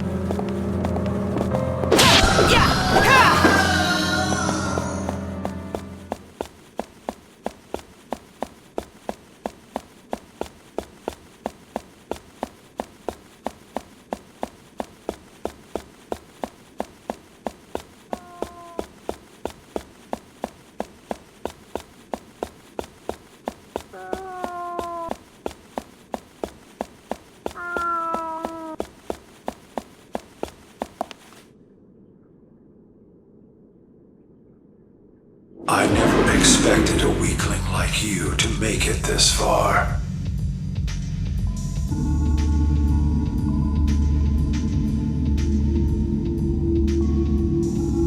What are you? Hey, it's no use! Look out! I do not have to answer to you. Any threat to the project must be eliminated.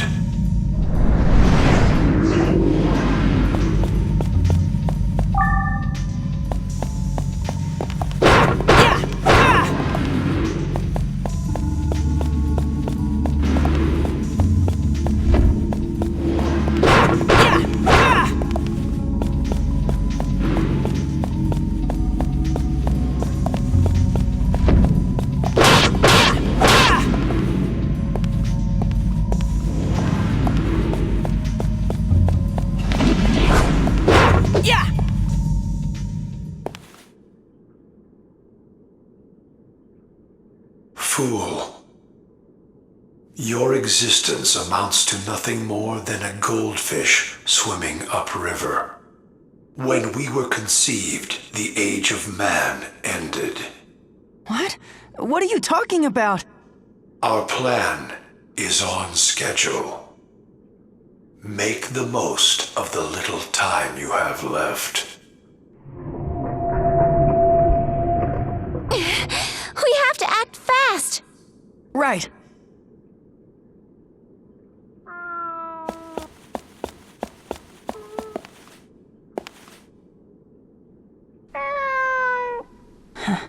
I guess the cat ran in here. It'll be tight, but you can squeeze through. Be super careful. Right.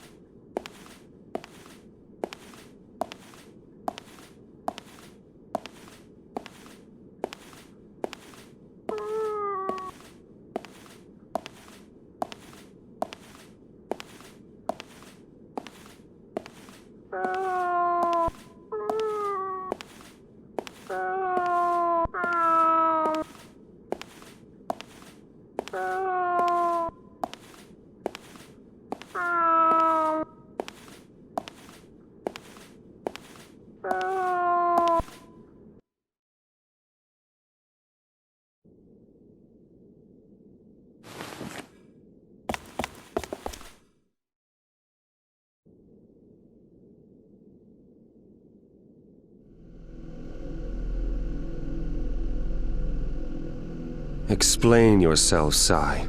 Why did you let a human in here? First, you answer a question for me. Why are you reviving Glass Cage? What are you trying to do? You don't need to know that. Please, tell me the truth. If what happened last time... Words can be frustrating, troubling things, Sai. I thought you, of all people, would understand. But Shin, it's just that... if we could just talk, I know that I'd be able to... That's enough. Soon, everything will be in order.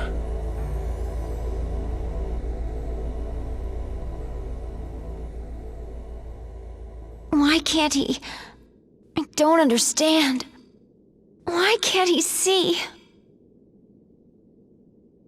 Let's go save that girl. Seto. Yeah.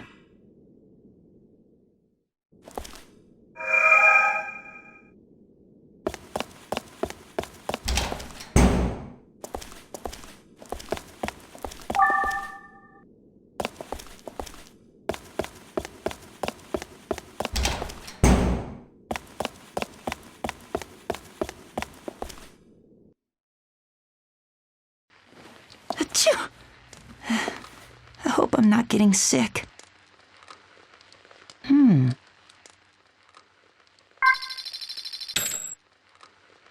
Though you're still so small, you'll soon be born. So this message is for you. There may come a day when you'll curse being born into this world. You'll wonder what you did to deserve this. And you'll probably have plenty of bitter words to tell me. But I don't think I'll be around by then to listen to your complaints. I want you to know how truly sorry I am. I just want you to believe this.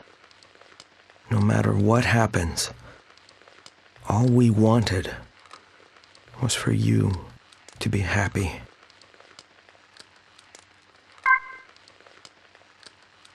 To-do list.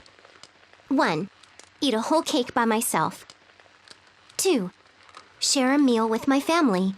3. Visit all the friends I can. 4. Read all the books I've wanted to. 5. Buy the clothes I always dreamed of. 6.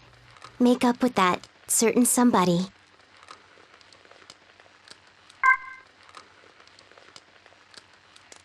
The silver bell wasn't a particularly outstanding decoration, but it did ring the most beautifully.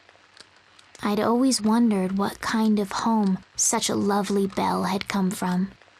It belonged to an old woman who lived alone without relatives, in a large mansion I'd never seen before.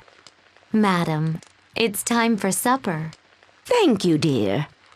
Madam, the lilies in the garden have bloomed. I've put them in this vase. What a lovely scent.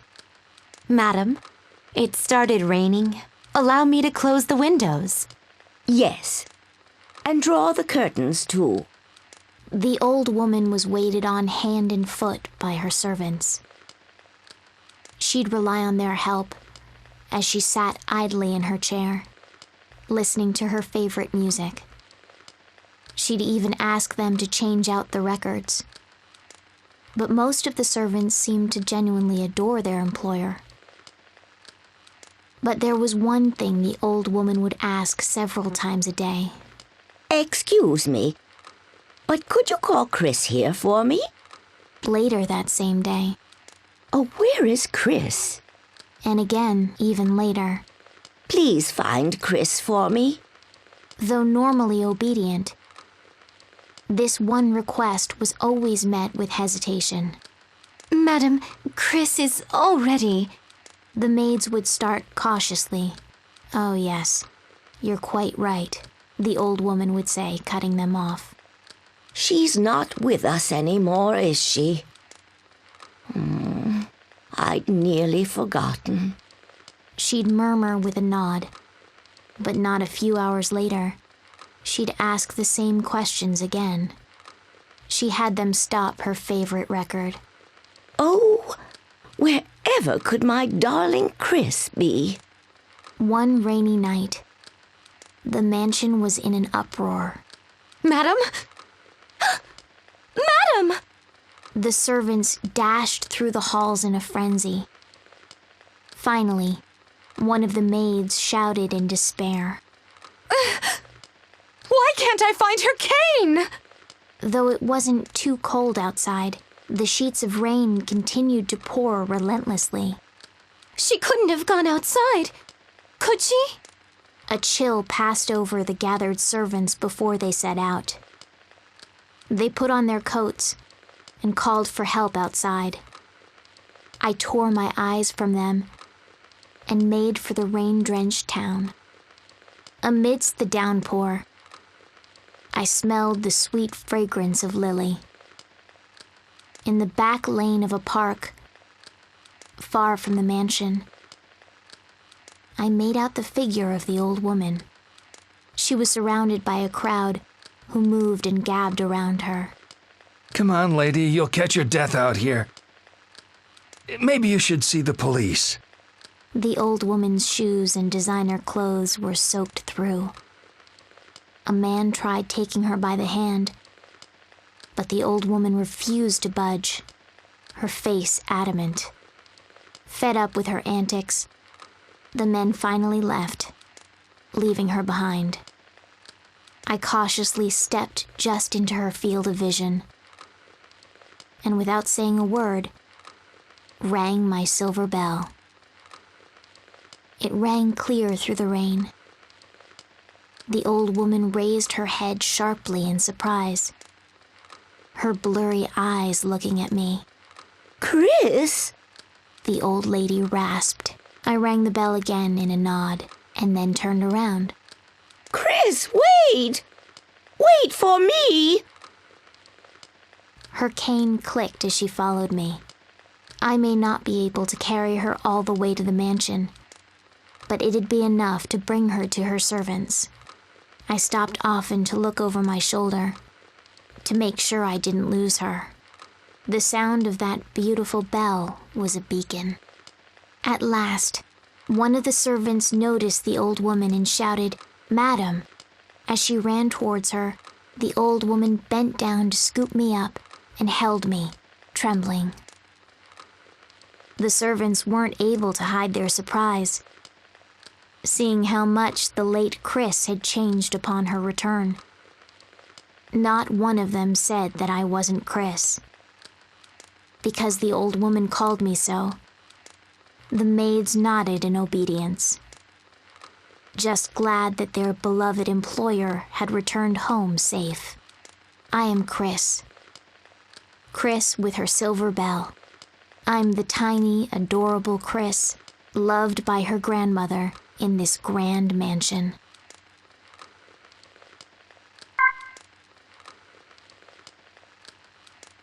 I've gained so much. Gentle hands and many, many new names. Mondays, Henri. Tuesdays, Fleur. Wednesdays, Sylvia. Thursdays, Lot. Fridays, Bisque. Saturdays, Chris. And for just one day, I'm no one else but myself. It was supposed to be revenge.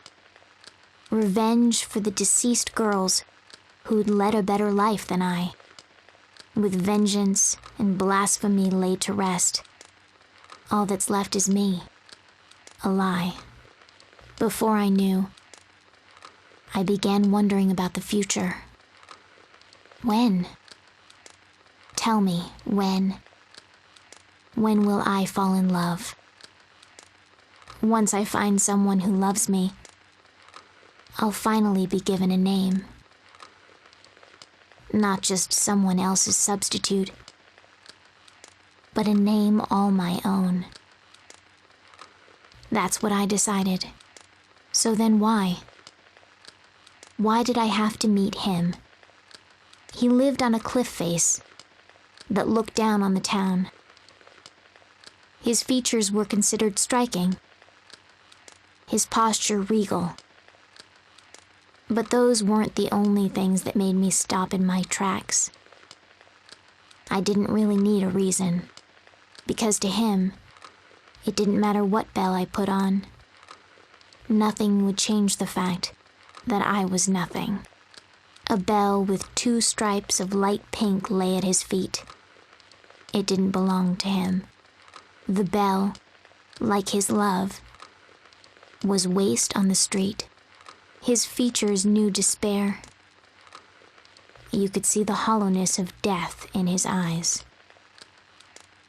No matter how much I stared or spoke, he never once looked back at me.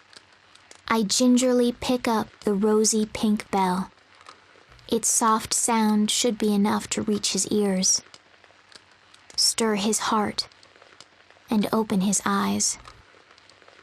Then, in a husky voice, he will speak in a tone drowning with emotion. He will call out the name of his past love. Maria? And I'll choke up with emotion and smile as I say, "That's right. I'm your Maria."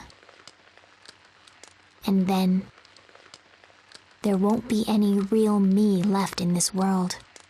Please, tell me your real name. I giggle softly and answer again. I'm Maria. His brow will surely furrow as he snuggles close. That's not your name. It can't be. But that's the name of your beloved, right? I loved you. But the one that you loved was never me at all. You loved the real owner of this pink bell. Imagine it. A rival whom even death couldn't kill. The one woman he really loved.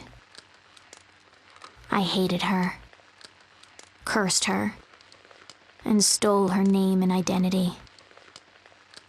And I do it no matter how miserable it makes me. Oh, Maria. If we'd never met, then I'm sure I'd have rotted away right on the spot. Those are the only words that can bring me salvation now. As long as you're happy,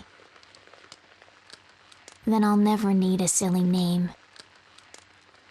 A storm was brewing. The high winds that had been beating on the windows since morning gathered dark clouds and pelted the forest trees. I leapt from the safety of the old woman's blanket, raced through the town, and headed for the mountain cottage, my old hideout.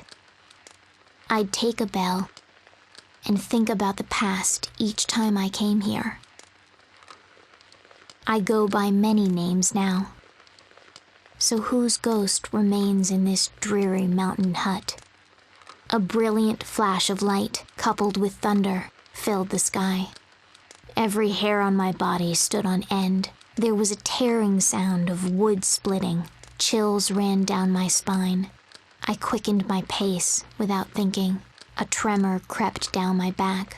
The scene that greeted me as I reached that hut was indescribable. A massive cloud of smoke clogged my nose and burned my skin. The mountain was on fire, and the gusty winds helped spread the flames quickly. In my panic, I dove into the hut. The heat was as hot as stoked coals, but through the burning and stench, I knew I had to salvage my bells. They'd been proof that the girls had lived, and now they were the one place I felt at home. I gathered the 7 bells and made for my escape, but the hut entrance was already engulfed in flames. I leapt through a broken window, feeling as though I was being burned alive. I could hear the destruction all about me. Just outside the window was the cliff face. I jumped down from my perch, prepared to take the dive. Through it all, I kept the 7 bells tightly held in my mouth.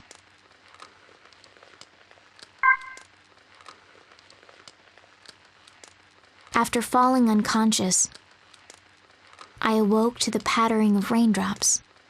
I could still smell the mountainside burning, but the rain was now falling harder than before.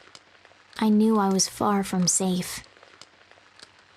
Nestled close against the ground, I'd already lost the sensation in both my arms and legs. I asked the heavens if this was my punishment. Was this what I deserved for having taken the dead girl's happiness as my own in a twisted and shameless act? Through the ash-ridden world, a voice was calling me. No, that's not my name. And yet... Maria! Maria! Yes. The one calling me was none other than my beloved. Maria, hang in there! Don't die on me! Oh, yes. My love. My one true love. Don't give up. I whispered desperately. Don't give in to the despair. Please. Live. I thought that if he lost me, he'd never see his precious Maria again. And it wasn't just him. Henri, Fleur, Sylvia, Lot, Bisque, Chris. They'd all been beautiful. "Don't kill me," I shouted. "Please don't kill the ones you love." Trembling, I handed the 7 bells over to him. "If you can, take these in my place. Just don't let their loving families lose all hope." He looked at me as if wanting to speak. Then, taking the bells with him, he turned and ran. As his figure became smaller and smaller, it was eventually washed away by the rain. I tried calling his name, but couldn't form the words. If I managed to speak, I might make the mistake of telling him something I could never say. As I thought about how the cold rain would sweep away the fire, along with my soul, I thought of the last person who'd considered me family. I may not have been the one they loved, but I certainly loved the warm and gentle hands that touched me. I lied and desecrated the dead, all for my revenge, and yet here I was, crying, here on the brink of death. I'd come closest to those girls, and could finally, truly cry for them. After all, you know how it is. You must know, right? All you wanted was to live. The rain washed the mountainside gray, draining the light from everything. I was cloaked in darkness and rain. Then I heard the faint sound of a bell ringing. At least I could tell that my ears were still working. I focused my senses on the source. Then, just behind the sound, I heard footsteps and voices approaching. Come on, Henri! I thought I was hearing things. It had to just be a memory enclosed inside that bell. After all, no one would call for me. Fleur! Sylvia! It can't be. My eyelids fluttered. Why? From beyond the falling ash, I could make out figures. They circled around me. The boy, the boss, Mama. Lot! Basque! Chris! No, the children and the teacher, the master writer and grandmother. No. I tried to scream, but failed. No. Don't look at me. You'll see through my lies. Don't hate me. I was never the girls that all of you loved. We already knew that. Was the reply from the one who used the 7 bells to gather everyone here. You snuggled close to me as I was wrapped in a warm towel. As you kept me warm, you dropped the 7 bells. We already knew that, all along. He sounded on the verge of tears as he kissed my cheek. Don't you see? The ones we loved weren't the ghosts from the past. His words forgave me. We all know you made up those lies to try and help us. No one else but you could have made us feel so good. Could bring us so much joy. It was all thanks to you and your 7 bells. I closed my eyes, the tears still streaming. I thought my life was just one lie after another. But no longer.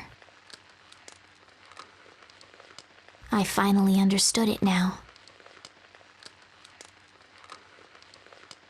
My name will be the 7-colored bell. A name given to me by my loving family and friends. I am Belle, carrying my 7 colors.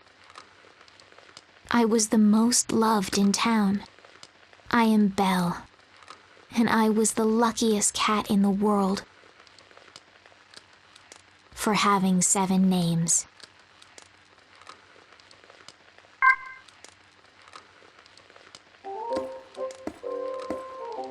Ah, it is you. The pleasure is mine.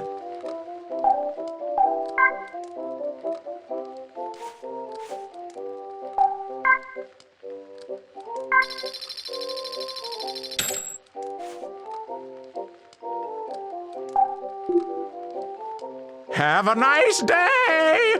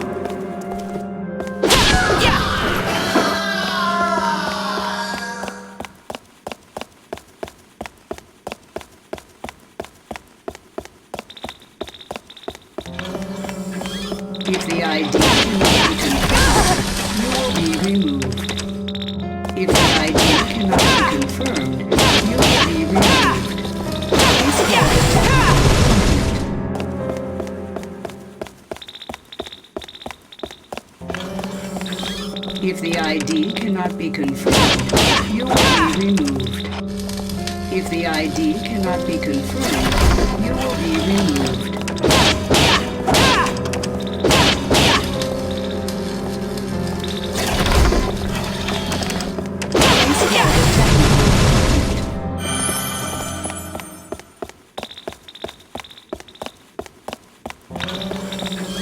If the ID cannot be confirmed, you will be removed. If the ID cannot be confirmed, you will be removed.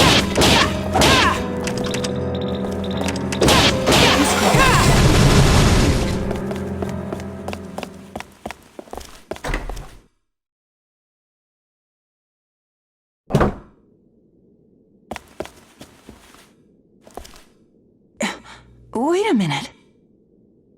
You think this might be me? I don't know. Doesn't really do you justice. I wonder if that girl drew it. She's not very good. Hey, don't say that. I think it's cute. Yeah, whatever you say.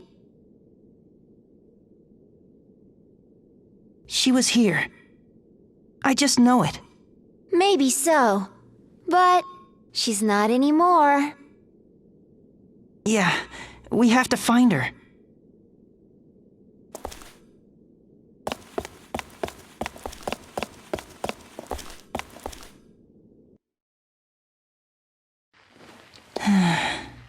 It's soothing watching the flames. Wow, very cool.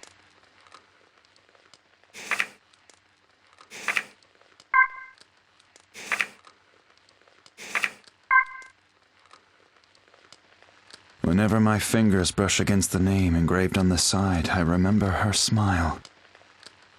You always need a pen, so this isn't another piece of clutter, she told me when she gave it to me. And it's true. I've never stopped using it. Whether I'm writing the truth or otherwise. Perhaps the end will come while I'm in the middle of writing. I'll be lucky to leave something behind, but that doesn't even matter to me anymore. I only regret not writing down more of what you said to me.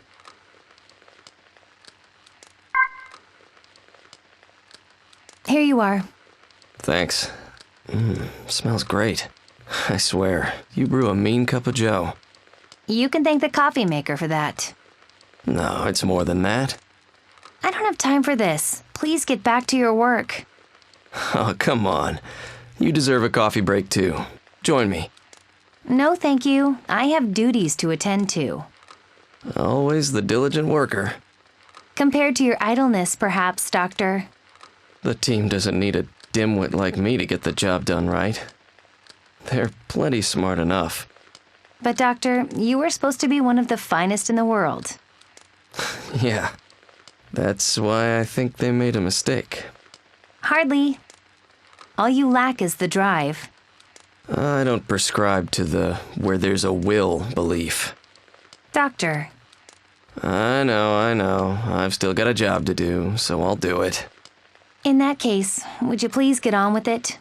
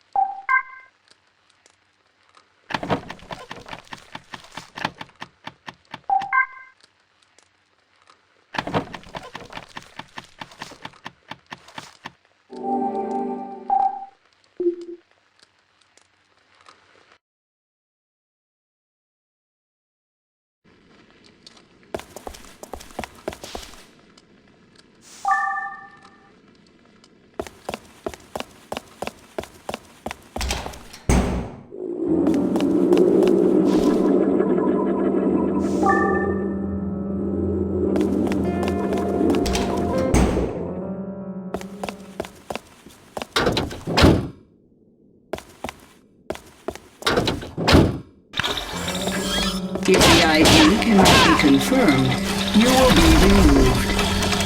If the ID cannot be confirmed, you will be removed.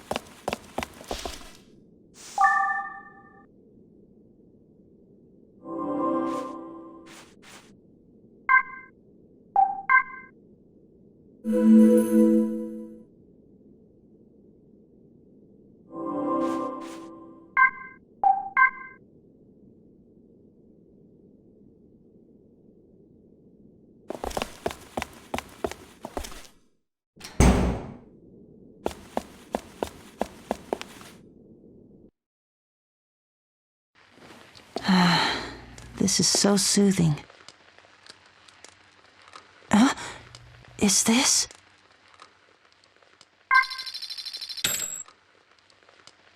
August 2nd. Today was just like any other. Quiet, uneventful, which I couldn't be more thankful for. Even so, the speed at which this research is progressing leaves me astonished. People think it's that geniuses work. But from my standpoint, I think we're moving too fast on this. There's something not right about it. The scientist in me wants more proof. In fact, I don't feel that there's any need to rush something like this. She could stand to take it easier too. Of course, she'd chew me out if I ever told her that. My assistant is a little too diligent. She won't let me get away with slacking. Oh well. Anything looks like slacking compared to her work. I haven't a doubt that working under a more promising researcher would guarantee her a brighter future. I've found plenty of opportunities for her to relocate, but she's more stubborn than I thought. Either way, I more than welcome the idea of drinking her coffee every day. Just writing about coffee has me craving some now. Hey, another cup, please?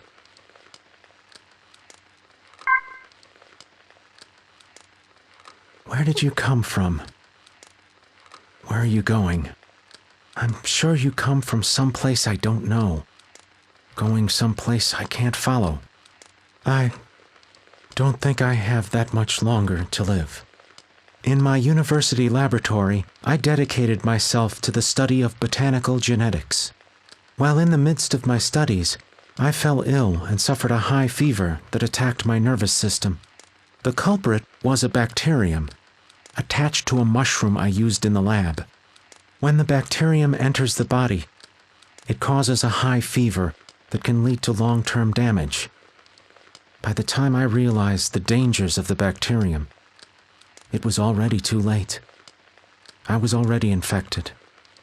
My illness did not take my life.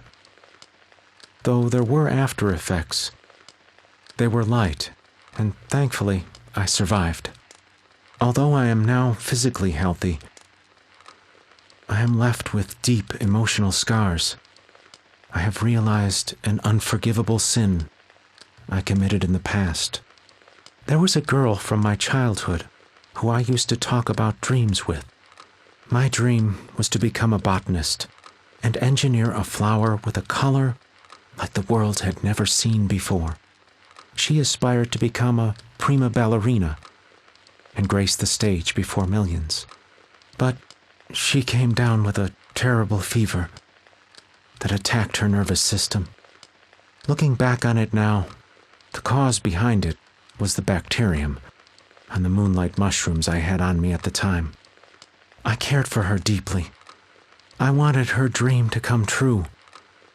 But while I immersed myself in my botanical studies to make her stage of flowers a reality, I lost track of what was important. Without her, my dream had no point. By the time I realized it, it was too late.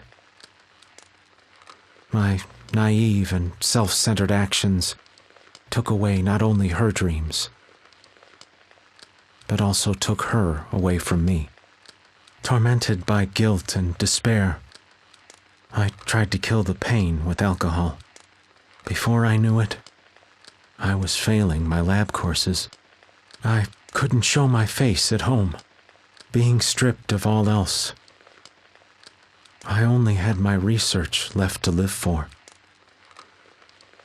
I killed off my emotions and completely devoted myself to my studies. All I leave behind is this letter and a potted plant.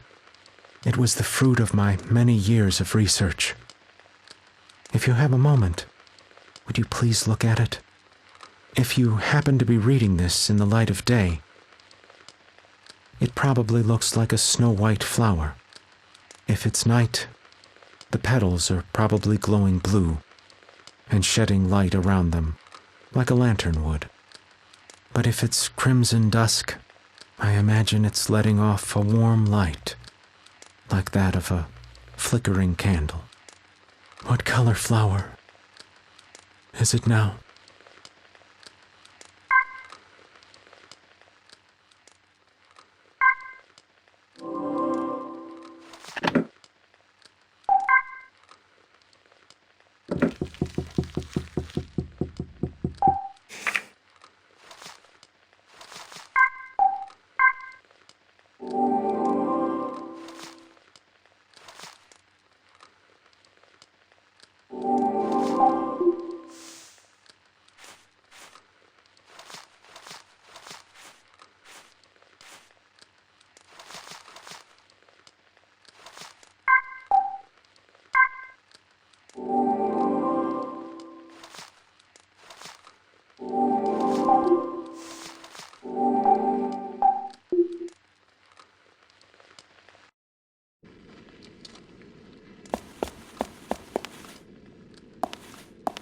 Glass cage launch preparations complete. We're running out of time. Hurry. Right. First, some advice. What is it? The next room has a huge vat full of toxic substances. It's really dangerous. Don't waste any time. Your health will deteriorate the longer you stay in there. Run like there's a ghost on your tail. Got it.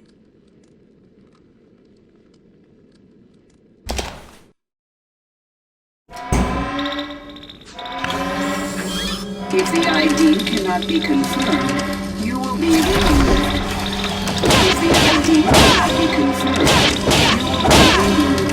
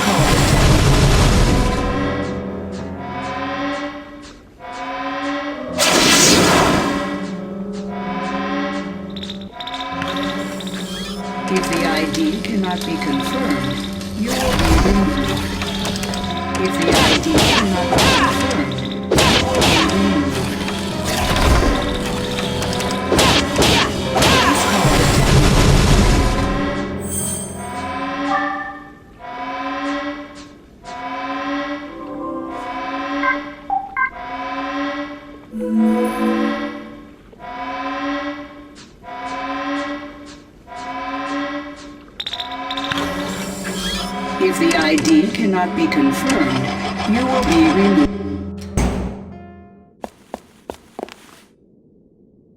This next room is guarded by motion sensors. Motion sensors? Well, that means that when one of them is tracking you, you can't move a muscle. What if I do? You'll have a whole mess of trouble to deal with. Then I won't move. How hard can that be? I mean it. Don't even blink. Got it? Really? Really. I'll do my best. No blinking, huh?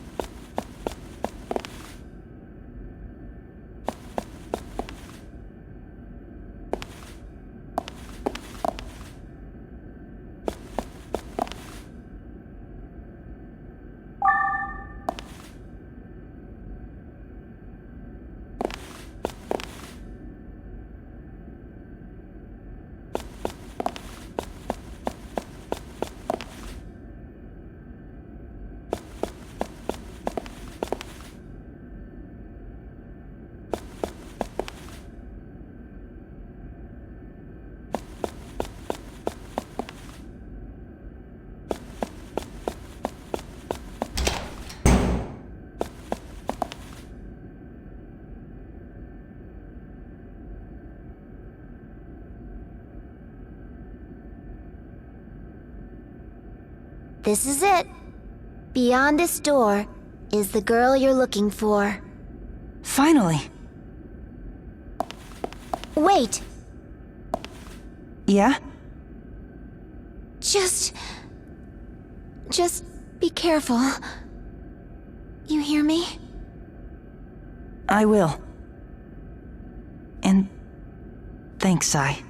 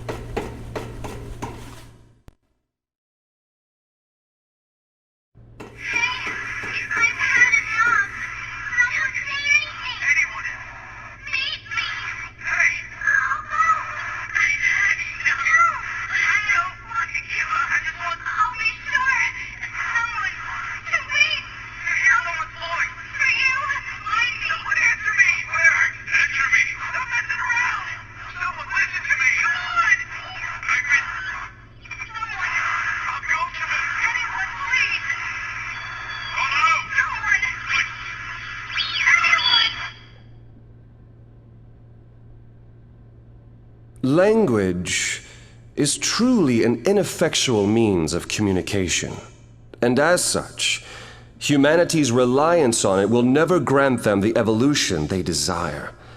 Indeed, humanity has digressed to an outdated organism. Then what's activating Glass Cage supposed to do? What else? It is a destructive force that will completely obliterate corporeal beings. Obliterate? No! Why would you do it? What would you possibly gain from something like that? Your petty verbal arguments are nothing more than a vintage relic. No explanation I can offer will make you understand my aim. Humans are held down by too many chains. There's too much noise. It's a disorganized mess.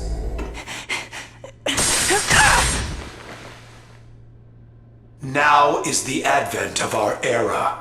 Humanity's reign is over. Anyone who threatens the project must be eliminated.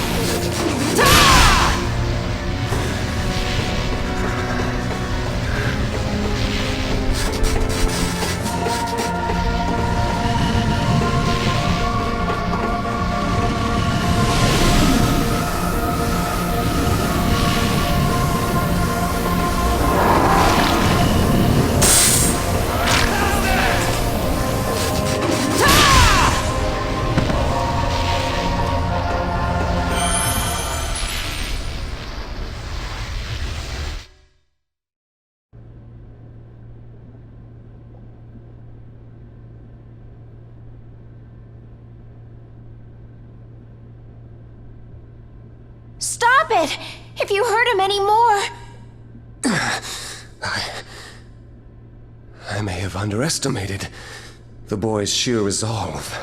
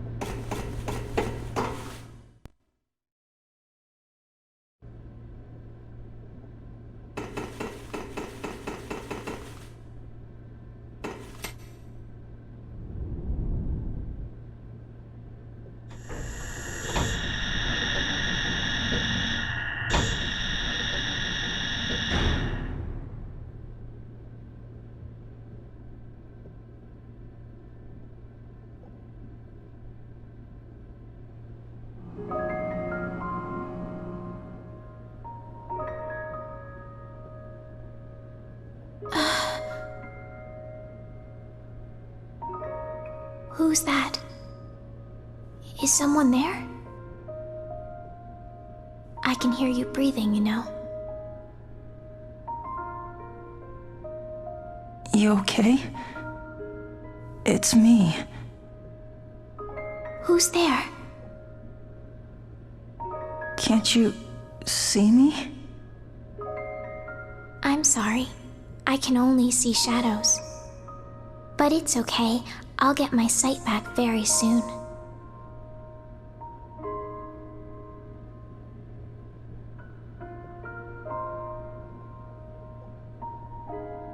You touched me. Yeah, I touched you. You're so warm.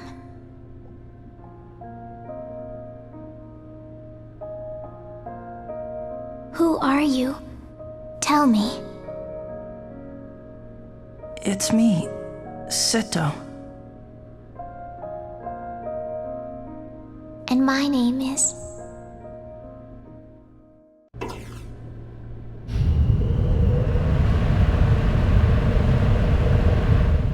That's the backup system. It's finished copying her psyche to the AI. It looks like Glass Cage will still go live. And this time everyone will die. What do we do? I don't know about this backup system, but I think I know where Shin escaped to. We have to go there. It's our only hope. Let's hurry. Are you okay? Yeah, I'm okay. All right, let's go.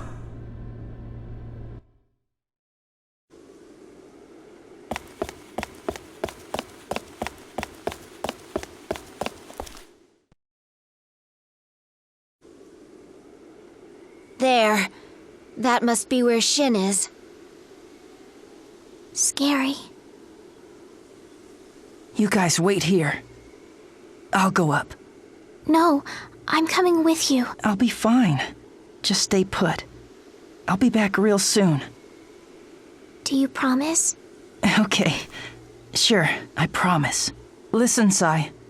I have to do this alone. I want you to look after her for me. Well then, somebody sure has gotten used to ordering me around, huh? But I understand. You just don't want her to be alone while you're off. Wait a second. What? Right there. You've got a scratch on your forehead. Here, I'll put a bandage on it.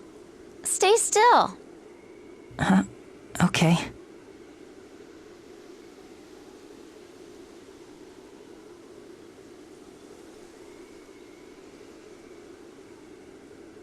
For good luck.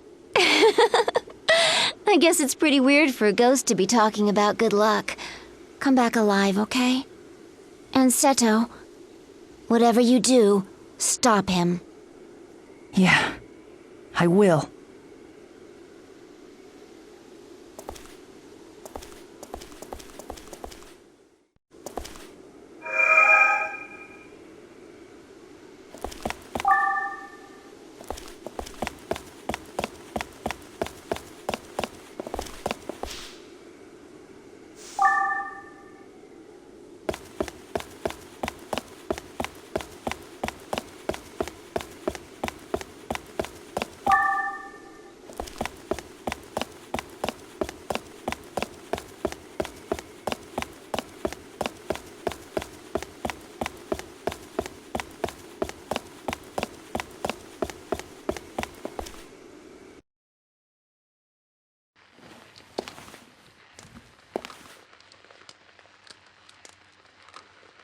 Wow, very cool. Well, well. Things have definitely taken a turn for the weird. This is something else. I mean, we're guilty of murdering mankind. Don't you have anything to say? Please. I thought we didn't need words. That's true, but come on. I like the sound of your voice. Are you looking to be written up? Sheesh, can't you take a joke? How? How can you remain so calm about this? You're the one acting unfazed. Yes, but you know my true feelings. I'm scared. I'm scared of dying. That's normal. But you're not alarmed in the least. You knew this would happen. You're reading too much into this. I'm just a scientist who hates to work. But...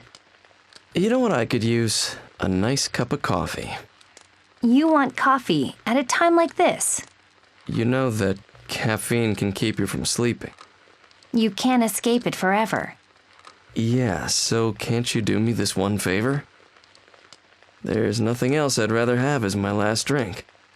Fine then. I don't take milk with it, and for sugar... 2 spoonfuls. I know how you like it, Doctor. Good. Thank you. Excuse me, but... Yeah? Can I join you? Of course.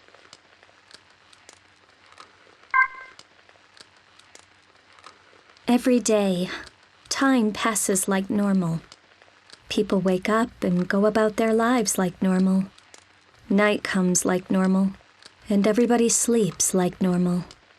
I can't do things like normal. So, I guess that makes me a little weird. I don't remember how I got to be like this. Not sure when it started. But one day, I finally realized that the nights seemed to last forever. At first, it didn't really bother me. It wasn't anything to worry about. But I think I'm losing my mind.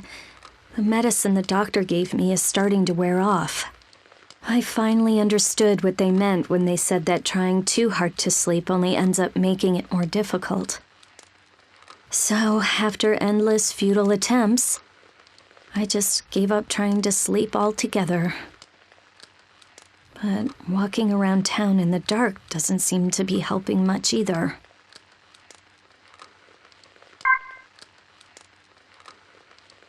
Oh, this used to be a popular makeout spot. And even though there's no one to listen, that guy sitting there, as always, playing his guitar. Oh, hey there. Oh, hello. Out on your nightly walk? I see you're here as usual, too. Yeah, guess so. So how you holding up? Still can't sleep? If I could, I wouldn't be here now, would I? Touché. Keep playing that song. Now this is a surprise. You've never said anything nice before. What can I say? Your songs put me to sleep. I'll take that as a compliment.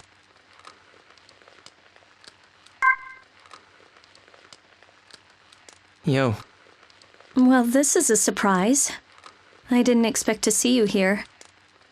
Guess not even a worldwide calamity can shake you from your spot. Right back at you. Point taken. You want me to spare your ears tonight? Why? 'Cause you don't want to sleep? No, actually.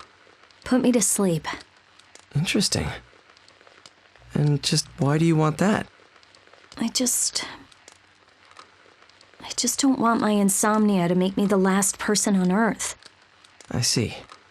It's just that my dad, my mom, all my friends, they all fell asleep and... I know. Hey now. You already asleep? You'll catch a cold out here. Here. Borrow my jacket. I, don't feel like dozing off just yet. See? Now you don't have to worry about being the last one.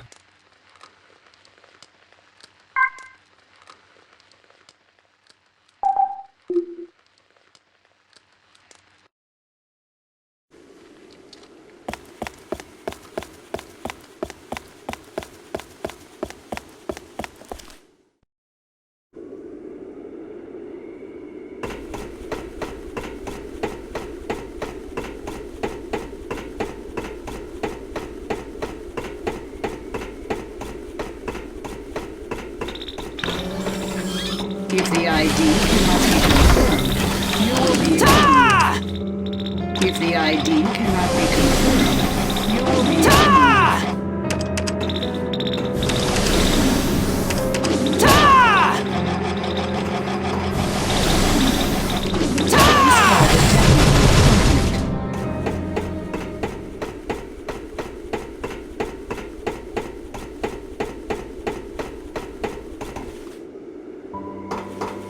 I am happy you made it this far. It's you. But how? The probability of you fulfilling your mission is...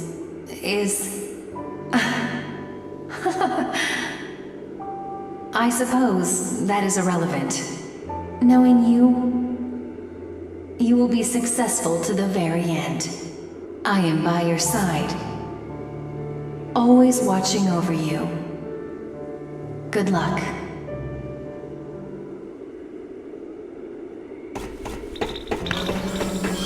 If the ID cannot be confirmed, you will be removed.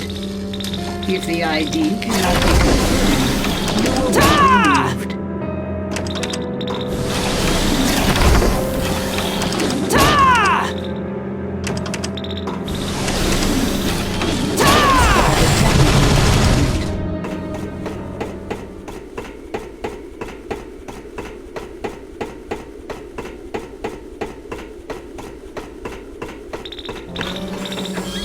If the ID cannot be confirmed, you will be removed. If the ID cannot be confirmed, you will be removed.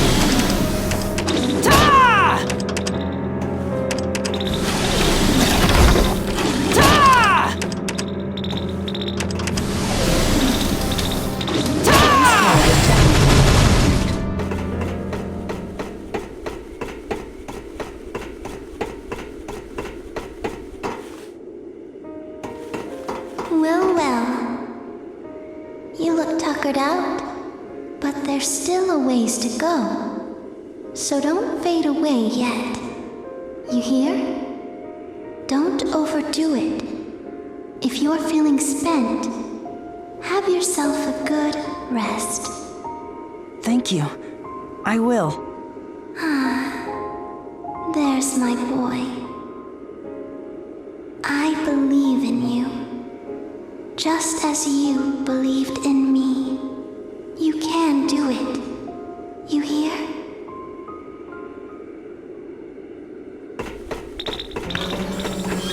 If the ID cannot be confirmed, you will be removed. If the ID cannot be confirmed, you will be removed.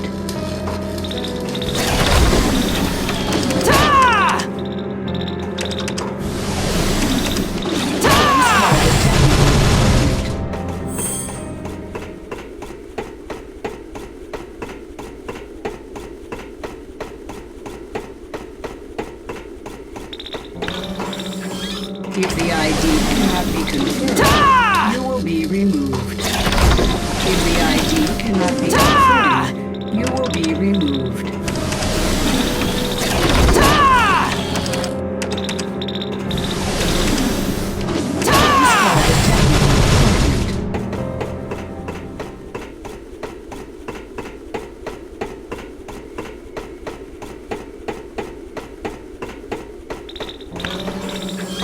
If the ID cannot be confirmed, you will be removed.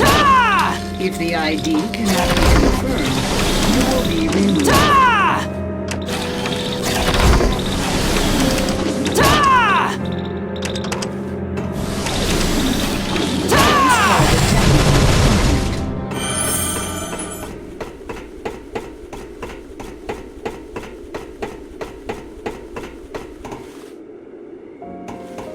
Are you ready? Show me what you're made of. You're almost there. Crow! Oh, don't get so excited. I said I was your friend, right? And because we're friends, we gotta look after each other. Thanks, Crow. No problem. Now don't kill yourself, but give him all you got.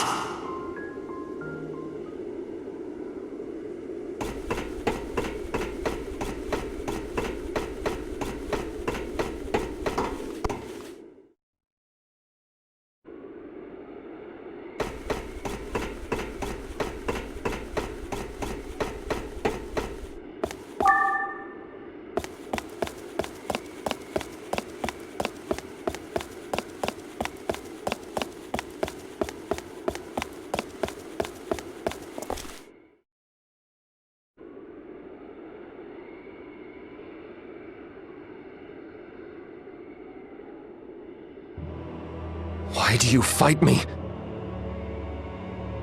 Why do you insist on wiping out mankind? Communication through speech is meaningless. You will never comprehend this fact. You're right. I don't understand you at all! But, no matter what, I know I need people. I'm sick of being all alone in this world! Words will get you no further!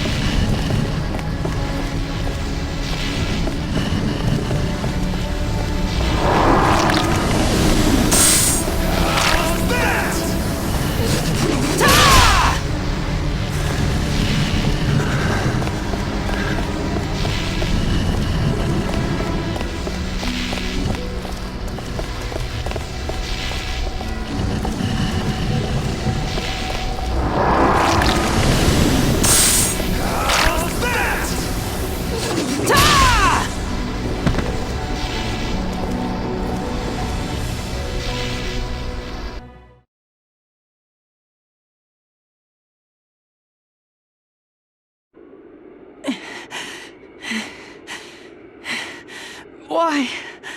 Why are you trying to destroy the world?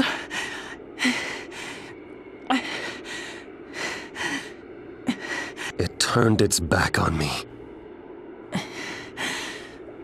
What do you mean? The world did?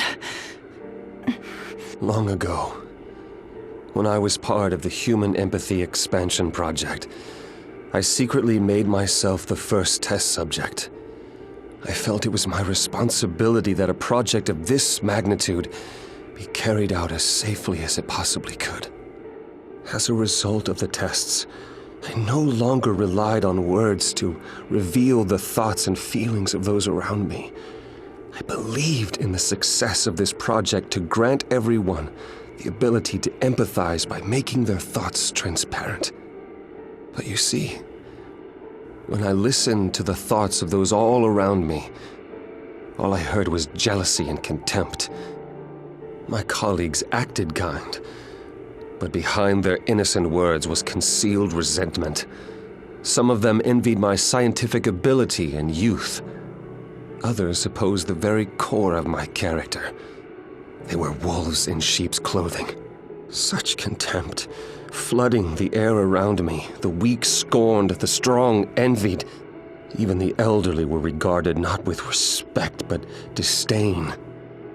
And at the heart of all those negative thoughts was always me. Me. Whatever empathy may have been felt for others was quickly trampled by people's self-interest. The world is overflowing with hatred and spite. So long as that bitterness remains in the minds of men, this thing we call society will be nothing more than a farce. The world is a hell packed with mean-spirited monsters imprisoned by their very natures, who hold on to hate, revenge, and ill will. Even my parents turned against me. They saw me as a monster. They showed me nothing but hatred. Nobody ever understood me. No one loved me. Wanting to end it all. Why is that wrong? I don't believe you!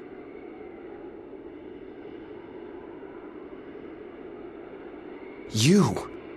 I thought you supported me in my ideas. We'd both become AIs and start a new world. No, not like that. The only thing I ever wanted was to be with you. I just wanted to be near you.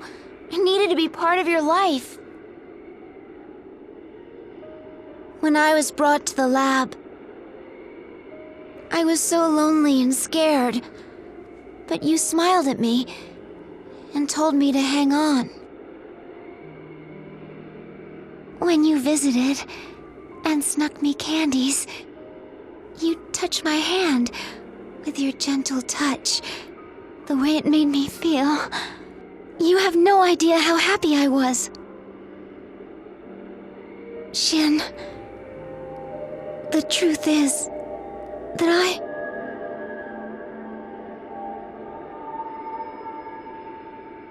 I love you.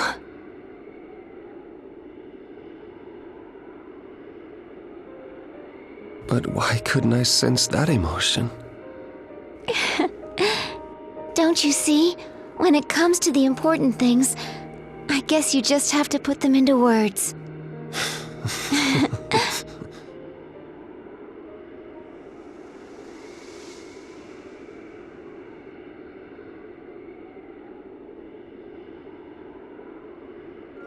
So there it goes.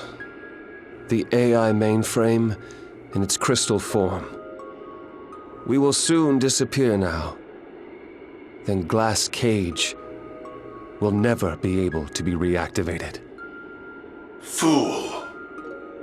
You choose such an uncertain, intangible thing as love. Thank you for everything you've done, Seto. Thank you.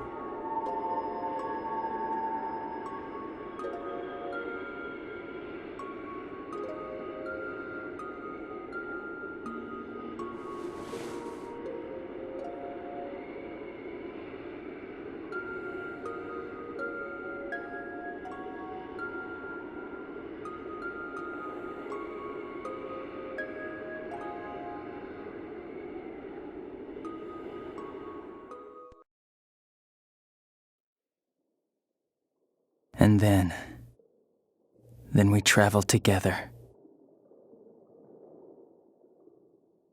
And after countless summers, one day, I was all alone again. A peaceful end. At the end of everything, I was truly and utterly alone.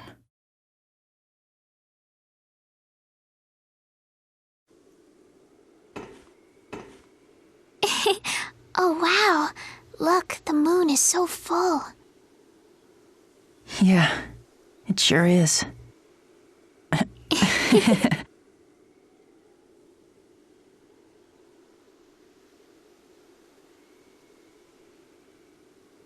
Oh, hey, listen. In all this time, I don't think I ever got your name.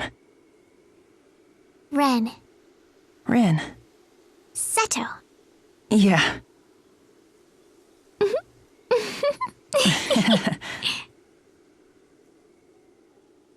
Well then, there are still plenty of survivors all over the world. Let's go find them. Okay.